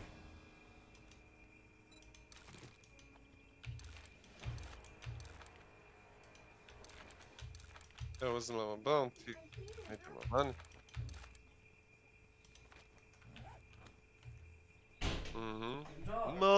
Da. Možeš me saslušati? Slušam te sve vreme, moram li da te hipnotišem pogledom? Da. Eno ti varenika u frižider. Ja sutra ujutru ne radim, Znam, varenika ti je u frižider, imaš tamo svašta nešto, i muslija, i keksa, i... Zašto mi to pričaš? A imaš dolje, na ono staklo, šerpu, poklopljeni bijeli poklopac, imaš sarmu. Pa samo mogu jesti. Za ručak. Jedi kad doćeš. Imaš šta da jedeš, izvolite. Hvala.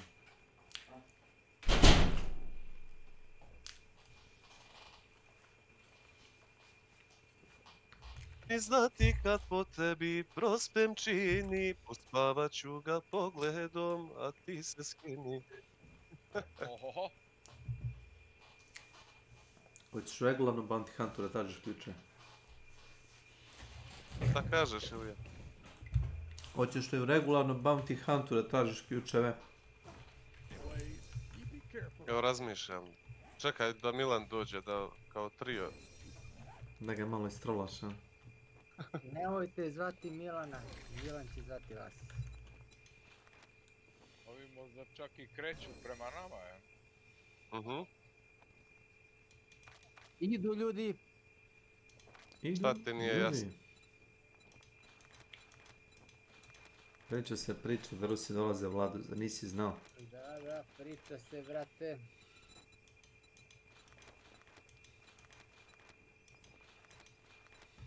Nenad je sada skoro 5. Da si ti bustan.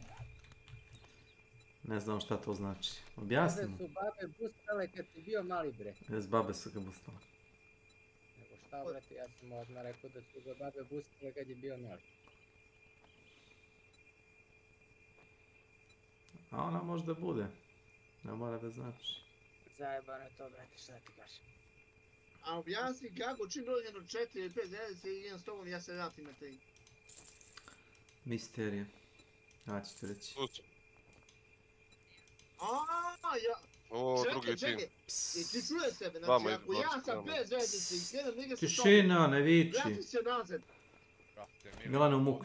Ovdje je neka nezdrava krv, evo. Ja bi došao do 5.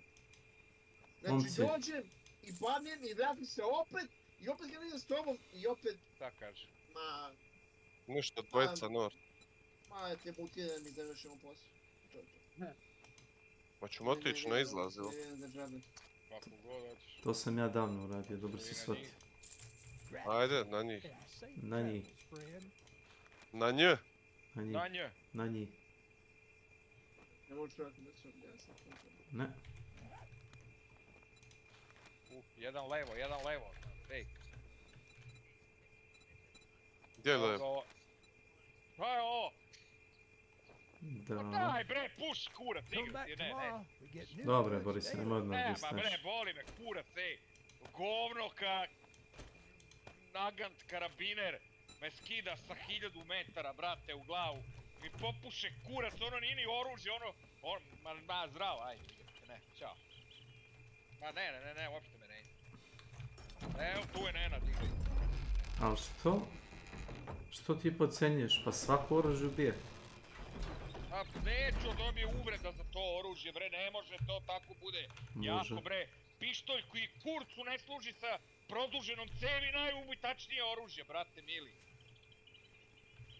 Ne interesuje me koliko je ko dao, to mi je... Pazi, iza leđa imaš jedno. Nije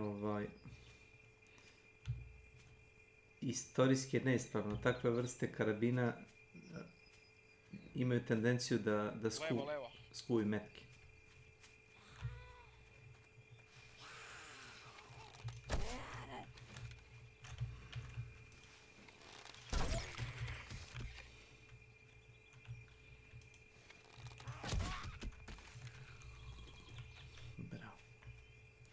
Evo ga tu ovako, tačno tu je. Blizu? Ma iza ograde odmah, taj bacio bombu malo. Pucam na slepo.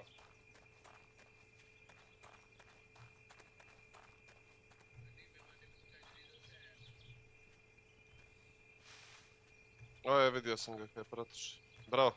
Ubi ga. To mali. Al taj je ubio ovog što je nas gađao, znaš? Idi, možda je solo. Čekaj. Imaš ovog tamo sa karabinerom. Dobio je 2 pogotka. Dobro, neće.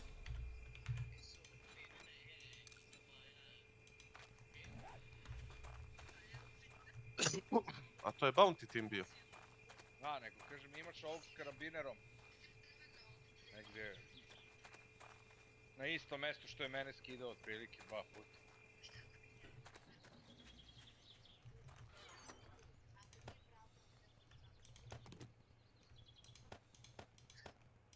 A sad ću da mu jebem majčinu za ovo, znači. Opet. Ajde idemo zajedno.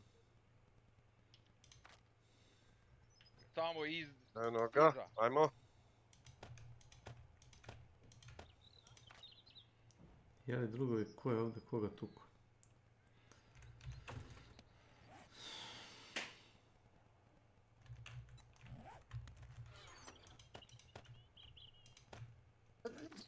Ne znam je Vlado, živ bio. Evo ga tu.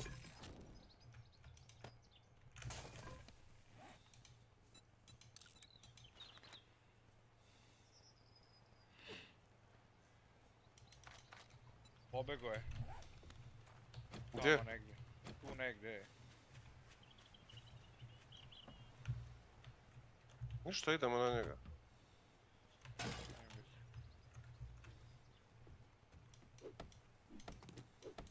Jel imaš sekundi? Evo ga vam. Nema, ajde. Koliko daleko? Tu je, evo čujem ga da trči. Pogođen.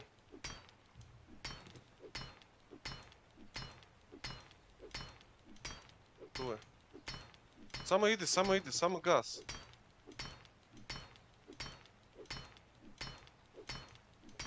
Ovo je... Oooo, ko je sad s leve strane? Toze. To se vampi. Toze.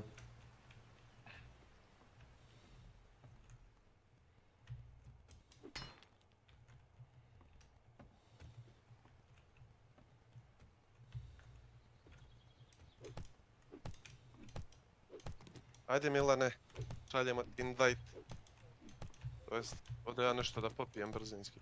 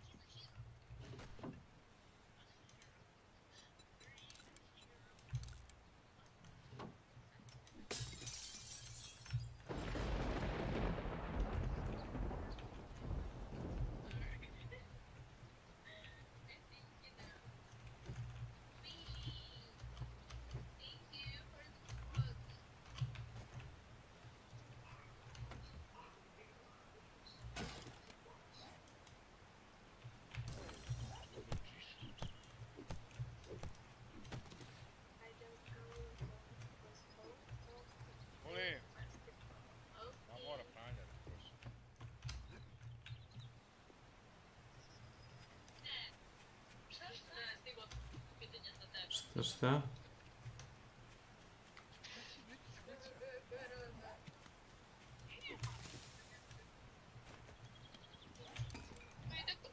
Zapalit ću. Biti će.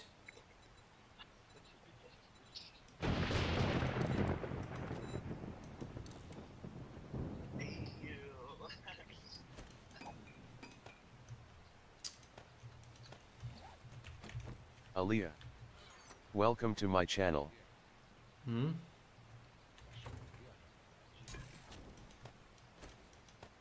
Magija, a? Crna magija. Magija.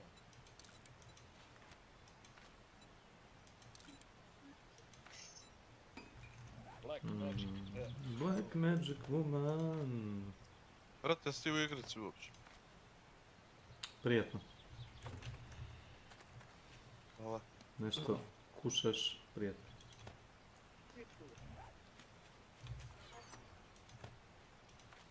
Aha, ima i toga, jeli? Sakrivaš se, prijatelja. Od koga se skrivaš? Od koga se skrivaš, da čujemo?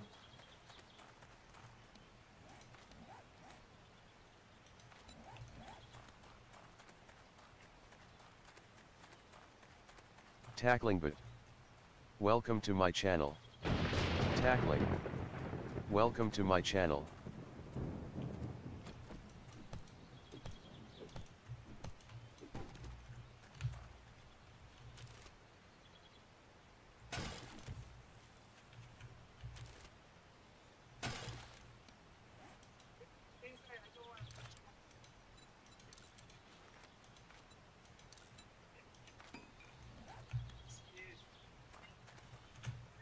DTD, a new vote has started.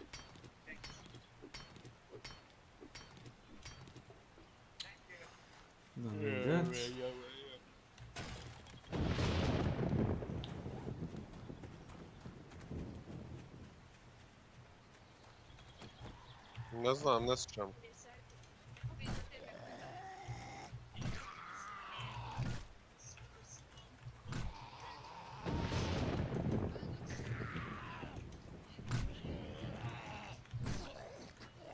Bum.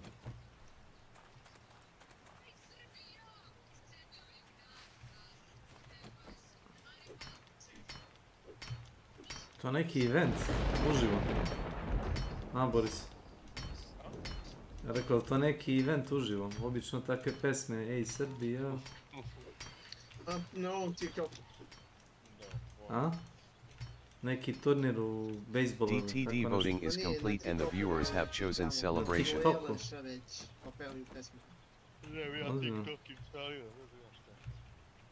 Pa ne moraš da imaš TikTok. Naprimjer, Milo nema profil na ovome Facebooku, a nekako uspjeva da gleda profile cura. Znaš kako je to moguće? Uze profil od mog brata i logo se s njim. A da ja znam, nema ga. To je možda skoro napravio. To je skoro. To je skoro, a? Znate šta se vrti u Milanovoj glavi kad upadnu ljudi u blizu boss layer? Idu ljudi. Čekaj. Vrti se 50 kila mesa, bacila si tigru i ode on. Dobro. Može. Tigar. Ti si tigar, Milane. Ako se ja dobro sjećam, u kineskom horoskopu Milan je svinja. Ako se ja dobro sjećam. Godina praseta je bila kad smo se Milan rodili. 1983. To ti tako ide u kineskom horoskopu. Imam conduit, ako vam nije problem uzeti prvi. Dobro, uzmi drugi, ja ću uzeti prvi, dobro? Conduit? Wow.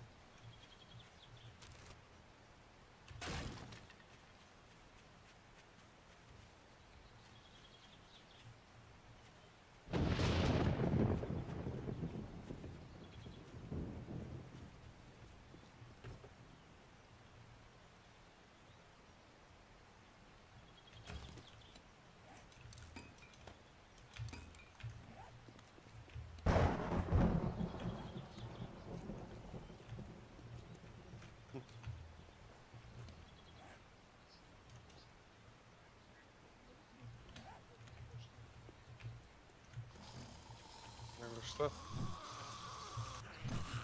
To je biznismen.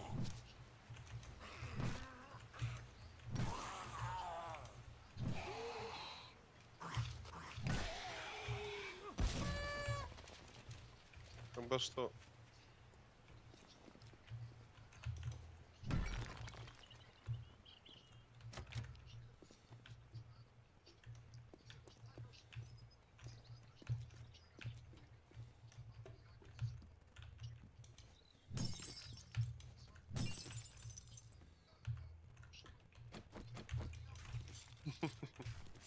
Joj, krsta mi.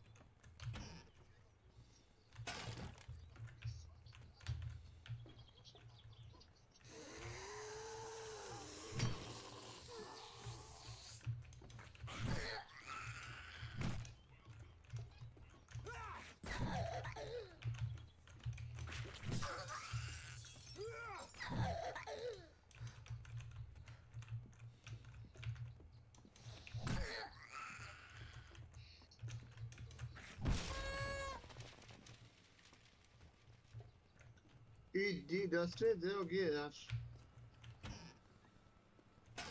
Ko se gudra, a?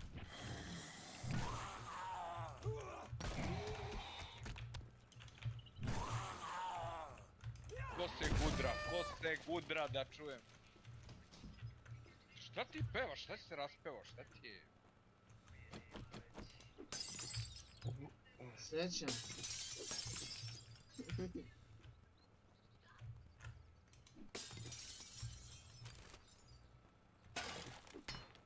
Će se te pamsti.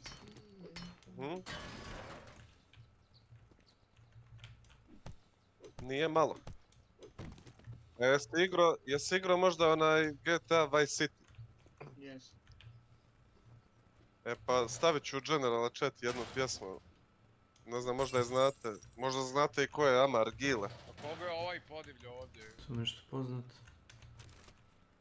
Znači, lik je igrao Vice City 100%, a kako je napravio spot? Spot je predobar. Pjesma je ono, ajde, nije loša, ali spot je vrhunski. Je gameplay iz Vice City, ali? Ali ne znam na koga je podivlja, Skoro. krenem šta mi, zašto?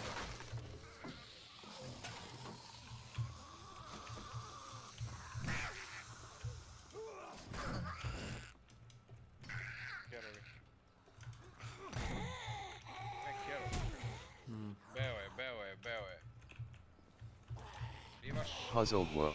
Ajde. Welcome to my Puta, channel. ne brinite ništa. Ne, ja mi imam otrov za ono.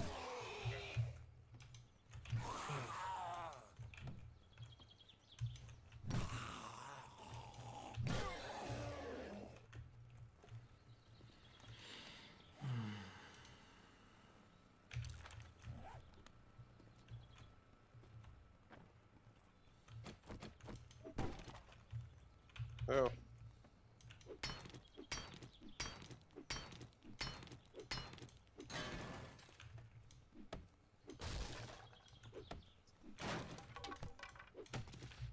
Jel?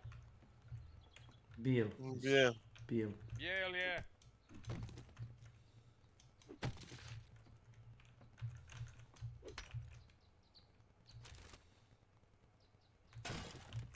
Evo.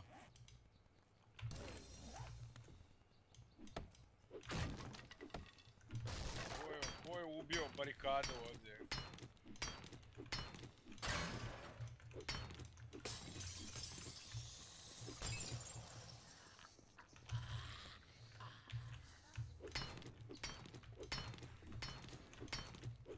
Samo žlice. Žlico, slovensko. Zašto? Da može da izleti. Znaš kako ga je Haze provalio. A gdje da stavimo negdje kljuce, nek ulaze pa nek se malo pačkaju.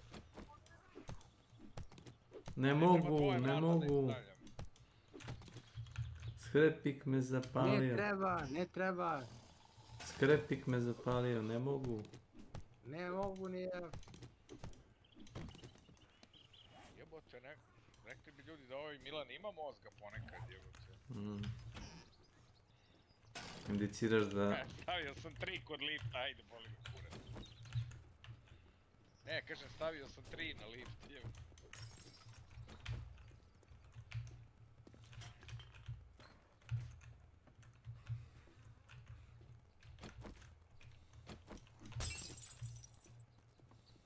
Javala. Javala. Ima na second boss, A exit. Milane, gdje ću ja da stanem? Dobro. Kako pravim trolaj. Yes, let's try the second boss. Objasni gdje onda stane. Čovjek nema dovoljno sati, pa mu ti objasni. Aj uđi samo na stream, Ilija, sekundu. Na tvoj stream da vidim. Vidim kakav je borbeni raspored. Pa, znam. Reci, ne možeš ući u stream, jel? Mogu. Sve mogu, vjerujem. Aha. Ti imaš Star Shell municiju i chokebolta. Ili šta od toga možda ubije? Ne, mogu. Može chokebolt kad je na HP, noževi za bacanje. Dok ima 6 komanda. Jesu oni tebi vidjeli loadout? Niko od njih dvojici ne vratio pažnju, možda Boris, a? A to Milan nije do sad skužio, samo da se razumije. Milane, jesi ti pritisnuo escape da vidiš šta čovjek ima od loadout? Jesi vidio? Nisi? Boli te kurac sam, bitno je da ja imam žicu i narkotike, jel to? Da, dobro.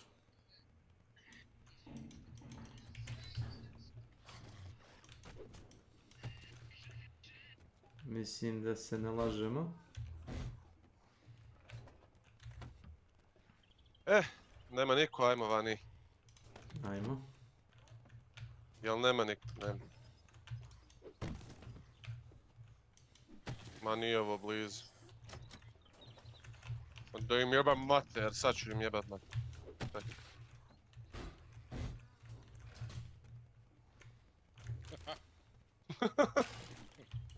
Klanjam se ljivđije. Neko mora biti. Kad mi dođu na blizu, našalit se ja sad. Vidi. Meni je samo cilj da ja padnem do neke 2 zvjezdice. I onda da sa Nenadom utrkujem ko će prije do 5 da dođe. Aj to kad igraš s Nenadom, onda pada i sad. A neće Nenad da igra, to je mu. Znaš, sad igra i na petici, nemoj da sad. A što mora da igra na petici? A sad je kasno, trebam ubit čovjeka pa da mu uzmem loadout pa da malo tryhardam. Sad je kasno. Teškom mukom stignem do 4, sino sad ću... Pa ti svakako Milane ubiješ čitav server. Eno, jučer. Ali mi nije jasno, stavili su klip. Kako si ti preživio Fanning i od prvog klipa? A ti si stavio.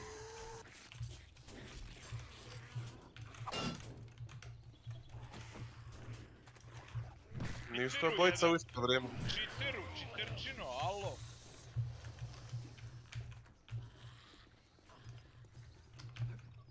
Koja si čiterčina? Pošto si definiraš muda? Pa jesi ti normalan čovjek? Don't come inside, we are armed and dangerous. To je vrlo opasno.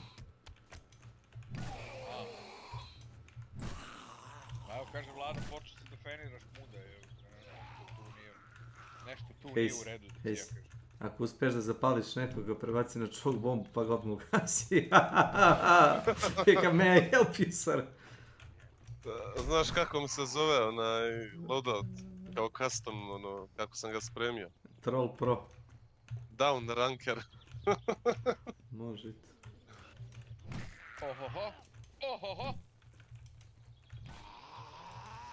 A da li je moguće da je čovjek ispod? Koji ispod, Milan? Ispod. Ispod nas na fortu. Ja.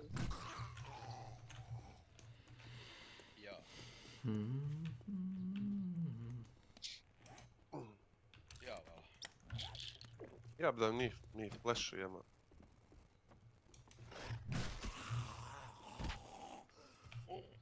Ali neću imati tu trojicu flashova.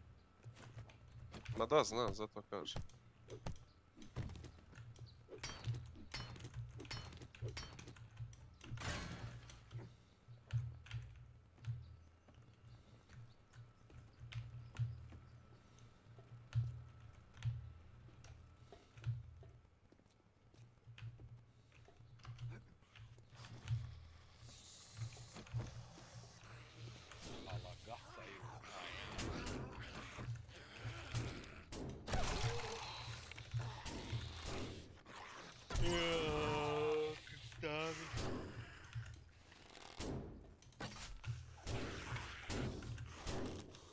Easy peasy squeeze.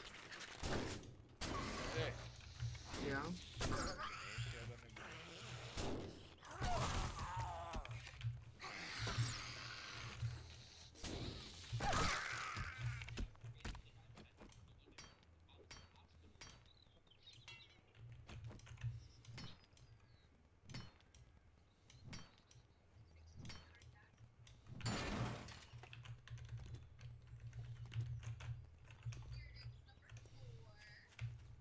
Laje Dukere iza nas. Lajte, Kere i Jakobs ovdje. Počeo čovjek da fenira muda. Stvarno ne znam šta nije U redu s njim. u redu s njim. Ne znam, Lada. Nije za njega više Hunt, nije. Ne. Utiče to na mozak. Udara na muda, odatle ide na mozak. Laje Dukere.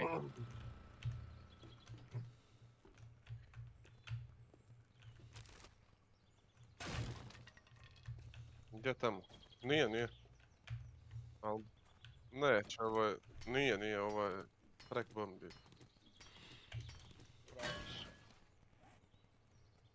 Prag! Vrag. Prag! Grad. Prag. Prag. Prag. Grad Prag. Tepam stija Turci. Odmah ću se tepam stija Turci. Odmah. Sad je sjeba nožica. Nado se pretekli Nije. poplave. Nije, još je živa živa. Brate, pa proknoti bili su branu. Kako je bilo dan. Pa lepo, ta voda što teče mora negdje da ode. I še, tvoj stijeli dinamit ili ništa dan. Na toga, jel? Bre, to radi. Samo to je ajde. Nismo, nego se razbije se brana. I? Čujem, ne znam da li ispod mene ovdje ili ne mogu da I? Ali čuje se neki ovdje. Tu je ispred tebe, ispred vrata. Odmah ispred vrata, Boris, idi na njega, pucaj. Pucaj ispred vrata, kad... Prema... Nado. Šta? Si bio na poslu? Jesam, da. Evo ovdje je bio, evo. Je, tu je, ajde. Ne!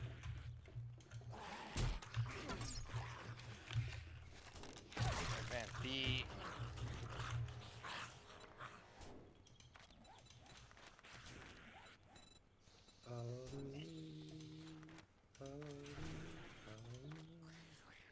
Borise, nisam s tobom. Znam, nego sve živo me juri od pčelinjaka do matlinjaka.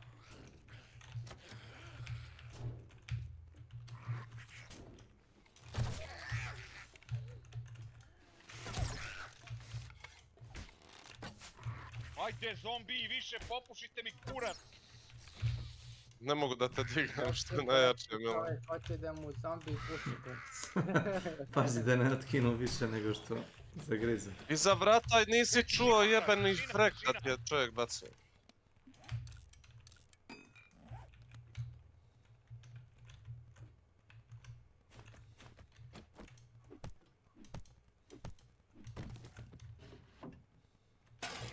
Da imam retardirani bounty, koji nemam.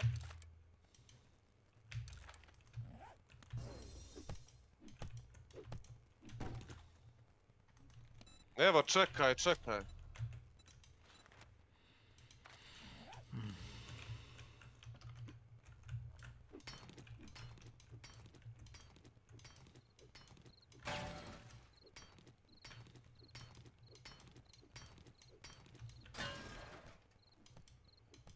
Tu je ispred vrata, na njega, ajde.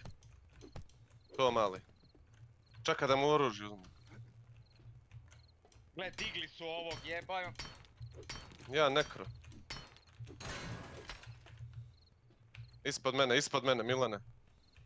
Shotgun.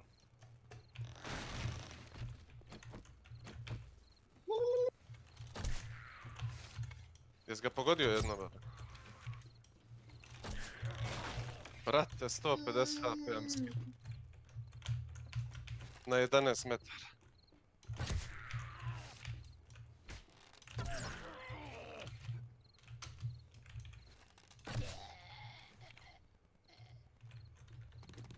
Molim! A kurac! Dobro, Boris.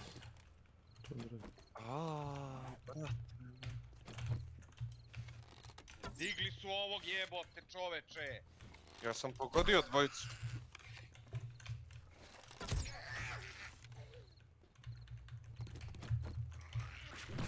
Pa šta misliš zašto igram? Ja igram igricu jer mi se ne igra. Šta je tvoja logika iza toga, sve što se rekao? A reci ti želiš da ja tebe kerijam, da mi pobjedimo game, jel?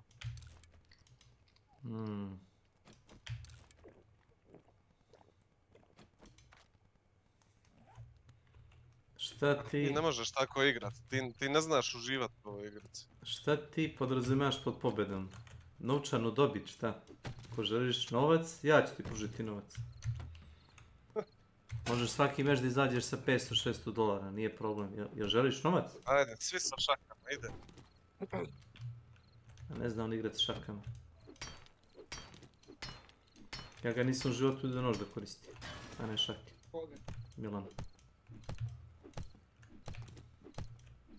Evo, natjerao sam ga da uživa u igrici. Pa da. Isključi malo taj try hard mod. Ne isti streamer za pare, tamo neki. Tamo neki bombus. A nije. Streamuj mu traje po 15 minuta. Ko će te gledat 15 minuta svaki dan? Tako se pare ne zarađuje. A, ko to ode? Boris Savljević. Rekao je kurac! I ono. Šta je Boris? Kakve petice? Pa Derankova će vas. Možeš ti, Borise, da uzmeš šta god hoćeš. Ja ću svakako oružje naći na prvom turnu. Ti znaš da ima oružje po čitavoj mapi. U svakom kompandu imaš pušku ili u svakoj kuli. A svaki... 50%. 50% šanse imaš da kompand ima kulu. Nema igre. Ne. Pauza.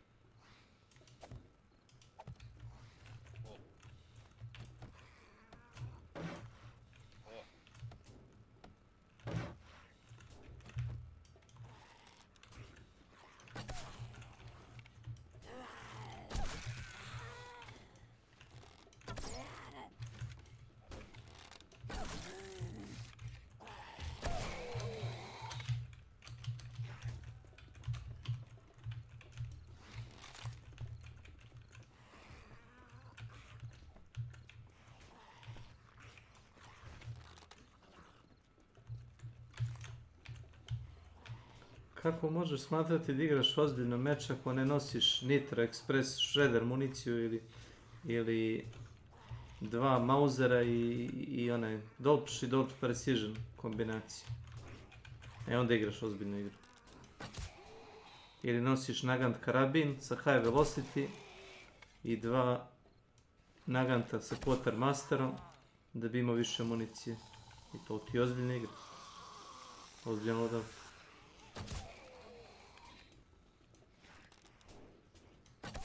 Vrlo ozbiljno. Ne, nije to isto, Milan. Ti igraš igricu. Ili ja prati igricu. Ili ja imam samo komentarisati, šta? Mislim, čovjek je isto bio u toj igrici koji mi, jel? Ali ima pravo, ako hoćeš ozbiljnu igru, uzmeš Dolce Precision, uzmeš Nitro Express i igraš. Uzmeš Double Barrel sa slag municijom. Bar sa slagom, da. Uzmeš Cardwell Rival koji košta $150-200 sa slag municijom $100 i igraš ozbiljno. To je ozbiljna igra. To je vrlo ozbiljna igra. Uzmeš Bomblance i Uppercut. Također ozbiljna igra. Uzmeš eksplozivni samostrel sa ammo boxom. I Uppercut isto. I dižeš sve u vazduh što ti ono padne pod niš. Također ozbiljna igra. Ništa trolovanje. Ljudi igra ozbiljno. Uzmeš dual pištolje. 4 dual pištolje uzmeš. Sa FMG-om. Spamuješ. Isto ozbiljno.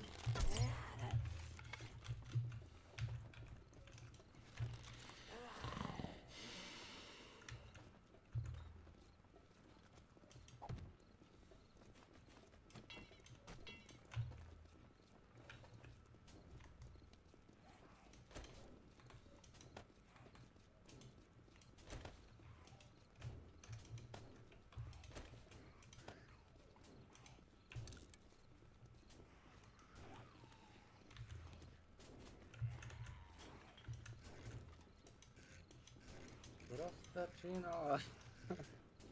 Ma nisam zainteresovan.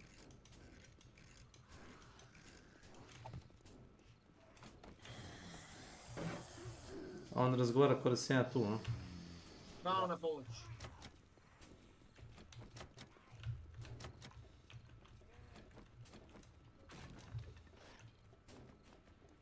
Moram sam da se bijem sa 2 ekipe, jebem ti život.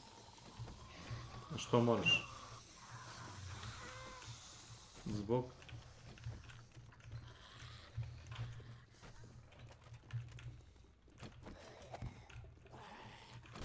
Šta ću da se ti pomagli?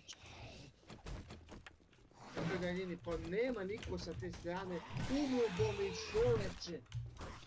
Boli čoveče. Nešto, pa kako ti to? Vidimo dakle se.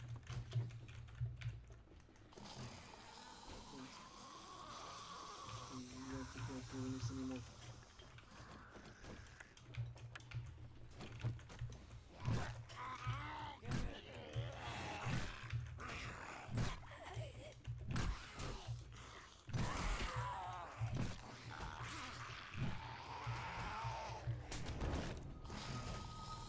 Brate, propao kroz teksturu, ne verujem.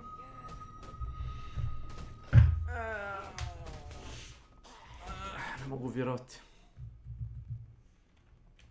A barbaric, melee, gritty combat character that actually resembles the barbarians in previous games, Rogue. you're going to want to play the melee rogue. The melee rogue is about the same damage as barbarian, but the survivability is pretty good. So rogues have the option of Elision. playing melee. Welcome to my channel. Melee or range. These are actually the ranged abilities in both their generators and their spenders for energy. Now, their generators hardly generate very much. They mostly focus off regeneration. So we can do like flurry here. This is my skill of choice, and it's my skill of choice because it's a very high sustain skill. Where is it here? There it is. Each time flurry damages a croucher or vulnerable enemy, you are healed for 1% of your maximum life. And flurry itself, I believe it's here, cascades the vulnerable effect. So what you do is really you proc good. vulnerable with puncture if they get hit for at least 2 of the blades. That's pretty easy to do. You then cascade the vulnerable with flurry, and flurry heals you a whole bunch. That's a lot. Rogues excel in burst through the effect of imbuements, which imbues the entire skill. So every hit gets this effect. You have the poison, the shadow, the frost. You can use a combination of them. The shadow clone is just 60% more damage for 15 seconds, but it's Pretty more simple. than that because you can usually concentrate and use all of your cooldowns at once. Yeah, so it's the a double. burst is there. The mobility, like look how good the mobility. That's a huge coverage, and Dash has 2 charges and does pretty good damage, I would say. So overall, the Rogue, I think, matches the Barbarian in damage potential, at least in the beta. I would rank it 7 out of 10 damage. it easily surpasses the Barbarian. I've seen rogue damage that's better than mine on my wizard. So I actually I think that there could be some rogue builds that are way better than this. In terms of survivability, just through this significant regeneration that it can have. It's also Stackling. a really fast Welcome to my character, channel. which, I mean, you can just tell it's just really fast. It's brutally fast. So being a really fast character, it allows you to basically outplay situations. It's for those min-maxers, those high APM players. You're probably going to at least look at the rogue as one of the options. Now, unlike Barbarian, I don't expect the rogue's damage to go up that much later, but it's pretty good already. But one thing that I really like with rogue, I don't know if I have it here. I think the fact that they can spread status ailments so quickly is going to make them really good at in-game. Because usually status ailments are one of the hardest things to scale whenever you're playing a certain class. No, it's in the core skills. Yes, here it is. Heal for 1% of your maximum life when you critically strike close enemies. So for melee gameplay in Rogue, in the beta, it's actually really hard to get much crit. But I imagine at high level, you'll be able to target focus crit. And I think with this ability, I don't think it has, like, passives don't tend to have cooldowns in Diablo 4. So I imagine that a high level rogue actually has much higher survivability. A high level rogue might be one of the best survivability classes. Maybe, we'll see. You know, with those type of stats, you typically need crit to work for your damage as well. I imagine it does, right? But I worry that, like, rogue won't have the health pool and the DR pool, like the damage reduction pool, to be able to survive big one-shots. Because I think rogue can heal really fast, but it doesn't matter how much you heal whenever you get one tap. You know, I don't know. I don't know a lot about but rogue. overall, I'm feeling pretty confident about it. I sure. think it is a good choice. Necromancer. So we played Necromancer today. Necromancer does a ton of damage. Just out of the gate, I will tell you that Necromancer, in my opinion, is a 10 out of 10 damage class. It does the most damage. Of all the damage, Again, this we're talking does about all of it. target dummy here. Like, mob is here, we do damage. We have skeletons. You have this, like, Book of the Dead thing, where you can either use one of 3 different versions of skeleton mages, golems, and melee skeletons, or you can not use them and gain a passive effect. So in the case of skeleton mages, I'm not using them to deal 15 increased damage to vulnerable enemies. Is that worth it? I don't know, maybe. The skeleton mages are pretty good. The skeleton warriors are pretty good. I'm actually running a very specific DTD build cooldown commands are now because I active. happen to find Blood Mist triggers corpse explosion on surrounding corpses when Blood Mist detonates. That's a good corpse. one. So that probably Oh, that is a good spell. sounds like alien stuff to you. Man. But basically, Necros have no Here we movement go. skills, but they have this Blood Mist skill where they run slower, and if you put a point into it, it can spawn a corpse under it each second. Now, with this ability, it constantly triggers Corpse Explosion, the actual skill that you have, and each time it does that, it reduces the cooldown of it. So, this particular build is pretty high damage, and it's almost near full invulnerability uptime. I imagine this will be pretty nerfed, but the real reason why 100%. I give Necro 10 out of 10 damage is Bone Splinters. Yeah, it can keep up vulnerability like 100% of the time. Actually, okay, Bone Spear is also a really good skill, and Bone Spirit uses all your spirit and like has a massive damage multiplier. That's a really good skill. Yep, I have that. There's just some really good skills, but the one skill that I think is creme de la creme. Ovo ako ne izbjeg građanski ratovi godine. Evo, ti čitaš opet vesti. Slučajeve. Ječam 15 dinara. Dobro. Pa ljulići ne budu 100% gubitku, ve.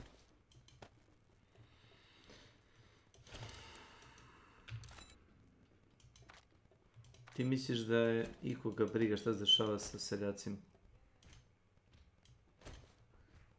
Njih je najprije sjebala kiša, Koliko a se- kasnije i ostale stvari koje idu svaki dan. Seljaki, šta? Bahati uvoz. Zabranili su izvoz. to je uglavnom sjebano tržište. Izgubili smo ugovore koje smo imali. Ko to mi? Ali samo da bi se neko pokazao kako je on jak i moćan. Mi država ili mi Srbi? Ej, mnogo dobar film Amsterdam, gledajte, to je... Amsterdam...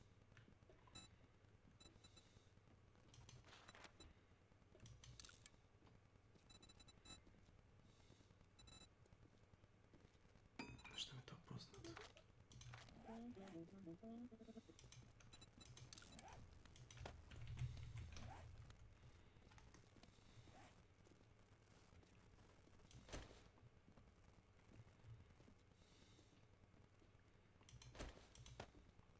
Ti si Jančika. Naš drug Jančika.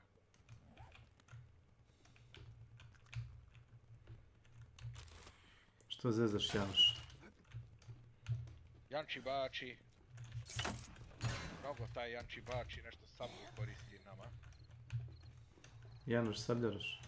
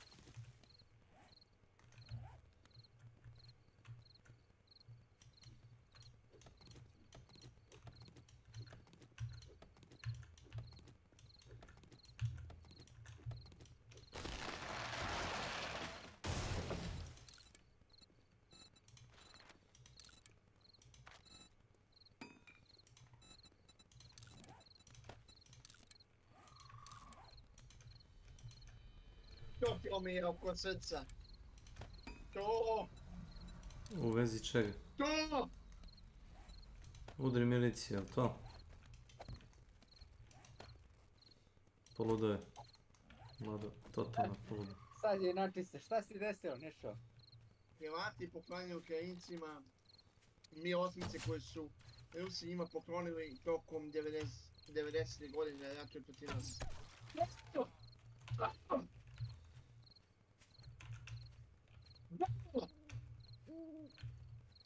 Jednu stopu zaslužuju.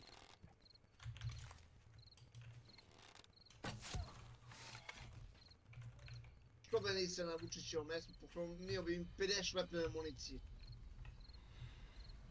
Možda bi trebalo da ozbiljno razmisliti uzmeti. Erzul RUL easy. Welcome to my channel. Diacraft. It's 7 days to die. And they released the update after like year and a half. And it's like really big. like 10 gigabytes big. They redone all the textures, lightning, shaders,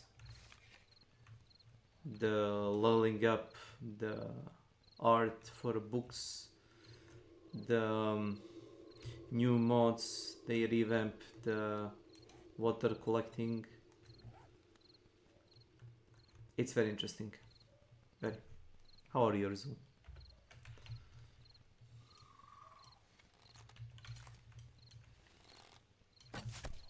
Nice. Jesus Christ.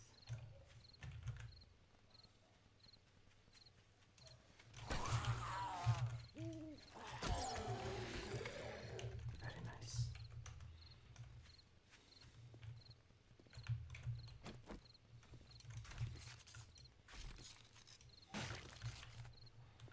Šta je sad, nema hunt, a?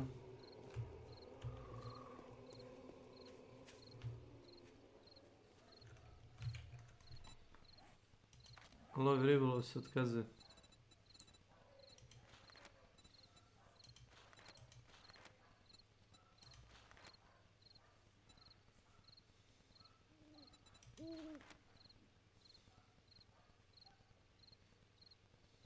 Spartans.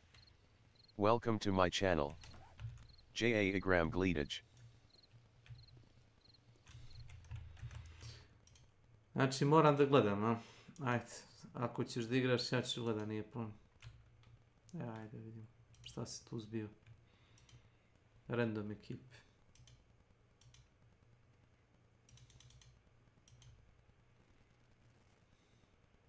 Vidim, ozbiljna ekipa. A ne kao Hayes, Hayes ga troluje. Evo vidiš, sad Milan igra s tryhard ekipom. Shotgun only. Ma Hayes je težak film. Što ima veze, vi ste zaslužili takvog. Zašto da sve misliš da će... Pa, treba više trolova u community.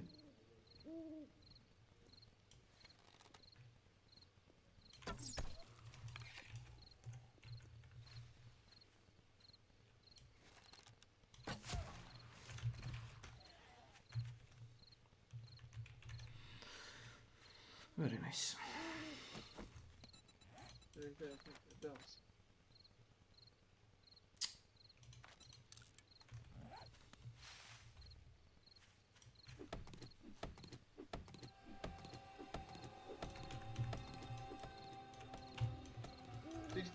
Meter.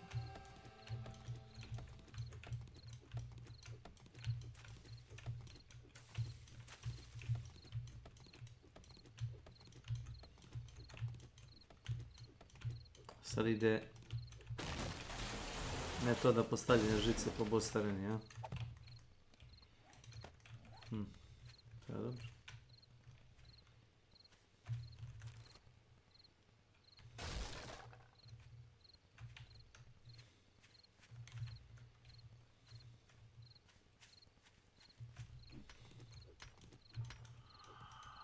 Položicu.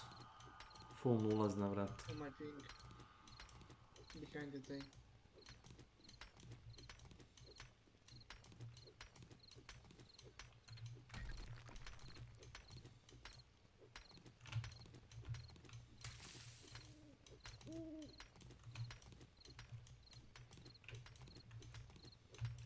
A, žurka. Svira se klavira.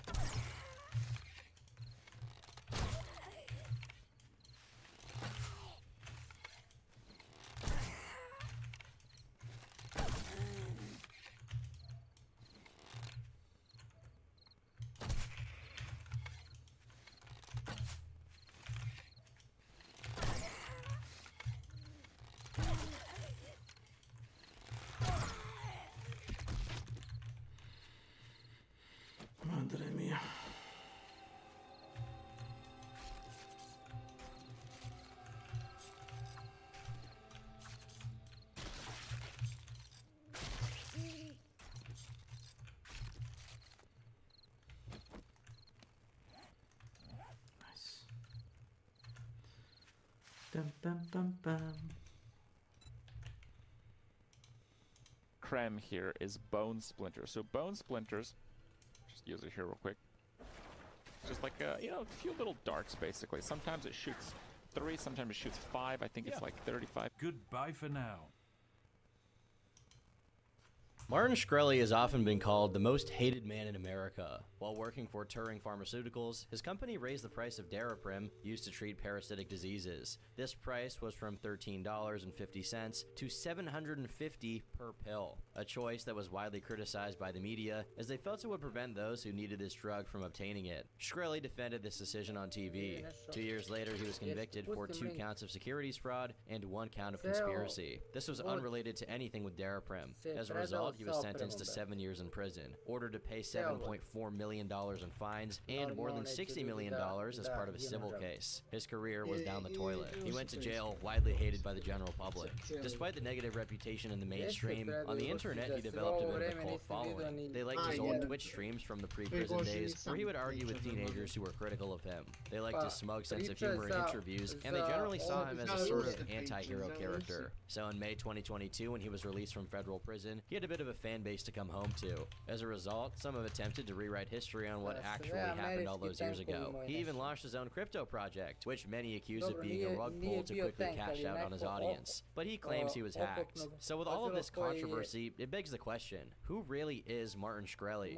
Martin was born on March 17, 1983. He was raised in Brooklyn alongside 3 siblings. His parents were immigrants and worked as janitors to make ends meet. This covered little more than their necessities. By some accounts, his home life was troubled. He was subjected to physical abuse and bore witness to domestic violence. The instability led to panic attacks, which led him to become a self-described depressed little kid. He'd find an escape in numbers, becoming fascinated with math. His sister recalled that he could calculate square roots and knew the entire periodic table at the age of 6. It was this brightness that led him to befriend Marty, an older man who lived in their building. They played chess together, and between moves he educated the boy about stocks. This led him to buy his first shares at just 12 years old. Martin began to have ideas of what he wanted to do for a career. He became interested in chemistry due to a family member's recurrent depression. He was introduced to finance by his father, who gave him a book by George Soros. But his hero was Bill Gates, admiring his ability to create an empire.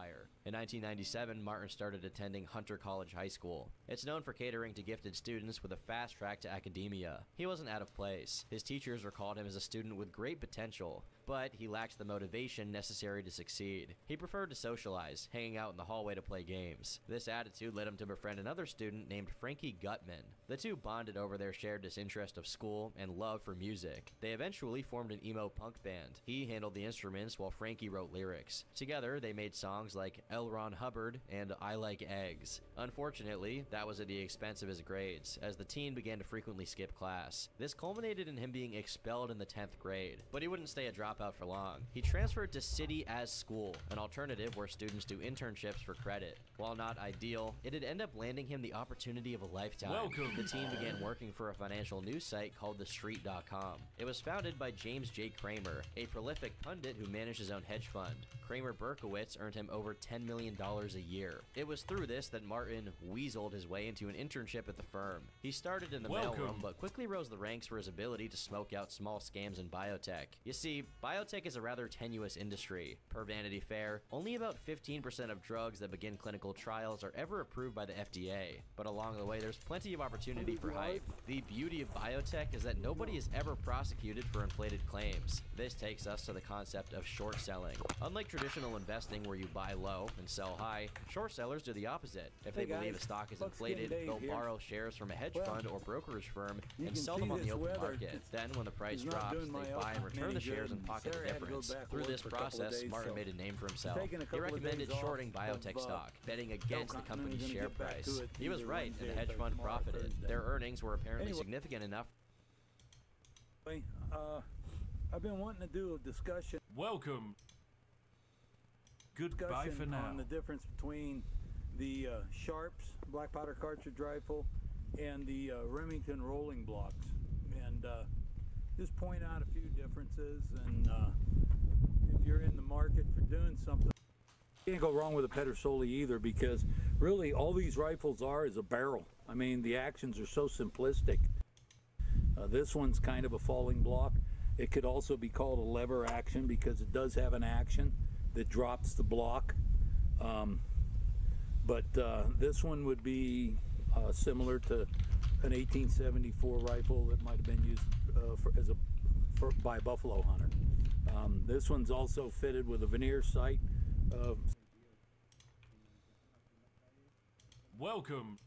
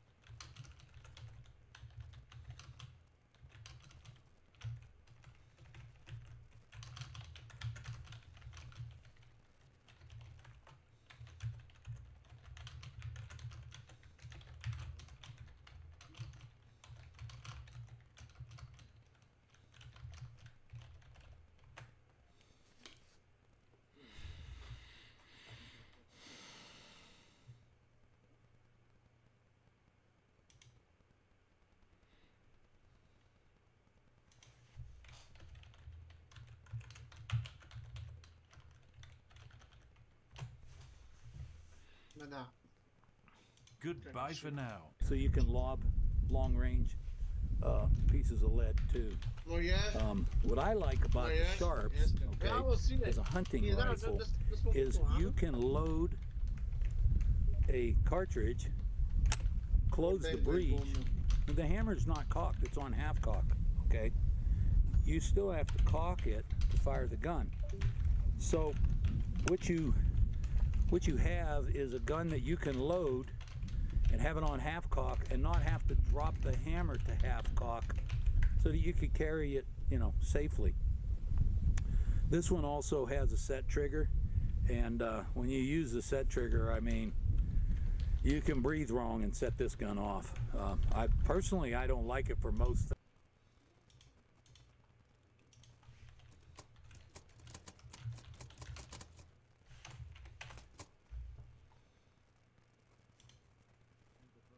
And machinist by trade and interested in firearms. And when World War I broke out, he got more interested in firearms. The Ross rifle had been in military service up in Canada up to this point. Ross rifles started showing up in 1905. So what Hewitt was looking at was how can we develop something that will give some additional much needed firepower to Canadian Armed Forces? And he got the idea to convert a straight pull Ross rifle into an automatic machine gun, the Hewitt. He and a partner worked on this project privately from 1914 through.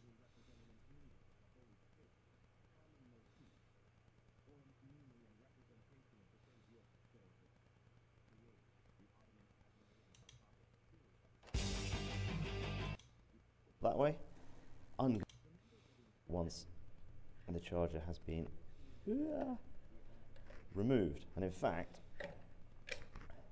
that plunger there's a stop when you push the charger.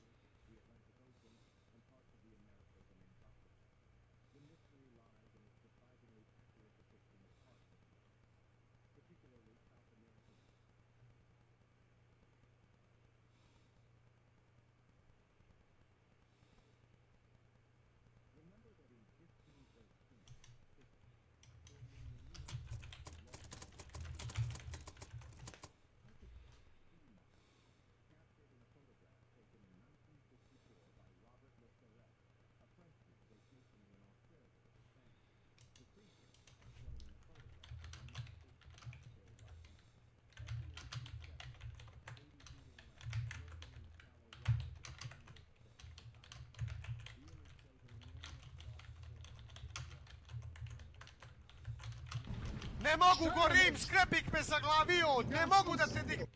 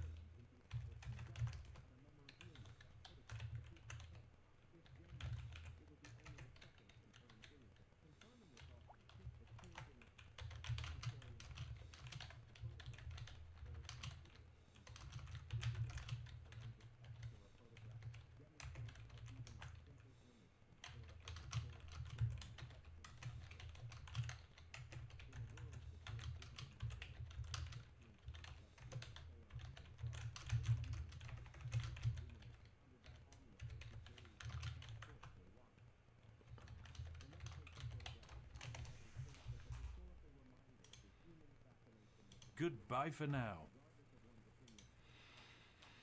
Ne si se kubio, a?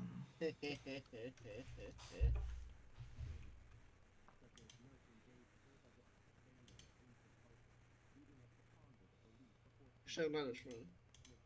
Pa ništa, brate, ono. Sve pomalo, ništa smešano. Goodbye for now. Welcome.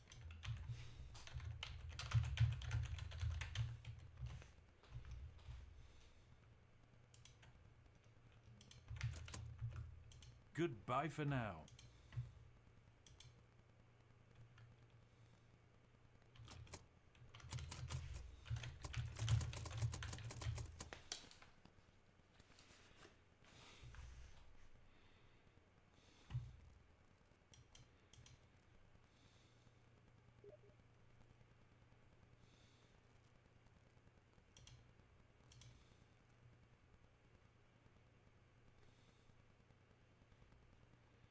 Goodbye for now.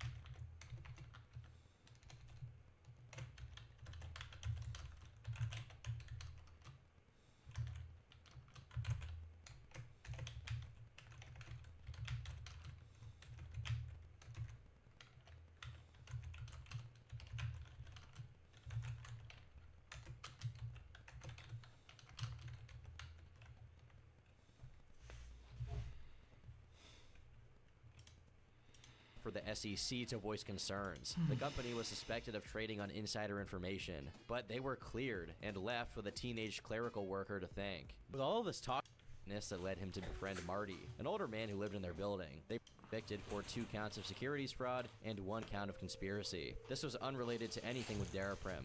As a result, he was sentenced to 7 years in prison, ordered to pay $7.4 million in fines, and more than $60 million as part of a civil case. His career... My God.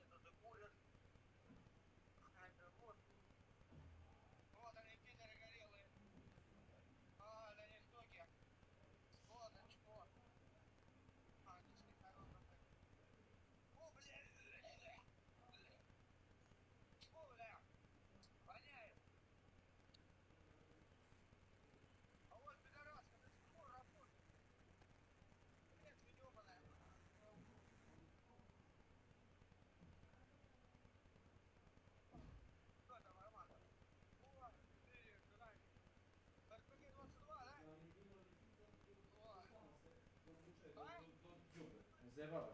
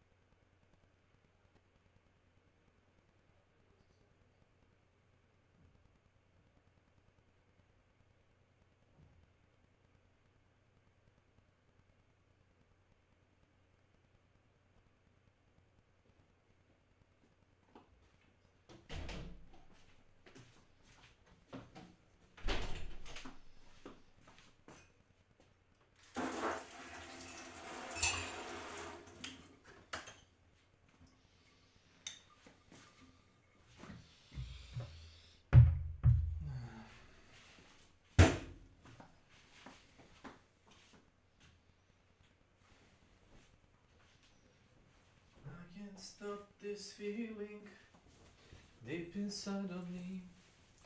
Girl, you got me thirsty for another cup of wine. Got a up from you, girl. I don't need no cure. I just stay a victim if I can for sure. All the good time when we're all alone. Give it up, girl. Yeah, you turn me on. I'm hooked on a feeling. Ba-da-dum-bum-bum.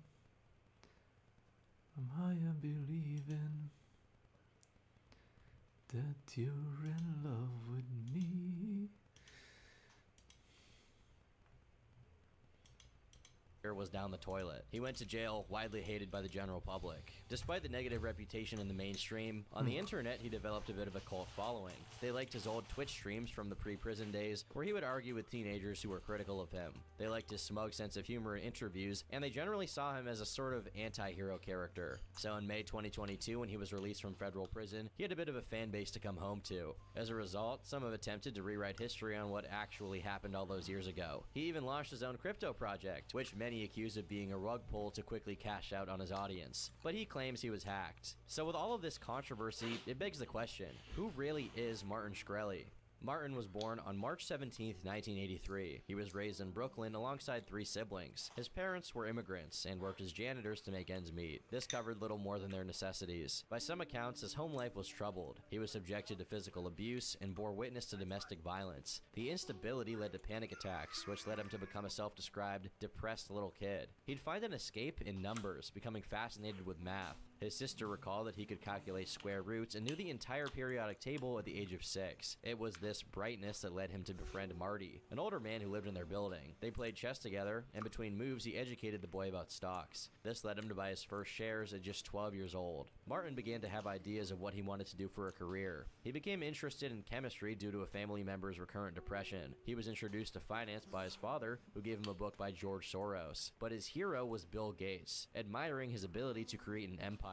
In 1997, Martin started attending Hunter College High School. It's known for catering to gifted students with a fast track to academia. He wasn't out of place. His teachers recalled him as a student with great potential, but he lacked the motivation necessary to succeed. He preferred to socialize, hanging out in the hallway to play games. This attitude led him to befriend another student named Frankie Gutman. The two bonded over their shared disinterest of school and love for music. They eventually formed an emo punk band. He handled the instruments while Frankie wrote lyrics. Together, they made songs like L. Ron Hubbard and I Like Eggs. Unfortunately, that was at the expense of his grades, as the teen began to frequently skip class. This culminated in him being expelled in the 10th grade, but he wouldn't stay a dropout for long. He transferred to City as School, an alternative where students do internships for credit. While not ideal, it'd end up landing him the opportunity of a lifetime. The teen began working for a financial news site called TheStreet.com. It was founded by James J. Kramer, a prolific...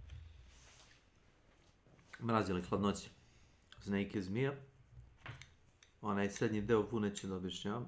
Ne verujem da kod vas čita stripove. S.W.Frost. Why you Polish?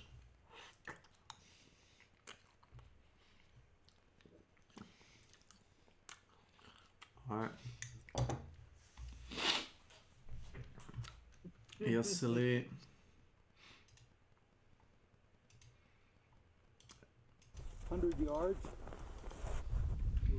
Jesi li gledao ovo? Vidimo.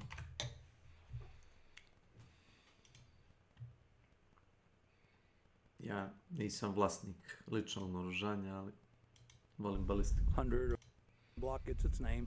These actions roll, and then you put your round in, and you're ready to go. Šteta što je krajti kusur stvar ubacio shotgune, revolvere i govna. Umjesto da ubace medium mamo Remington rolling block krateni. Ba je to lako raditi. To bring it down to half cock, you have to actually manually put it on. A onda ne mogu da prodaju skinove za Sparks ako imaš jedna puška. You do have to do it.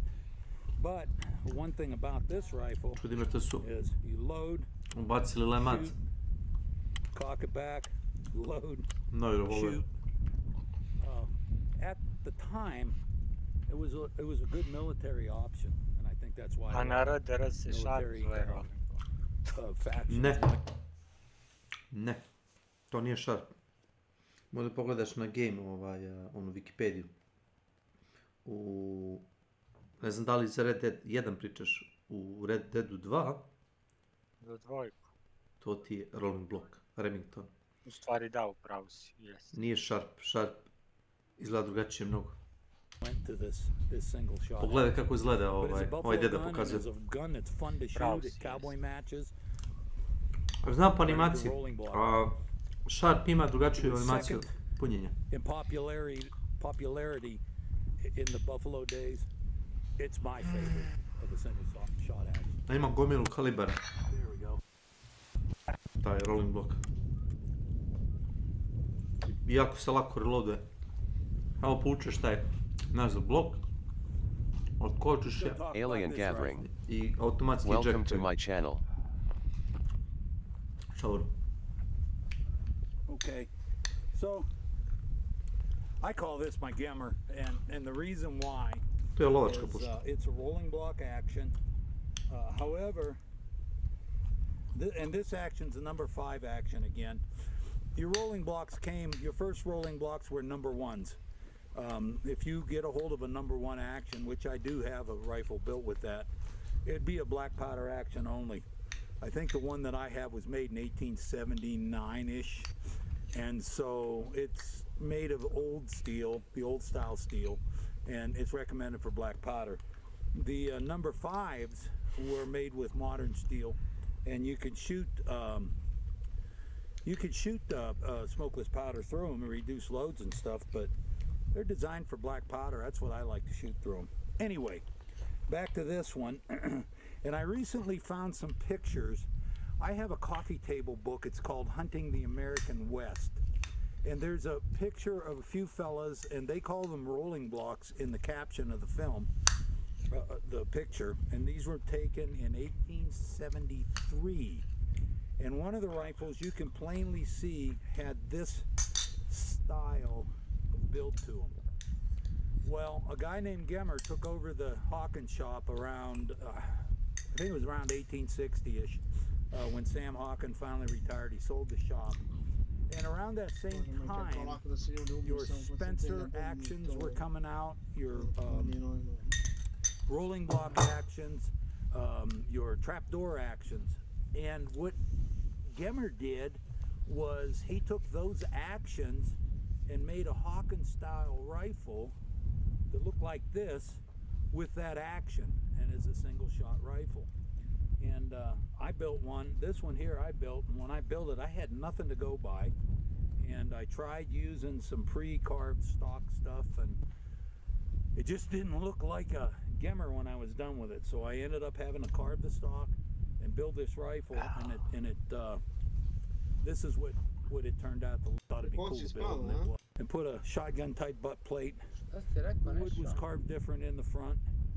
This barrel is a little bit lighter than that barrel. That trigger just has a regular trigger that has been worked enough that it's, you know, it's acceptable. It's not, some of these military ones, they had like 13, 14 pound trigger. And this one's probably, I think, 4 or 5 pounds, so it's a doable trigger.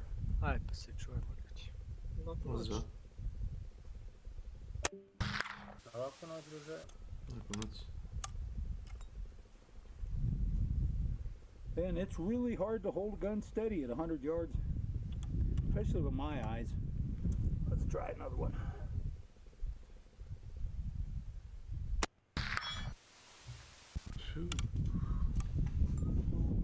To tell you the truth, I have no idea. I haven't shot this thing in a long time. I have no idea where this is set at. So what I'm going to do, I do believe it's set kind of high.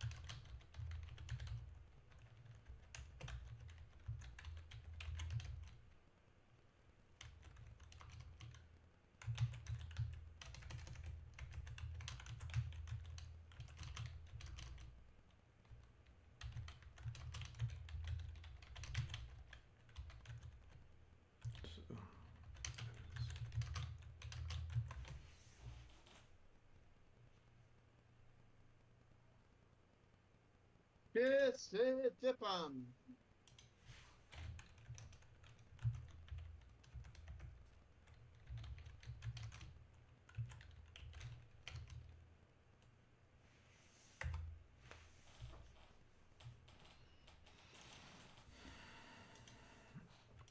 Ćeš li? Sad sam smazao sladoled, veruj mi. Prije. Domaći sladoled.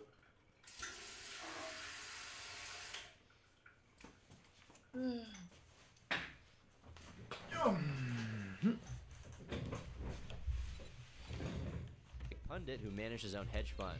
Kramer Berkowitz earned him over $10 million a year. It was through this that Martin weaseled his way into an internship at the firm. He started in the mailroom, but quickly rose the ranks for his ability to smoke out small scams in biotech. You see, biotech is a rather tenuous industry. Per Vanity Fair, only about 15% of drugs that begin clinical trials are ever approved by the FDA. But along the way, there's plenty of opportunity for DTD new actions are available: boost melee, boost range, no vehicle, reverse, spawn bikers, spawn mamas, spawn soldiers, spawn spiders, spawn tourists, supply ammo, supply armor, supply resource, supply samo, supply tool, supply weapon, weak melee, weak range, group chickens, jumbled backpack, no time, supply treasure.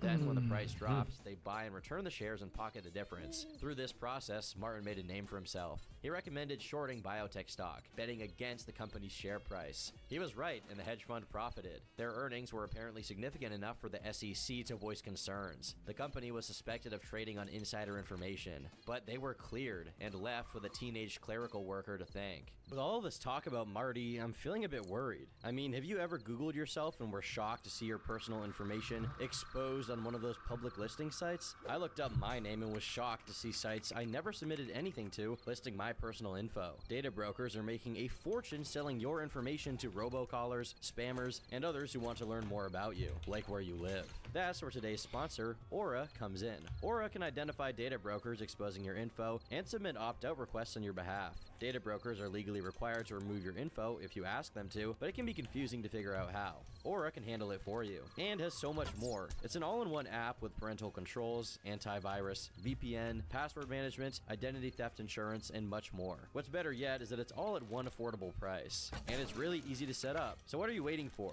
Go try 2 free weeks of Aura now with my link at aura.com/turkeytom. That's aura.com/turkeytom. Links in the description below. And a special thanks to Aura for sponsoring today's video. Though expelled from high school, Martin preferred his former classmates and made frequent visits to Hunter High. They recalled that around this time he began to change. He'd been ashamed of his own upbringing and used to arrive without lunch money. Now he came dressed in a suit with a briefcase as if to show off. That distance only grew after graduation as he became more and more involved in finance. Martin grew close to a small group of biotech investors. He was a mole and reported back to the firm with info on competitors. It didn't net him much money. He mainly worked for experience and networking. That was while pursuing business administration at Baruch College. In 2004, he obtained his bachelor's degree and left Kramer Berkowitz shortly after. He moved on to a few other firms over the next 2 years, but never stayed for long. He had higher aspirations, wanting to start one of his own. It manifested 2 years later when he leveraged his connections and resume to launch Elea Capital. It focused on healthcare companies, but despite his ambition, the company's lifespan was incredibly short. In the summer of 2007, Martin made a $2.6 million wager that the market would decline. He borrowed from Lehman Brothers, the 4th largest U.S. investment bank at the time. The move backfired hard, as stocks rose instead, but he was unable to pay them back. This, alongside veiled threats of bankruptcy, landed him in court. Lehman ultimately won a $2.3 million default judgment against Shkreli and Alea Capital, but miraculously he was saved from ruin. A year later, Lehman collapsed amid the ongoing financial crisis. They filed for bankruptcy, leading the verdict to be vacated. By this point, Martin had shut down Alea and moved back in with his parents, but upon realizing no one would demand the money, he got right back to work. Despite his failures, he retained enough faith from the wealthy to start a new hedge fund. He left a strong impression and had a good sense of who was faking drug results or gaming the system. This made it possible for him to start MSMB Capital in 2009. The initials came from both him and his business partner, Marek Bietzek, a childhood friend. It again focused on biotech, though this time they had a new approach. The duo began trash-talking stocks in online chat rooms before shorting them. Martin would also advocate against the approval of drugs to the FDA. That included, at one point, confronting a company's founder about his drug at a high-profile healthcare conference. In 2010, as a young hedge fund manager, Shkreli wrote a letter to the FDA officials urging them to reject Afrezza, an inhaled insulin product developed by Mankind. A few weeks later, he showed up at the JP Morgan Healthcare Conference in San Francisco and lobbed question after question at Mankind's octogenarian founder, Al Mann. Shkreli admitted he was shorting the company's stock at the time. While this led them to develop a bad reputation among peers, it worked. Their next 3 years were a success, with their aggressive tactics having enormous returns. His approach and attitude almost felt like a contradiction to his results. He slept on the floor of his office and had poor hygiene. He was once caught wandering in fluffy slippers with a stethoscope around his neck, but it only inspired faith among investors who guessed he had an IQ of 160 or 180. He recalled, "I had an investor who said to me he'd keep his money with me as long as I didn't have a girlfriend and I didn't start combing my hair." Unfortunately for them, that luck didn't last. In February of 2011, Martin shorted 32 million shares of an obesity drug company, Orexigen Therapeutics. It was trading at about $2.50 per share. This proved disastrous when Orexigen ended the month 30% higher. His trade was, quote, blown to smithereens, incurring a loss of $7 million. The trade was done through Merrill Lynch, who then contacted MSMB. When questioned, he misrepresented the situation. He claimed to have located them, yet failed to settle over 11 million shares. He then is alleged to have threatened them if they sought legal recourse. Martin said he had some system issues on his side, that it was a mistake. He apologized for putting me in this position and said it would not be in our best interest to pursue this. He said that he knew people, that he would find ways to pay us back, and that it would not be wise to go to legal proceedings or make anybody aware of it. In the end, Merrill Lynch was forced to cover the loss itself. If that wasn't bad enough, MSMB suffered over $1 million in other trading losses that month. This led their assets to decline from $1.12 million in January to just under $60,000. MSMB was virtually bankrupt and did not engage in any trading after February of 2011. Yet Martin continued to act as if it was all well.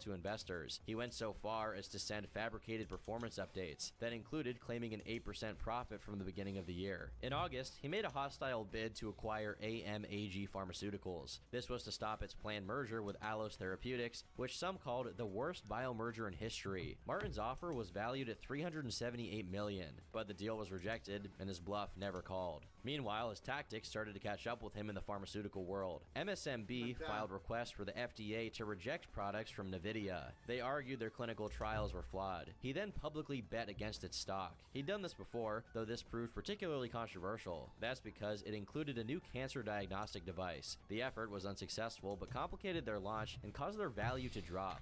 It's gone on to become a valuable tool for physicians. Dr. Ann Wallace, a breast cancer surgeon who helped with the trial, said this: "It was like a frivolous lawsuit that bottlenecks the system and threatens progress. This kind of tactic can ruin science." Martin's activism caught the attention of a nonprofit watchdog called CREW, the Citizens for Responsibility and Ethics in Washington. They filed complaints with the SEC.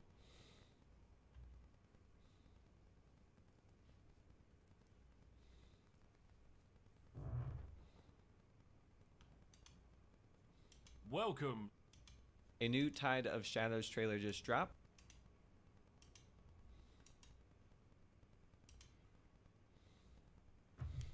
Awesome.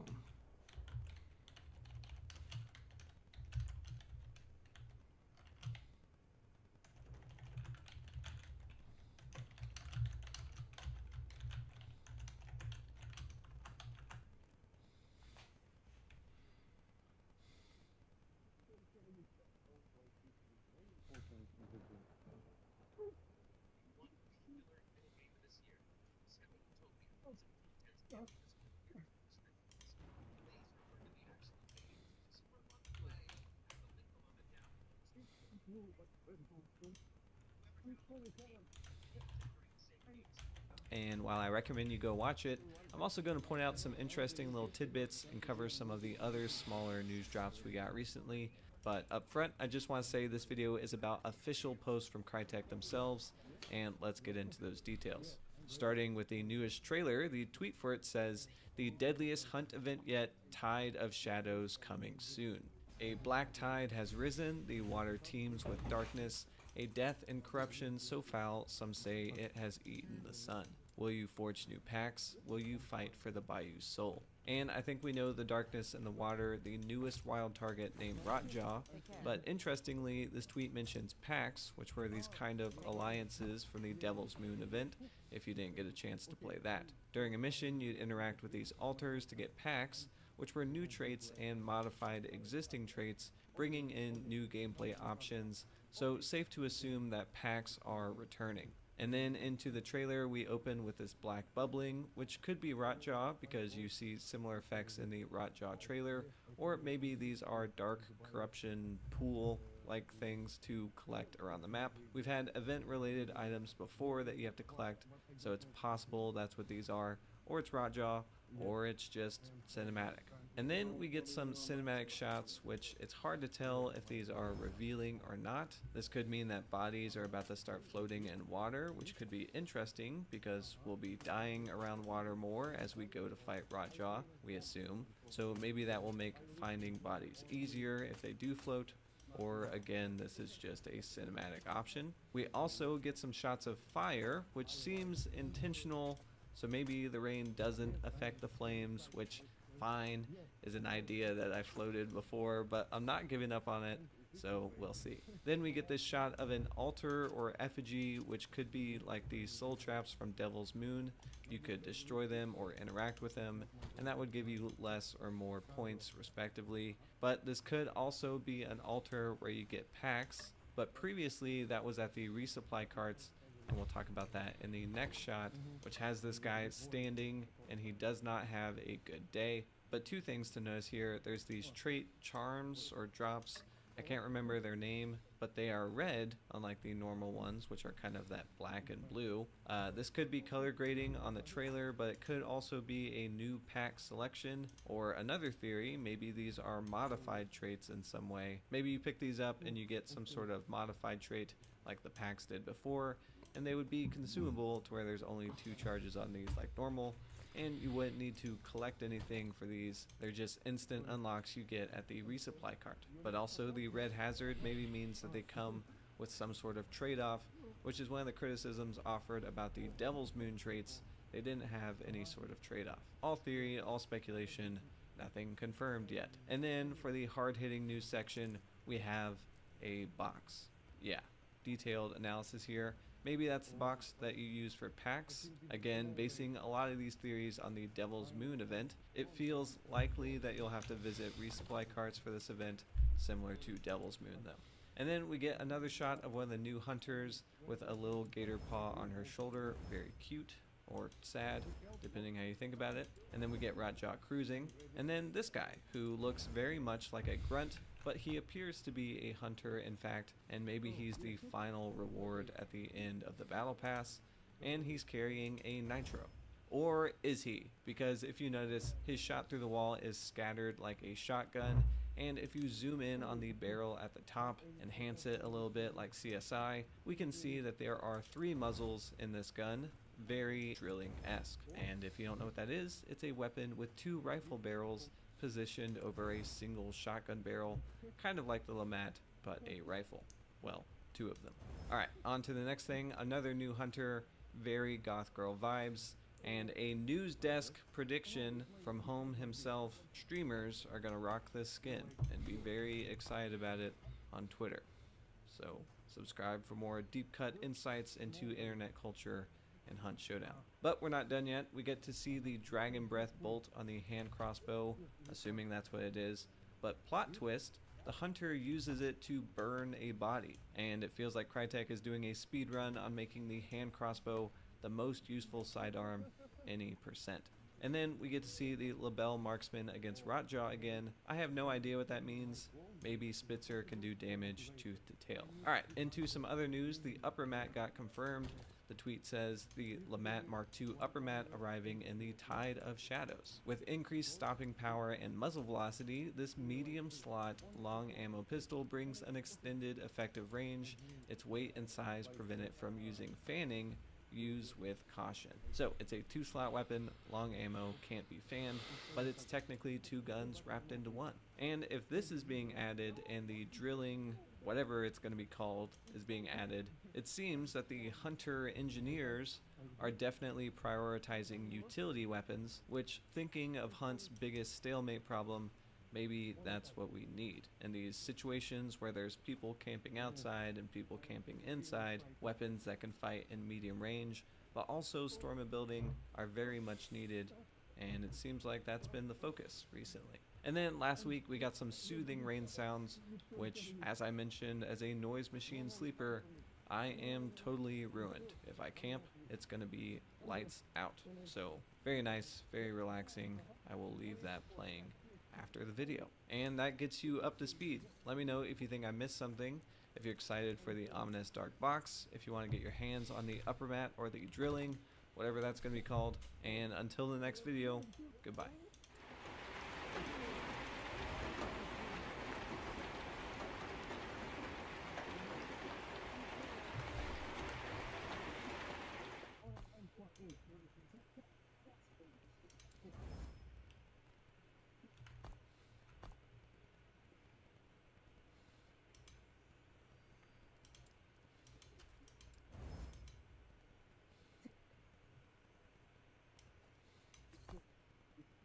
Easy. Oh. What? I don't know.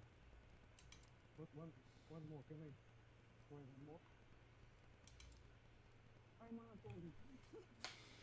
I do it like that. I'm sorry. I'm sorry. What is my ball? Is it good?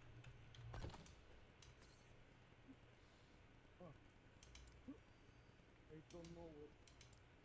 Is it good? Yeah? Oh, maybe it's okay, trainer. You're the best trainer in the world. It's not safe? It's my goal. I'm for leader, yeah? Thank you. Yes, it's my dream to champion. There is only two trainer remaining, right? Trainer remaining. Ti li to gledaš? My favorite worker. Gledam kako se zove onaj bodybuilder što je mršav mnogo, može da podigne kako je otišao u neki grad da zezde ljude, kao došao se sela da malo vežba.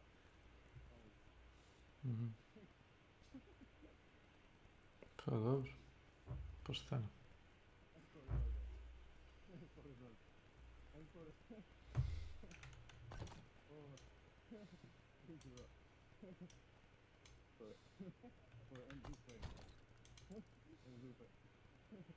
Sorry, bro.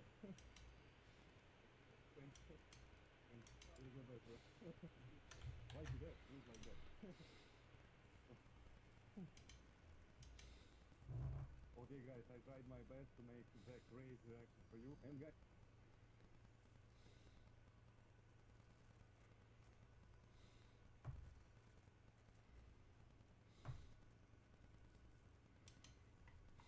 Diablo 4 is getting review bombed. Is that true? How do we know that? Metacritic, game, Diablo. Okay, so it's at 5.2 right now. So let's see. I expected nothing from this game. I'll zoom in so you guys can read it better. Review comes from a long-term Diablo franchise fan. Diablo 2 being most played by me. Loot's boring. Perfectly rolled stuff. Okay, $70. Very predatory. Like surcharge. I think that the very predatory search, I think this is ridiculous. Like I don't like the idea that people use the word predatory for things that are not predatory. I think that the idea of preying on FOMO as being predatory on the same level as like a microtransactions that simulate legitimate like casino gambling, I find this to be massively stupid. And I think all it does is muddy the waters between what is actually predatory and what people just simply disagree with.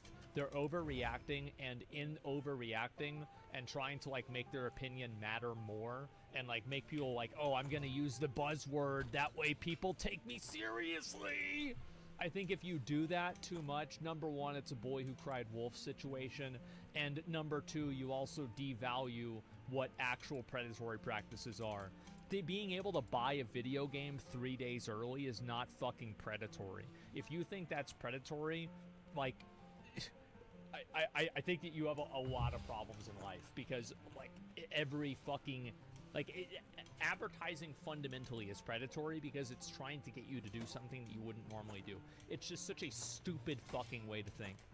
It's greedy rather than predatory. It matters more for different people. Well, of course it matters more for them, but to say that it's predatory, I think definitely devalues the word. Now, here are the things that I find to be predatory. Still bad in my opinion. I don't think it's a big deal. I really don't. It's 3 days. Like think about it right now. The game has been out now for like over a week. Does anybody give a fuck about this anymore? Absolutely not. Nobody cares. It didn't affect the game anymore. Things have leveled out. It doesn't matter. It's completely irrelevant. So in less than 2 weeks after the release of the game, this entire problem has fizzled out. So why are we even talking about it? It's stupid. Anyway, game about rolling another character, give me a try, and interesting, no creativity is allowed. Core mechanic, yeah, I think, yeah, sure, a lot of this is true. This guy rated it a 2. Wow. Game design is a -7 out of 10. Wow. World scaling is the worst part of the game. Never feel powerful unless you have an OP cookie cutter build. The monsters feel like they're stronger and faster than you do. Mob scaling should never only be in multiplayer, but even then it should be a toggle. I agree and I disagree with this. I think it really kind of depends. Skill tree is a stripped twig. I wish there were more skill options, but again, so I think this is a problem that like Diablo, like some like ARPG serious players have. Is like a lot of these people are coming from like PoE or like Last Epoch that are more complex. Diablo 4 is not meant to be very complex. That's not the design. That's not the goal.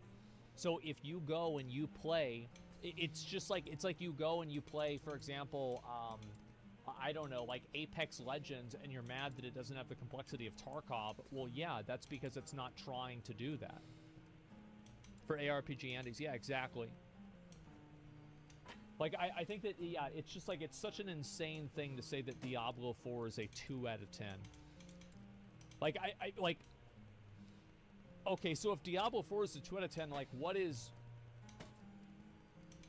I mean, like, let me think of, like, some other games. Like, what about all of these other games that just came out? Like, what's Forspoken? What's, Gollum? What's D3? Like, it's just, like, again, these people are just giving it... What's Redfall, right? Like, you're just giving it these, like, massively low ratings because it doesn't fulfill what you want the game to be. Which is, like, that's totally fine. You can give it a low rating, but you have to be honest. The mount criticism is 100% correct. Let's look at what he's saying. I'd actually like to see a little bit more skill tree stuff too, personally. Feels like main source of your power. I think that's true. Tier 3 felt terrible until you get past your first glyph. That's not the way that I felt about it, but I can see why he feels this way. Also, I'm playing a very good build. Mounts cooldown Y. Mounts get stuck on everything. Slow down if your mouse is close to your character. This is absolutely fucking true, okay? They slow down if your mouse is close to your character, and if you click and hold and slide your mouse over your actions, your horse will slowly stop walking, even though you never let go of your mouse button. The way that the mount is designed is fucking garbage. The truth is that I don't understand why they can't just steal Lost Ark's system. Just take what Lost Ark does and then just do that. Like the like random barriers that they put in the open world. Why the fuck would a player want to? They're riding from point A to point B. Why the fuck would a player want to stop riding, get off of their mount, to kill a wall and 2 skeleton archers? Who the fuck wants to do that? It's just stupid. Like, it's not fun. It's fucking annoying. Why are we being annoyed? Why is it immersion?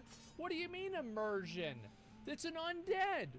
We don't see those out the dead. Oh, maybe you go down, you live in LA or Austin, you got the people on fentanyl. That's kind of the same thing. But these are actually undead.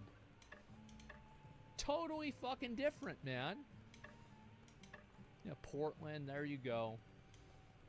I just don't get it, man. Lude has the worst stats to choose from. I agree with this. I think the core stats are... I agree with him on this, absolutely. Back in Diablo 3, it felt so good to get crit damage, crit chance, and attack speed because they synergized with each other. Now, the stats don't synergize with each other at all. And it doesn't feel good. You guys see what I'm saying? Like, am I the only person that feels that way? This buff bugs? This buff bugs? I don't know what the fuck this is, but it looks pretty weird. Anyway, it's a hassle. Legendaries are not better than rares, as rares can become legendaries. Spend your time farming it. Yeah, I think that's fine. I don't think the gearing in this problem is that big of an issue. I have 700k gold. I have a repair of 150k. Decide if you want to vend your items or salvage them. I don't think this is a big deal. If you're like, I mean, how are you not able to keep up with gold costs? Casual ability, the game is very anti-casual. It takes so much time to do anything if you're not OP dungeons. Take forever. Combat takes forever. Gearing up to the next world takes forever. Average player will not reach the end capstone before the end season without being carried. They tried to take a system like Lost Ark where there's a tier that you level through to reach the next level. You have to do it all over again. I don't really think that's true. It's very casual friendly. Yeah, I don't think that's true at all. I don't really with anything this guy's saying. I think that he makes a very good point with the itemization. And I think he also makes a very good point with the mounts. I think both of these are extremely strong points. Uniques only drop them tier 3 and 4. Really, world tier 3 and 4 suck for the average player with the average build. I feel like this person, like, the more that I read their review, the more it seems like this person just read this, they wrote this review after they kept getting killed in, like, the tier 3 dungeon. Or, like, the tier 3 capstone dungeon. Like, I really just think, like, you have a bad build. And it's like every ARPG allows you to have a bad build. Like, Diablo 3, you had bad builds. Like, that's the way it is. Like, you get better. Yeah, playing a druid, exactly. Like, what the fuck? Like, I remember I played PoE, and it's like, is that a problem? Well, I don't know. Maybe it is. Like, I think that it is. I think it's a legitimate problem. Like, I think Barbarian and Druid gameplay pre-50 is actually bad, and it's not fun. And Blizzard should make it better. I don't like the idea that Barbarians and Druids should have to play a worse version of the game just in order to enjoy the same thing that the other 3 classes get to enjoy from level 1. It's just not fun. Strauss Druid is strong? Yeah, it is now because it's level 100. I'm talking about like at the beginning. You guys know it costs 5 mil to get boosted 1 to 50 with capstone included? I have no idea how much it is. It's a problem if you have to pay for trying new builds. If you have to, like, come on. Like, if you're level 50 to 60, you're not spending that much on respecs. Like, I mean, I just, like, I wish I could see people, like, I wish I could see them play the game. Just to say, like, yeah, like, gold cost does not really matter. You get so much gold. Yeah, I think so. Like, respec cost isn't a problem. Yeah, I really wish I could watch these people play the game. Also doing all thing a game is ability to skip campaign with cleared it, keeping important rewards. Paragons that use running all to 50, but not have the map uncovered, not have waypoints. Yeah, I think this is, yeah, absolutely. Everything should be completely account wide with no restrictions. As I've said before, I am an advocate of making all gear in World of Warcraft completely account-wide with no restrictions on trading whatsoever. That's how much I think account-wide is better for the game. I actually think that I would enjoy the game more. Because, like, I don't really base it off of, like, what's fair or what's not fair. I look at, so, to me, I only use one frame of reference. Would this cause me to play the game more? And if the answer to that is yes, then it's a good idea. And if the answer is no, it's a bad idea. And it's actually just that fucking simple. That's it. Nenad je zadnju temu pokrenuo Ukrajini, o Rusiji, o Hrvatskoj koja šalje naoružanje nazad u Ukrajinu, šta li reče već i tako te gluposti. Stvarno nemam šta da kažem na tu temu. Niti imam šta da kažem, niti želim šta da kažem. Ako si htio da me isprovociraš, Vlad, uspeo si. You can't expect every single ability to do the exact same damage. Plus, Like in terms of like theory. on igra Hand Shotgun, stvarno nemam o čemu da pričam. Znači, to je ono, to je ono, bolest mozga, razumiješ. Bolest mozga. Ne on, nego, razumiješ. Zna da igra naštimana protiv njega i on i dalje sebe podvrgava toj torturi. I think the problem is whenever the disparity is too big. I feel like in almost every single RPG, there are certain builds that are just way better than other builds. That's just the way the game is. Like, and it's just common sense, right? Like, for example, like...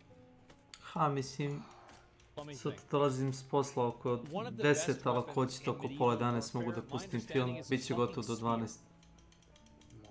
Da ste rekli u 10, pustio bi film u 10 neki. Just by default. Samo. Just because of the way that it Recite samo šta nećete da gledate, ajmo tako da kažemo. Šta vam se ne gleda? Koji žanr ne želite gledati? Ne želite gledati vjerojatno drame, jel tako? Nešto da je... Može, to što da ne. Može? Može drame. Ja ne bih volao da gledam neki ljubavni film. Ljubavni? Pa to ti je idejama, pa ljubavna drama. Ne bih volao da gledam ni komediju neku. Osim ako nije... Da nema akcije, jel to? Baš kao što je recimo Dead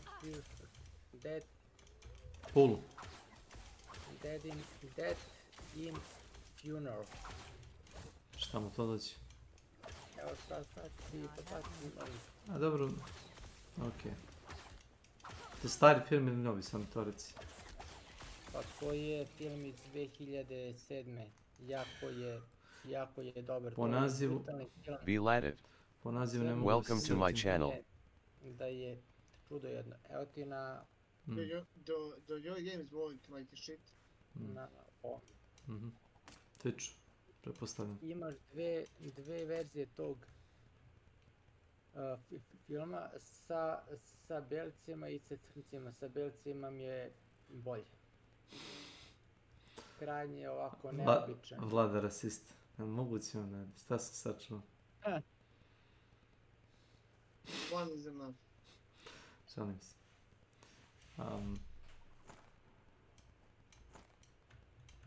Čekaj, sad ćemo da vidimo. Jesi gledao taj film? Ne znam gdje si poslao. Film. U General Gaming. Aha. Mislim to na ljubavnu komediju. Da vidim, Death Funeral. Nije ljubavna, brate, uopšte. To mi nešto poznato. To je crna, onako crnja da ne može biti crnje. Welcome.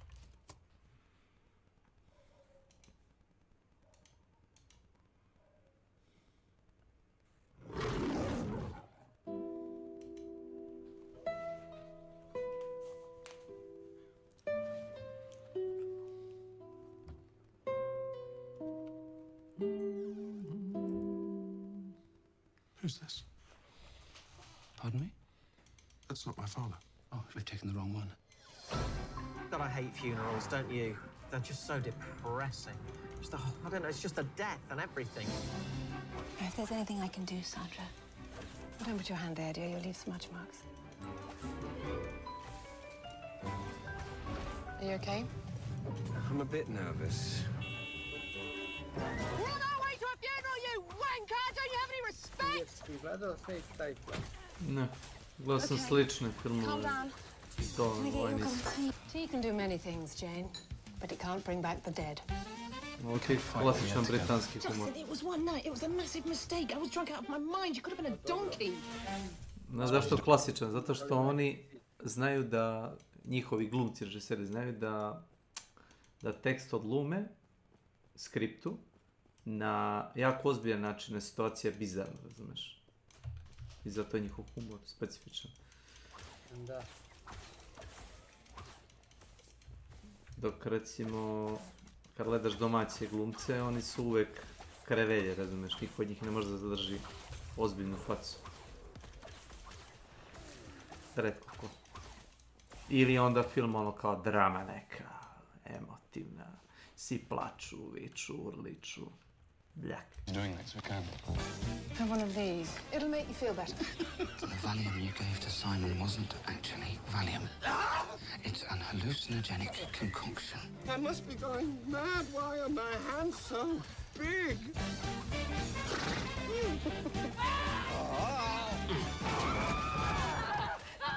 Exciting, isn't it? What? For a funeral, I mean. Jane, you see that guy standing by the table? See? Do you recognize him at all? He's really staring at me. I have some photos I wanted to show you. That's your dad, dressed up as a Roman centurion. So in what capacity were you actually friends with my dad? Da ga ne vidiš. Da ga ne vidiš. Da ga ne vidiš. Da ga ne vidiš. Evo majko. Nisam uzeo drugu cenu.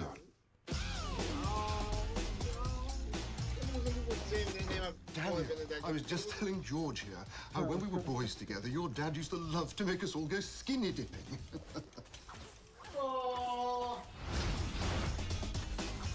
Kakvi su ovo trukovi? Znači, Hopefully they're just loved characters. Peter, you know, even the bad boys. Dinklage glumi. Onaj mali čovjek, da kažemo tako. Da ga ne zovem pa tu. Solidan dobar glumac. Solidno. Living in Oblivion was my first film that was sort of an indie hit. I remember not knowing the rules of filmmaking. I thought it came out that way. or something. Dobro You si. gotta always be ready for the camera to go on you. A So I dobro, do Milan je character tu puko više. I remember that. Kad kaže, I iđemo! feel like No, you look good, really. Well, I love that Tom DiCillo gave me my sort of network moment.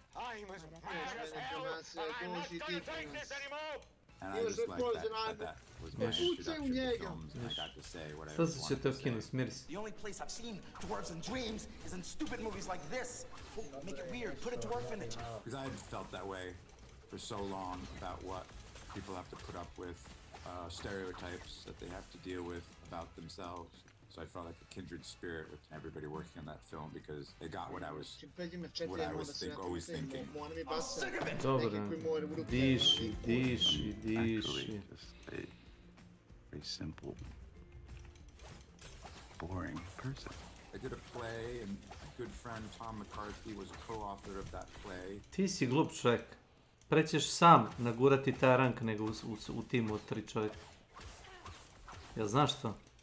Ja kad sam solo igrao, izašao sam bio na 6 zvezdica. I onda sam poslije igrao sa, ne znam, Milanom i s nekim, 2-3 meča, opet sam roknuo na 5. A sam izašao na 6. I nije ono bilo napravim kill i zadnje s mape. Ne. Samo mu kažem da nema potrebe da se oslanja na ljude koje ne poznaje. U vijetnamskoj nekoj džungli je zemlja mnogo suvo ispod, mogu da naprave kuću. Mislim, osim tvojeg brata mogu da ga pitaš ono što je da.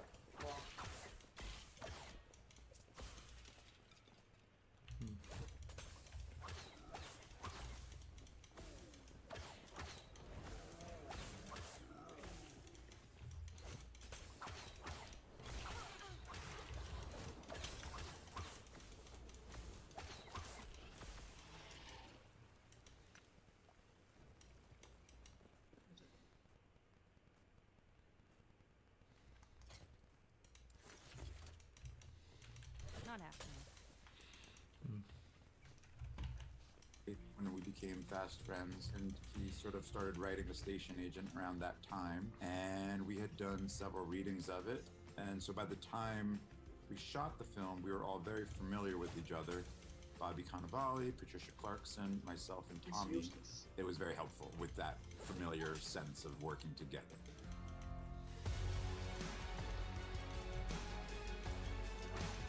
I wish I had enough poison for the whole pack of you.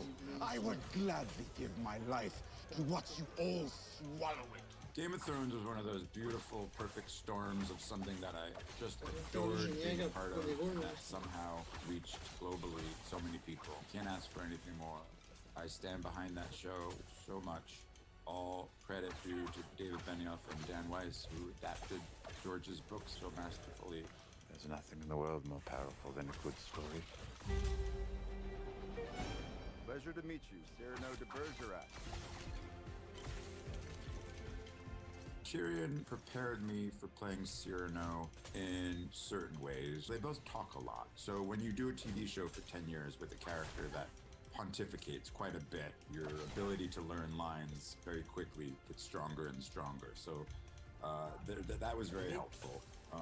And their wit is similar. They're quite often the smartest person in the room, pretty much always. So that's sort of this sort of lovely bravado that both of them share.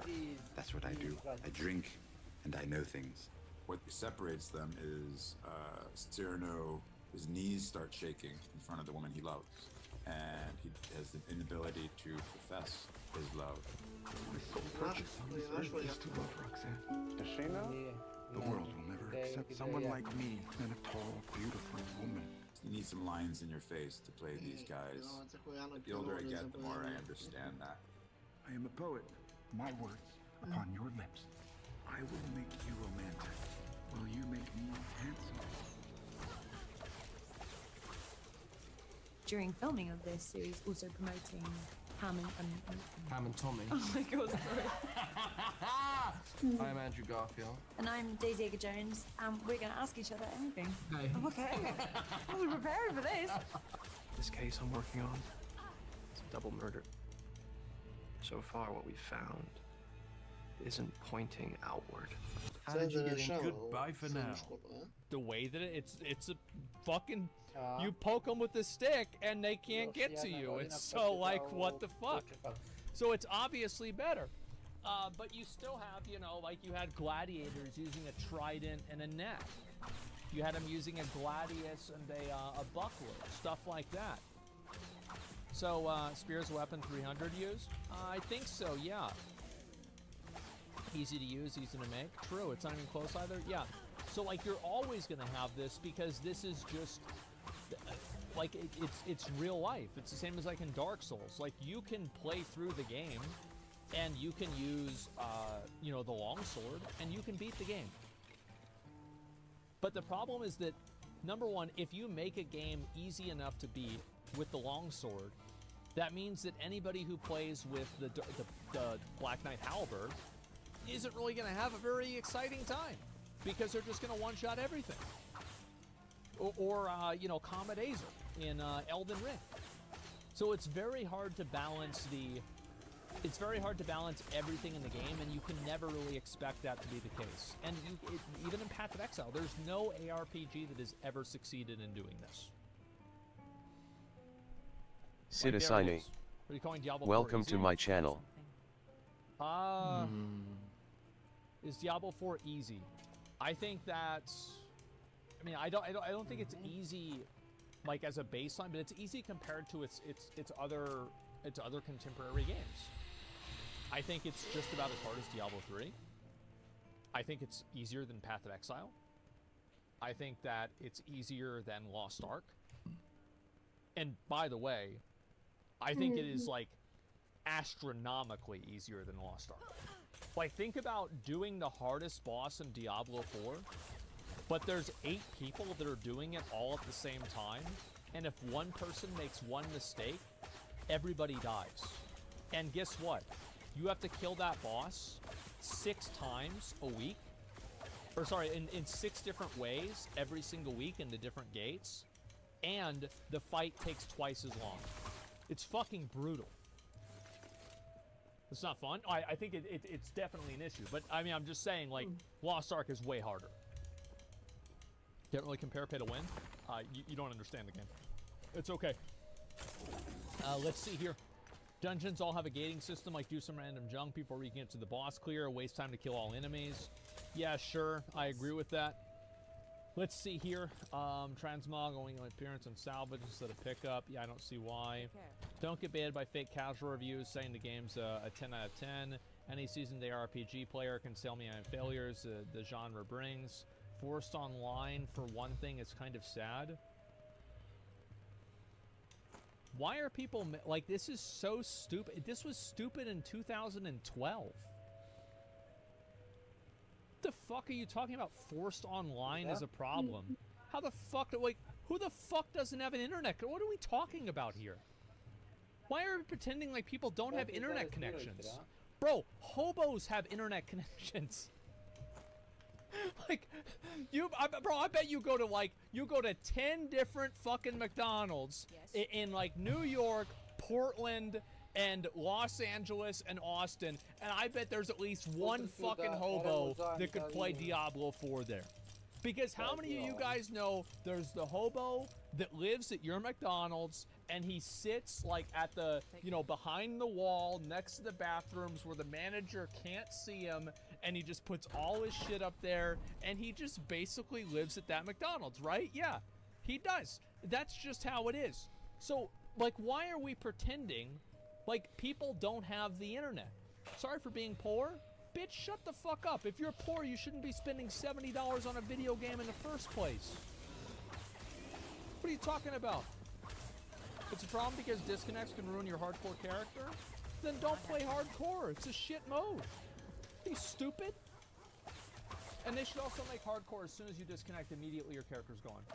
I don't care if it devalues what hardcore is. I think it's just like, I would rather players be able to cheese the game than the game be able to cheese players. That's how I think.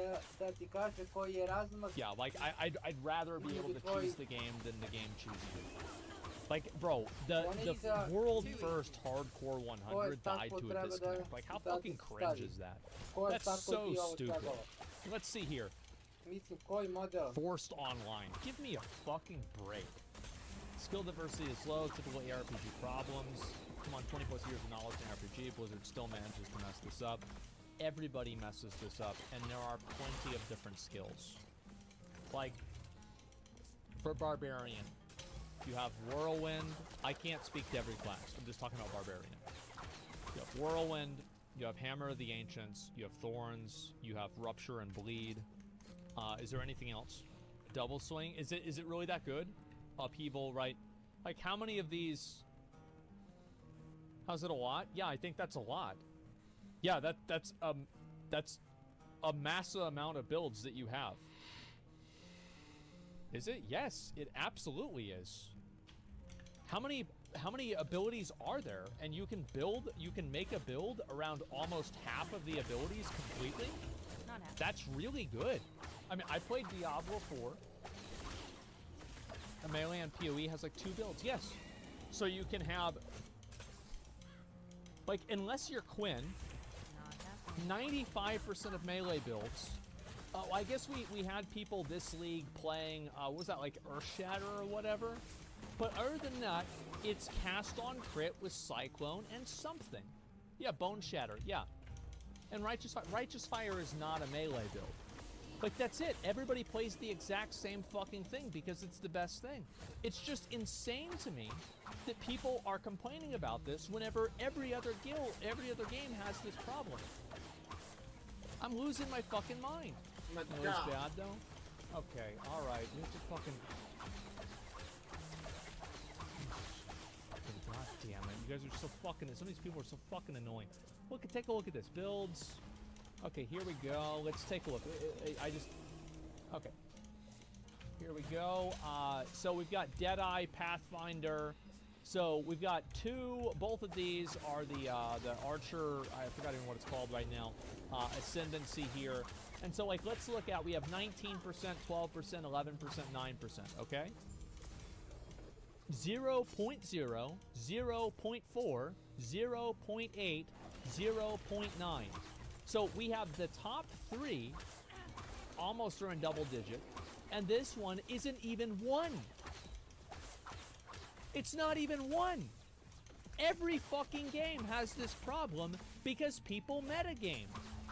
That's why it happens. It happens in Path of Exile, it happens in Lost Ark, it happens in Diablo. Come on.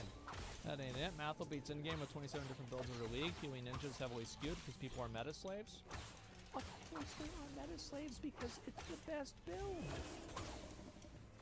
Bro, even a Diablo 4 apologist are complaining about lack of builds. Just stop. I don't know. Maybe I'm a crazy person, but I feel like the amount of build diversity for Diablo 4, especially considering the game just released, is very good. Yeah, I unironically think that there are a lot of builds that are fun for me to play as a barbarian that I can look forward to. I watch the Rob videos on them, and I'm like, that's really cool. I want to play that. I don't agree with this. Just released, nice qualifier. Well, yeah, I mean, do you think that it's reasonable to compare the depth that Diablo 4 has with Path of Exile that's been out for years? I don't think that's fair. That's unreasonable. It's just crazy. Game's terrible. Want you refund? Can't zoom in and out.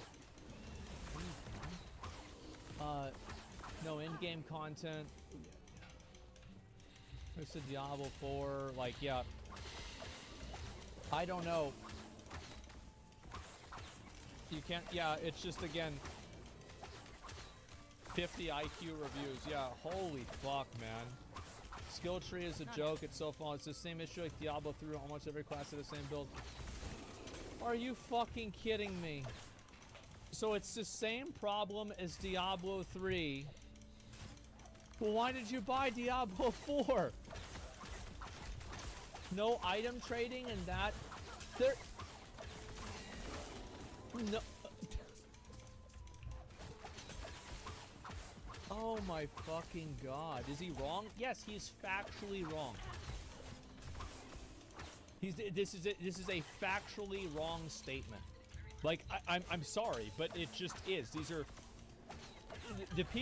these people are fucking dumb. Diablo 4 has a lot of problems, and they're just getting lost because of these fucking idiots that are complaining about things that literally don't exist. It even has Season Pass, which is pay to win no matter how you see it. No, it's not pay to win. The Season Pass isn't pay to win. It's just like these fucking morons are sitting on these... And again, listen. You know what really makes me mad? It's not the fact that this dude wrote this review. It's the fact that 32 fucking idiots agreed with it. 32 clowns. We've got a whole fucking circus over here on the review board. Listen, I can spend an hour talking about shit that is bad about Diablo 4, and none of this shit is gonna come up because it's not even true. They're brain dead. Yes, they're fucking brain dead. It's sad. Reviews like this have to be removed. I don't think that they need... I don't want to... This is my perspective. I don't want to see reviews get removed. Because if you start reviewing... You start removing reviews based off of misinformation... What door have you just opened? You see what I'm saying? I would prefer to have a free marketplace of ideas, and people can put themselves... Vindendura, whatever the fuck, he can put his opinion out there, and then I can read it, and I can say, this is a factually untrue statement, and that's it. We need downvotes. I don't know if there's downvotes on this or not. Reviews aren't genuine, no. No, they are not. They're not genuine. The reviews, how many of these reviews came in before the Nick Merckx situation? Bro, Call of Duty bros are not going to go and think, hey, let me go look up the fucking corporate structure of Activision. Oh, wait a second. The corporate structure of Activision means that, okay, so like, what's the logic? Let's go look at Candy Crush then. Let's go look at World of Warcraft. Are they all having this? Probably not. So if they're not all having this, then it's clearly not something that's based off of Nick Merckx, because it would have affected all of them if it was. Cloud Bros are siding with Nick Merckx? Yes, no, most people are siding with Nick Merckx. He had overwhelmingly the majority of support in every neutral platform I've seen on Twitter. That's just the truth. Like, just look it up and see for yourself. The point is, though, this has nothing to do with him. Blizzard had 7 years to do this. Basically, worst version of nearly any Diablo 3 season, Reaper of Souls. I don't think so. As somebody who played Diablo 3 Reaper of Souls, I thought the game was terrible. Literal garbage game. Let's see here.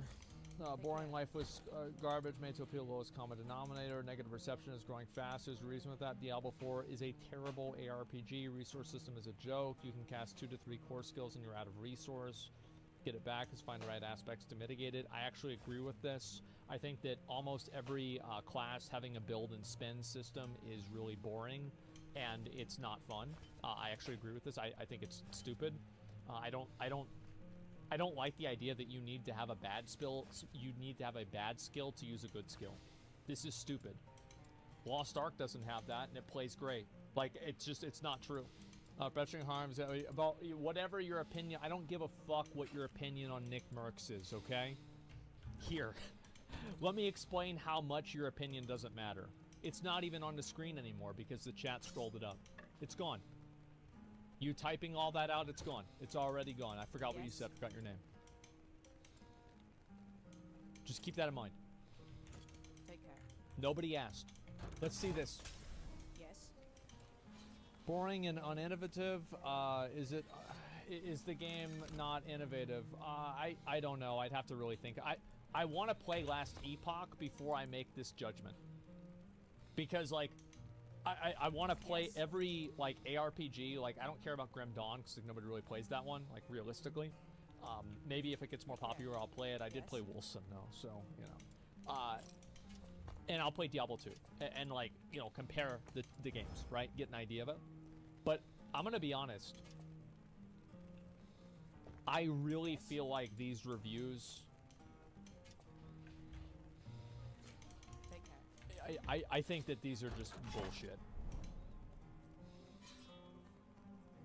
Like, I'm sorry, I think these are just absolute fucking bullshit reviews. Like, anybody that's genuinely... Like, I think it's fair to rate this game like a 5 or a 6. But to say that it is a 2 is fucking insane. Like, if Diablo 4 is a 2, then what's a 0? What's a 1? Somebody in chat brought up a really good point. They said, look at the 10 of 10 reviews, they're bullshit too. You're right. The fucking fanboys are just as insufferable as these fucking people too. You're completely right. Overall, I'm having fun playing the game. It's annoying to me to see literal, like, factually wrong statements be upvoted to the front page of a review section of a game that I'm playing. Of any game. I hate to see misinformation get spread. I do. I fucking hate it. I think it's really annoying. I love how Twitter has the community notes thing now. I think that community notes is a massive fucking positive. And I wish we had that in more places. It's an amazing thing to have. So yeah, I just, it's very frustrating for me to see just factually incorrect information upvoted to the front page. So yeah. Keep W from Twitter. Does it really matter what other people are thinking about the game? I mean, does it matter? Like, does it save people from, like, hunger and starvation? No, it doesn't really matter.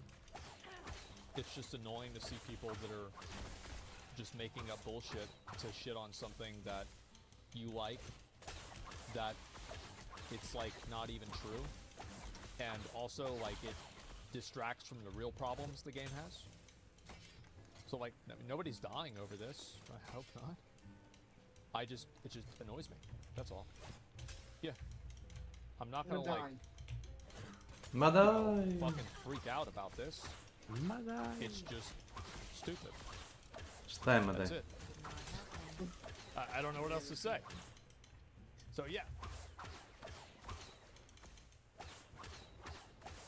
Ja bih zabranio Srbima da igraju Hunt. Dovoljno su ludi i bez toga.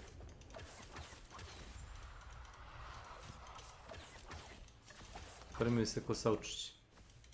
Da.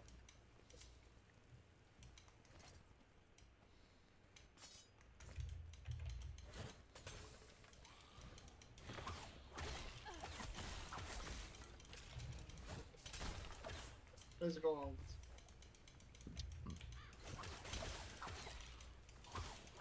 Out ili outside? Zoveš nekoga, ne sastane. On je gdje bit čekaj što ga sam napravit ću neku trojkicu.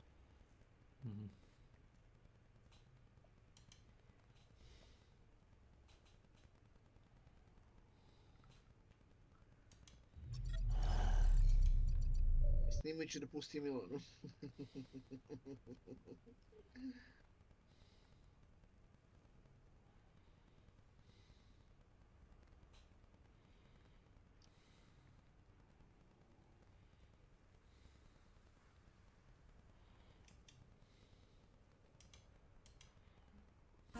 Pathetic.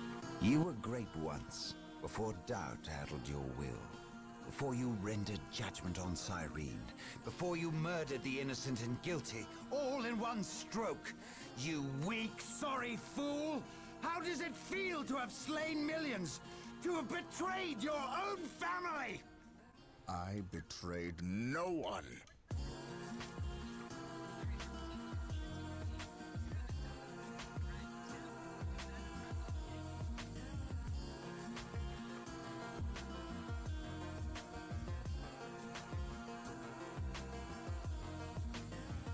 I still believe, old friend. I believe in the sovereign might of the Golden Throne, and in the purity of the Imperium.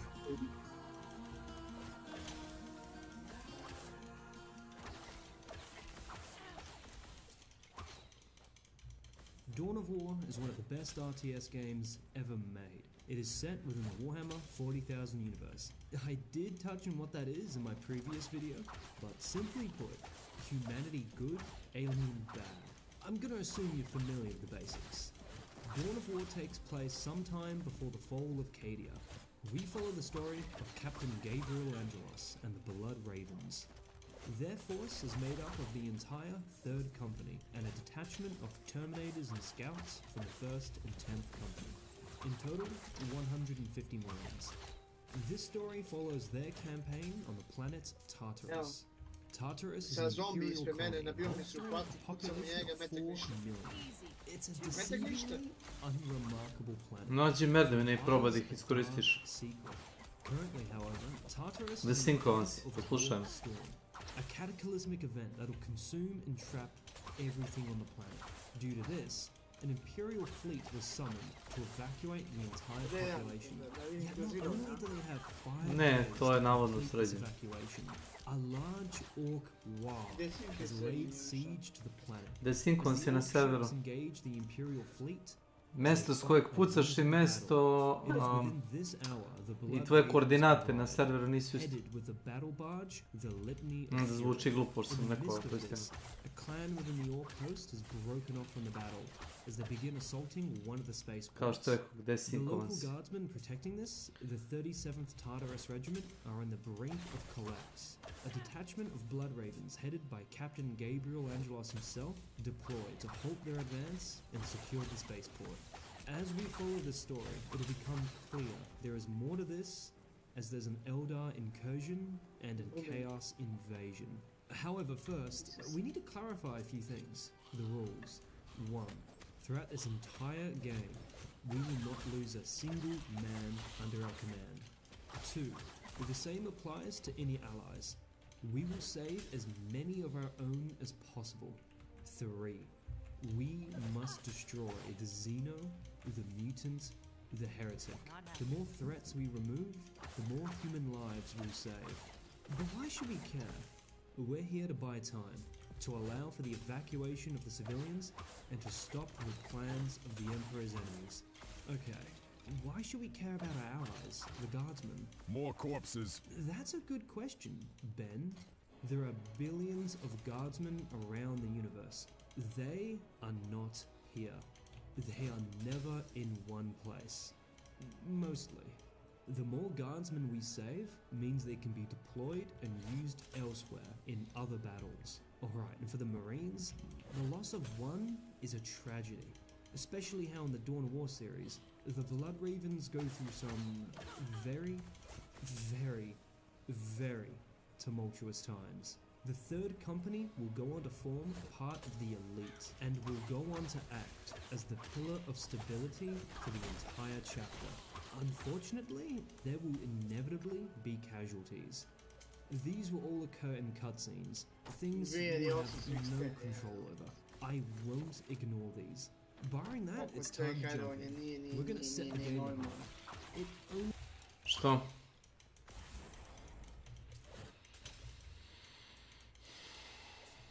Misliš izbor taktike ili izbor oružja? Na izbor taktike, be.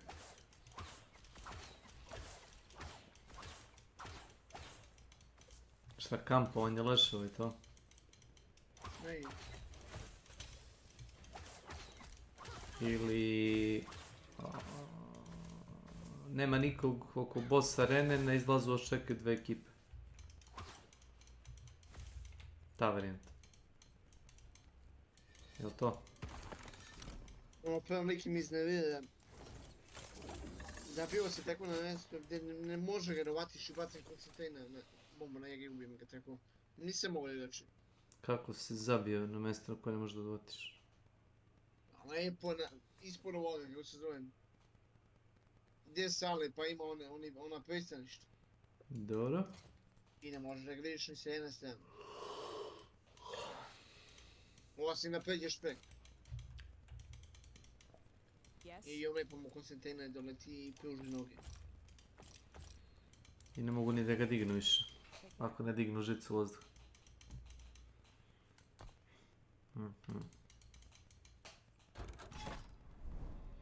jako koristi se, ja ne znam što mi on to ne koristi. Bombu, šta? A mislim... Da ne koristi samo da se zabaguju u arenu, nego da iskoristi za ovo. Zato što mu treba da se zabaguje arenu.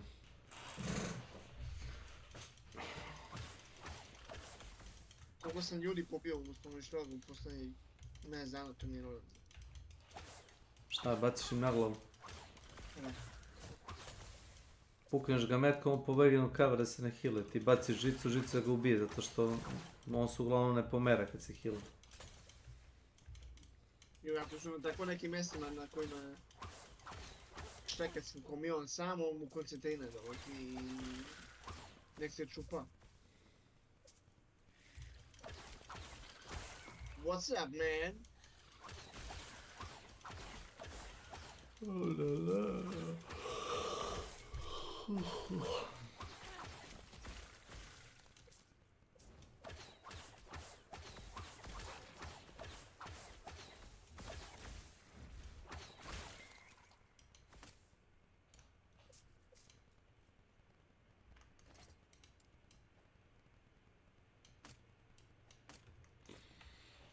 Only really affects the health of the enemy.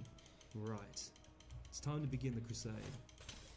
Before every mission, there's a world map, and here we see we're deploying at one of the major cities. Not much to talk about yet, for this is the only place on the planet the orcs have landed in large numbers. Upon making planetfall, we see dozens of guardsmen get minced. However, once we arrive, our men make short work of the vile orc, and we break their assault. In the next cutscene, we can see the only survivors are 7 guardsmen and their commanding officer, Colonel Brom. It is here from this point that the Blood Raven commits its fleet and ships to the evacuation. Now, the only thing we can deploy, attack the convoys. After clearing our flank, we push forward and run into a breach in the spaceport's walls. We plug it up by sending an Angelos to draw their fire. The Codex Astartes labels this maneuver as plot armor. However, just up ahead, we run into guardsmen. 2 squads. However, what if I told you we can save them all? If you set the Marines to hold fire and move up, neither side takes damage until... Set the Marines... 2 squads. However, just fire. The Codex Astartes labels this maneuver as plot armor. However, just up ahead, we run into guardsmen. 2 squads. However, what if I told you we can save them all? If you set the Marines to hold fire and move up, neither side takes damage until you open fire. However, it doesn't stop there. I also found out if you simply leave and come back, the squads will reinforce by 1. So if you simply repeat this process, you can get both squads to fully reinforce to the max. After doing that, bring up your Marines, fully encroach the enemy, and deploy our weapons. It's time to rip into these hooligans. This works and everyone is alive. We can replicate this with every group we meet. Moving forward, Angelos in front, Marines in back, we can easily take out the orc base with no problem. As we swing to the east, there's a Lehman Rust tank here. After saving the tank, it comes under our control. We just have to heal it up, but that's no problem. And we run into the last group of guardsmen survivors. For some reason, as I'm getting them to reinforce, one of the squads refuses to get the last man. That's because the AI have run out of money. So open up the diplomacy tab and give them all of our resources. They'll need it a lot more than we do. Try again and boom. Using all of the boys, we can just barely pull this off. However, our work has only begun. For throughout the entire game, we will capture and reinforce every single strategic point. And the nearest Imperial base is on the far side of the facility. So what we'll do is create another base right here in this central location and a barracks at the minor breach. Now these aren't for us, it's for the local Imperial forces. They'll use these to coordinate and station their forces. Regardless, that's all we can do now. Simply push forward and clear out the orcs. And in total, we saved and reinforced the entire guardsman force. There were 50, now there's 120 of them. In the next cutscene, we see the colonels arrive with reinforcements, 12 guardsmen and 1 tank. So that means in total, There are now 139 guardsmen and 2 Lean Rust tanks here. Not bad. And now the Colonel can deploy his men however they're needed. And trust me, they'll be needed. At this time, due to the efforts of the Imperial and Bloodraven fleet, not too many Orc clans are on the planet yet. Yet the biggest concentration is here. Clan Grognobs. They seem to be creating a staging ground before marching upon the nearest Imperial city. The mission starts out as a super secret sneaking mission. However, here, stealth is optional. It is crucial to remove all the Orc forces, especially the Grecians. For when we move up, there are 10 guardsmen here, and they could be killed from the get-go. No reinforcing either. So what I did is I made our scouts engage in unit, drawing the Orcs onto us. We hold them for as long as we can, and if we're lucky, they might chase us. If that happens to you, run to the east and pick up the other scouts. Then come back and continue to pin them down until they're all gone. We just saved all these guardsmen. Regardless, we push up and take out the local leader. We bring in the boys. After removing the misbegotten beasts, we can start to reinforce this area as we deploy and upgrade our entire force before moving out. Now for the push-up here, there's a killer can and turrets. They'll make very short work of the 16 guardsmen that are here. To save our boys, we'll bring up a missile squad all the way to the beginning. We'll destroy the turret here, and then we can charge in with Angelos, acting as bait for the Orcs. Using the missile squads to take out the can, then the other turrets. It'll be tight, but we saved all of them. We humans have to stick together. Regardless, we actually get full control of the boys in green, so we'll reinforce them. However, do not equip them with plasma guns. This is actually beyond disastrous. Giving him grenade launchers though? Holy. Wow.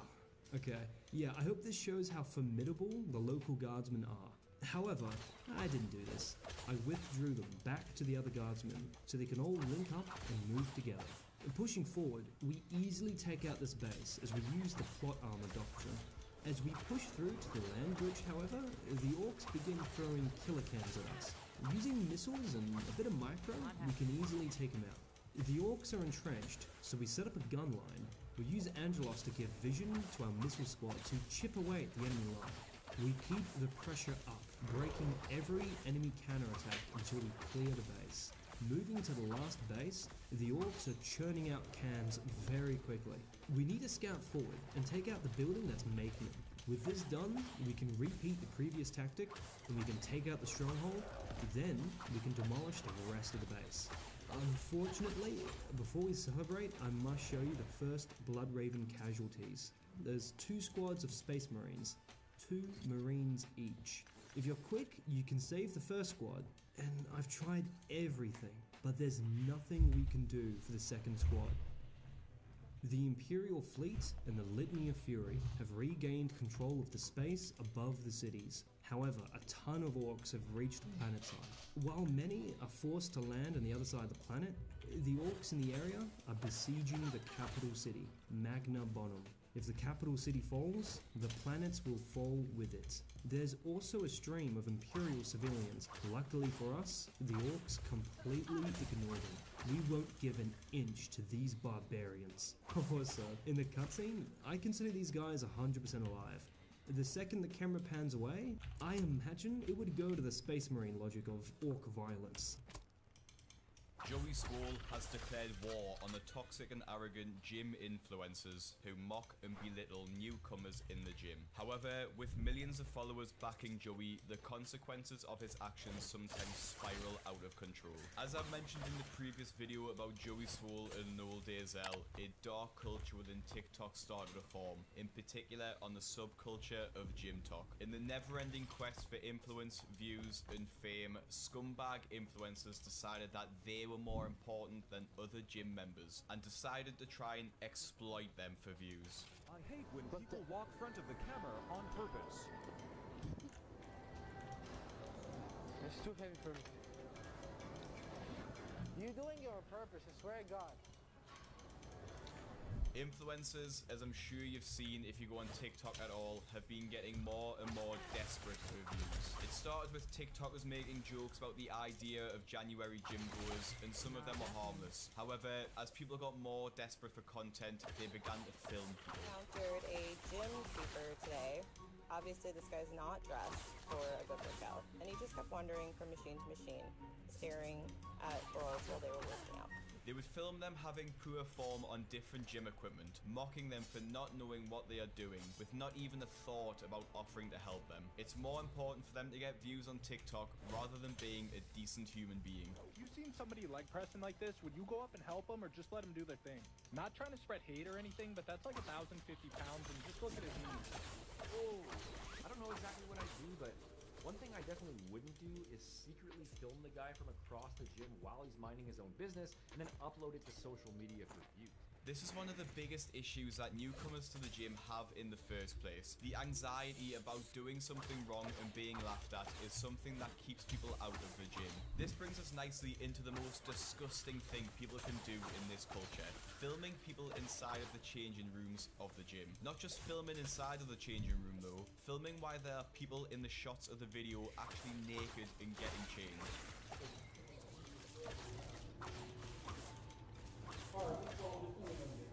You recording right now? Yes. I don't want to be in your recording. I don't care. You touch me, watch what happens.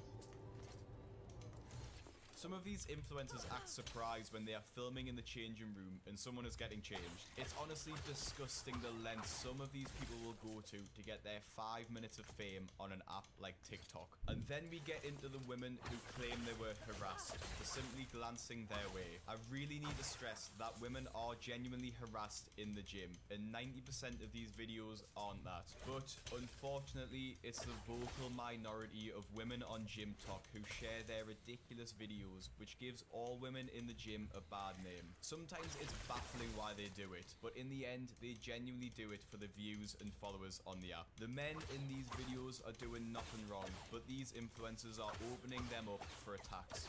This is how to not approach girls at the gym.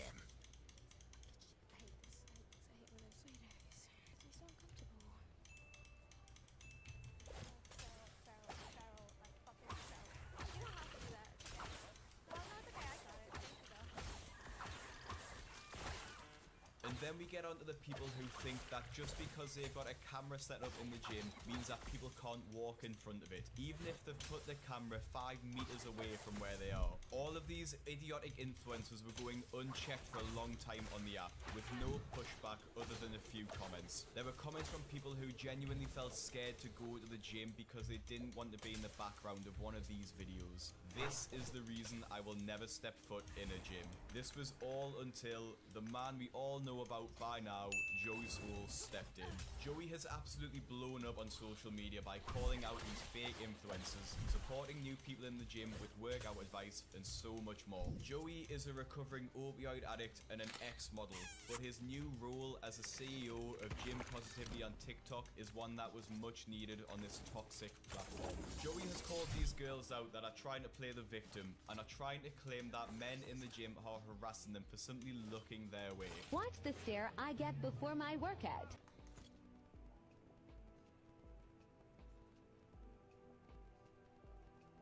Okay, get it though. First off, I wouldn't really define this as a stare. He's walking from one end of the barbell toward you to the other end to change weights, and he even looks down briefly in the middle. I don't like how you say in the caption that you posted this because it's funny. Women are harassed in gyms and it needs to stop. This is not a joke. It's also not a joke to portray somebody in a video to make them look like a pervert or someone that stares at women in your gym and community. He calls out the fools who film themselves in the locker rooms and reminds them that it is indeed illegal to film in there. This is getting ridiculous. I'm going to assume that if you have money for a gym membership, if you have money for a smartphone, that you have one of these. It's called a bathroom at home, coming equipped with a mirror. Actually, if you do film somebody in a locker room, it's illegal. I'm not sure why people need this, but he also reminds them that they don't own the gym. And just because they've set up a camera doesn't mean that people aren't allowed to walk in front of it.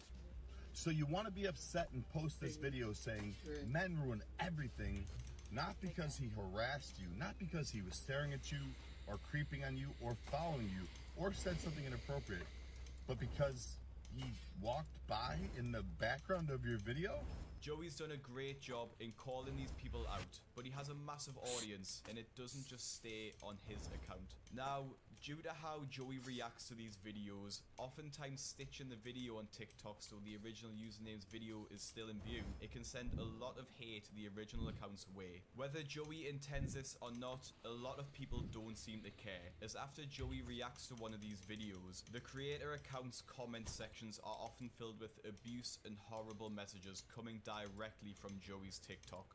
Nora Love, a mother of 3, was an influencer who Joey stitched with a video. She says she has had repeated attempts to have her address doxed, people messaging her, telling her to unalive herself, and more. She claims she tried to make an update/apology video, but Joey's fans mass reported this so fast that it was taken down instantly. He has also had accusations of fueling misogyny for calling out the gym girls who decide to post their TikToks of men online, and Joey was quick to respond to this. I've spent the last couple of years creating a platform to do something I've been doing my whole life. Promote a positive gym experience for all. Sometimes that means highlighting great deeds, and sometimes it means bringing to light toxic behavior. It is sad that people are trying to use my message to push an agenda I absolutely do not agree with. If you actually go to my page, you'll see I've done an equal amount of videos on men and women. Personally, I agree with Joey. He makes videos equally about men and women, but men aren't the ones that are most likely to be stared at, so of course there's not going to be as many videos about that topic. Honestly, I applaud Joey's efforts to shed a positive light on the gym community and shut down those who are attempting to gatekeep or laugh at others for trying to be better. I don't think it's necessarily Joey's fault that fanatic fans harass and send these threats to influencers. I think that's just something that happens when you anger the internet, unfortunately. If you like this video and you want to see more, click the video that's on your screen now and make sure you follow us on Twitter to get all the updates.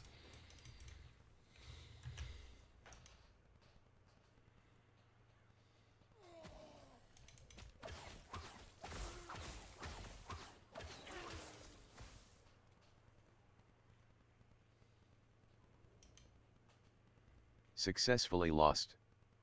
Welcome to my channel. Hello, Lost. What's up? What the hell?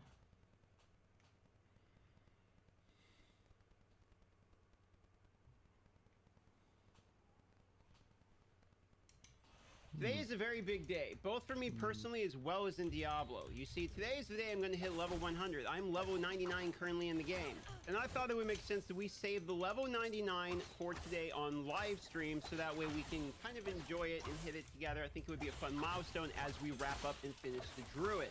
But it's also the day that the original YouTube channel has been surpassed here. Check this out by DM Diablo 4, our new channel. At this stage of the game for YouTube, we have completely dominated any stats I have ever had on any channel. The Twitch is also exploding very quickly. Now, while I've been working very hard for this, I also have some thank yous to apply.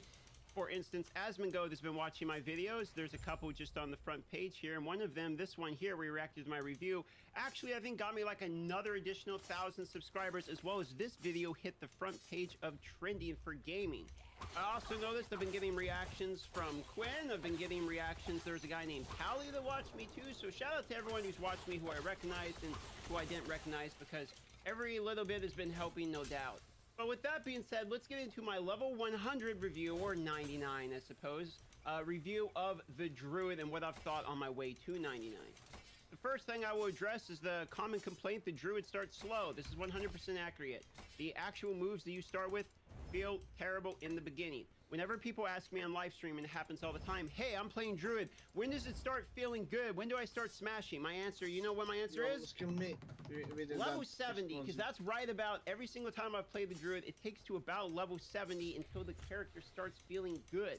That's for multiple reasons, but one of them is the fact that it takes a while to be able to get onto the Paragon board. You need the damage from the Paragon board, and more importantly, you even need the Spirit Addition from the Paragon board, because most of our Spirit Edition is going to come from Earthen Might. Now, I have been figuring out other ways to do this. I actually don't like Earthen Might as much as I used to, but almost every build is using Earthen Might just to solve the Spirit generation issue. So, it takes a long time for people to get both the skill tree level to be able to feel like they can actually cast their abilities, which is where the frustration comes from, as well as a stupid mosquito, as well as a long time to be able to get the damage from things like the Paragon board, etc. So you feel like you're hitting like a wet noodle for basically the first 2/3 of your character. And then by the time you get to the point where you can actually start acquiring damage and you're doing something, now you're at the end game where the whole portion of the end game is actually just doing the same dungeon over and over and over again to farm experience, or going and doing all the side quests, etc. So the part where you really wanted the enjoyability, the part where you really needed the enjoyability to have fun with the actual game, not just the grinding portion of it, is very frustrating as Druid. So if you want me to acknowledge right off the bat, is Druid frustrating at the beginning of the game? Yeah, there's absolutely no doubt in my mind the Druid is difficult. This stupid mosquito. This Druid is difficult in the beginning. Now, I don't know about you guys, but once I actually got to the late game, the Druids start to feel pretty satisfying. I'm trying to figure out the Storm Wolf type of build, like the one where you throw the tornado around here, and I've got kind of a weird version of it, but it's been working all right for me. And what I found out about this is that there is multiple versions of the Druid that seem good. Every time I'm trying one build, someone's like, have you tried this one? But have you tried this one yet? And most of the time it's a build I literally haven't even heard of yet. And for that reason, I actually think the Druid is, at the end game, pretty fun actually, because there's a lot of different builds and the playstyles are totally different. Like the Storm Wolf Tornado thing, I'm like Palpatine waving my hand around and creating some force magic. And then you have the bear, which I'm like smashing the ground, and there's the satisfaction of the feedback that comes from that, etc. Especially if you're on controller, it rumbles all the goddamn time. So that part is actually pretty good. Okay, so in terms of variety of builds, I actually like that a lot from the Druid. I don't know the other Community classes K in terms of members. durability. Maybe like the rogue Welcome ones to from my bow channel. To, you know, the daggers feels as varied, but for me, playing the Druid, it feels like the classes feel very different when I start swapping builds.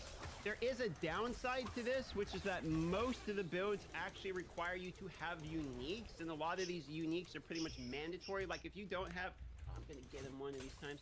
If you don't have this unique, you don't have the Storm Wolf build. You cannot create a Tornado Werewolf build without this helmet full stop. And so for that reason, there's an additional level of frustration with the Druid, where I'm seeing other classes like, oh, you don't have the unique? Okay, we'll put in this one, and then we find it's like, no, you don't have the unique, you don't have the build.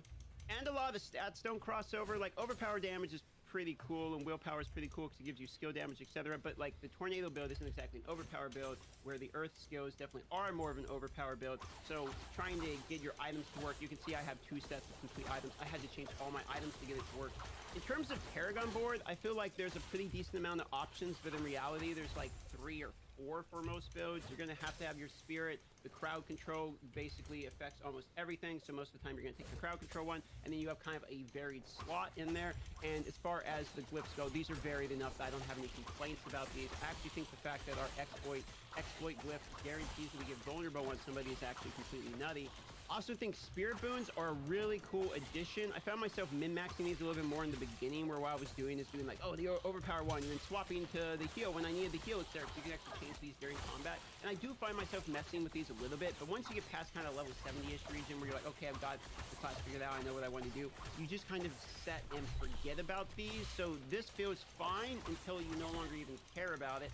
I also believe the class is a little bit pigeonholed to one ability, which is Grizzly Rage. It does seem like for most of the builds, not all of them from what I've heard, but most of the builds are based around Grizzly Rage and this one actual item. The duration of Grizzly Rage is increased. The reason is every time you get a crit strike, you get rampant critical strike damage. And if you have Earthen Might, which guarantees that you will be able to get 100% crit strike for like 5 seconds straight, basically, you can ramp the damage, and the synergy seems obvious with there. I believe it caps at like 1,000% or something. I know there's a cap. I don't know exactly what it is off the top of my head. But basically, this critical strike damage ramps like almost infinitely, because by the time you're into the ability, you know, a lot of times you're not actually at the cap, etc. But you'll do a lot of damage basically when this ability is up, and then when the ability is not up, you'll feel quite bad, especially when you have like an aspect like mine, which I have 100% spirit cost reduction, my move is free as the either werewolf, you know, or when you have Earthen Might with the werebear, for instance. You can basically spam this stuff going into Grizzly Rage, etc., which just brings more power into Grizzly Rage. So I feel like the Druid, at least the shape-shifting forms, I'm always playing around this ultimate ability for burst potential, which might be the other classes too. I don't know. I really only know my class in detail at the moment. We'll play the other ones afterwards here as soon as I hit 100. But for the moment, as it stands, I am a little bit sick of playing around Grizzly Rage, and that does seem to have been the majority of my gameplay on Druid. I also find myself not wanting to run companions at all, and I've seen 0 other people in the wild running companions. I feel like the companions are extremely clunky. The only good one is the AoE Poison Creeper, because it's basically not a companion, it's just a castable. But the Raven has a small little circle that does, like, you know, dog shit damage anyway. And then the Wolves are the most clunky animation I've ever seen. They jump, and it looks like someone just dragged an image in Photoshop and moved it on like a curve. It looks absolutely terrible, and half the time it misses anyway. So for me, the companion... Odo u krevet, Nenade, želim ti zabavu u handshot ako igraš to. Nema ništa. Opa, dolazi igra Hunt, to ozbiljan, a niko te ne zove. Ne, rekao sam da neću Goodbye for now. Što? Zato što Franjo trle. Dok se ne ucementiram u 4 zemljice. A Franjo trle, a Milo misli da ga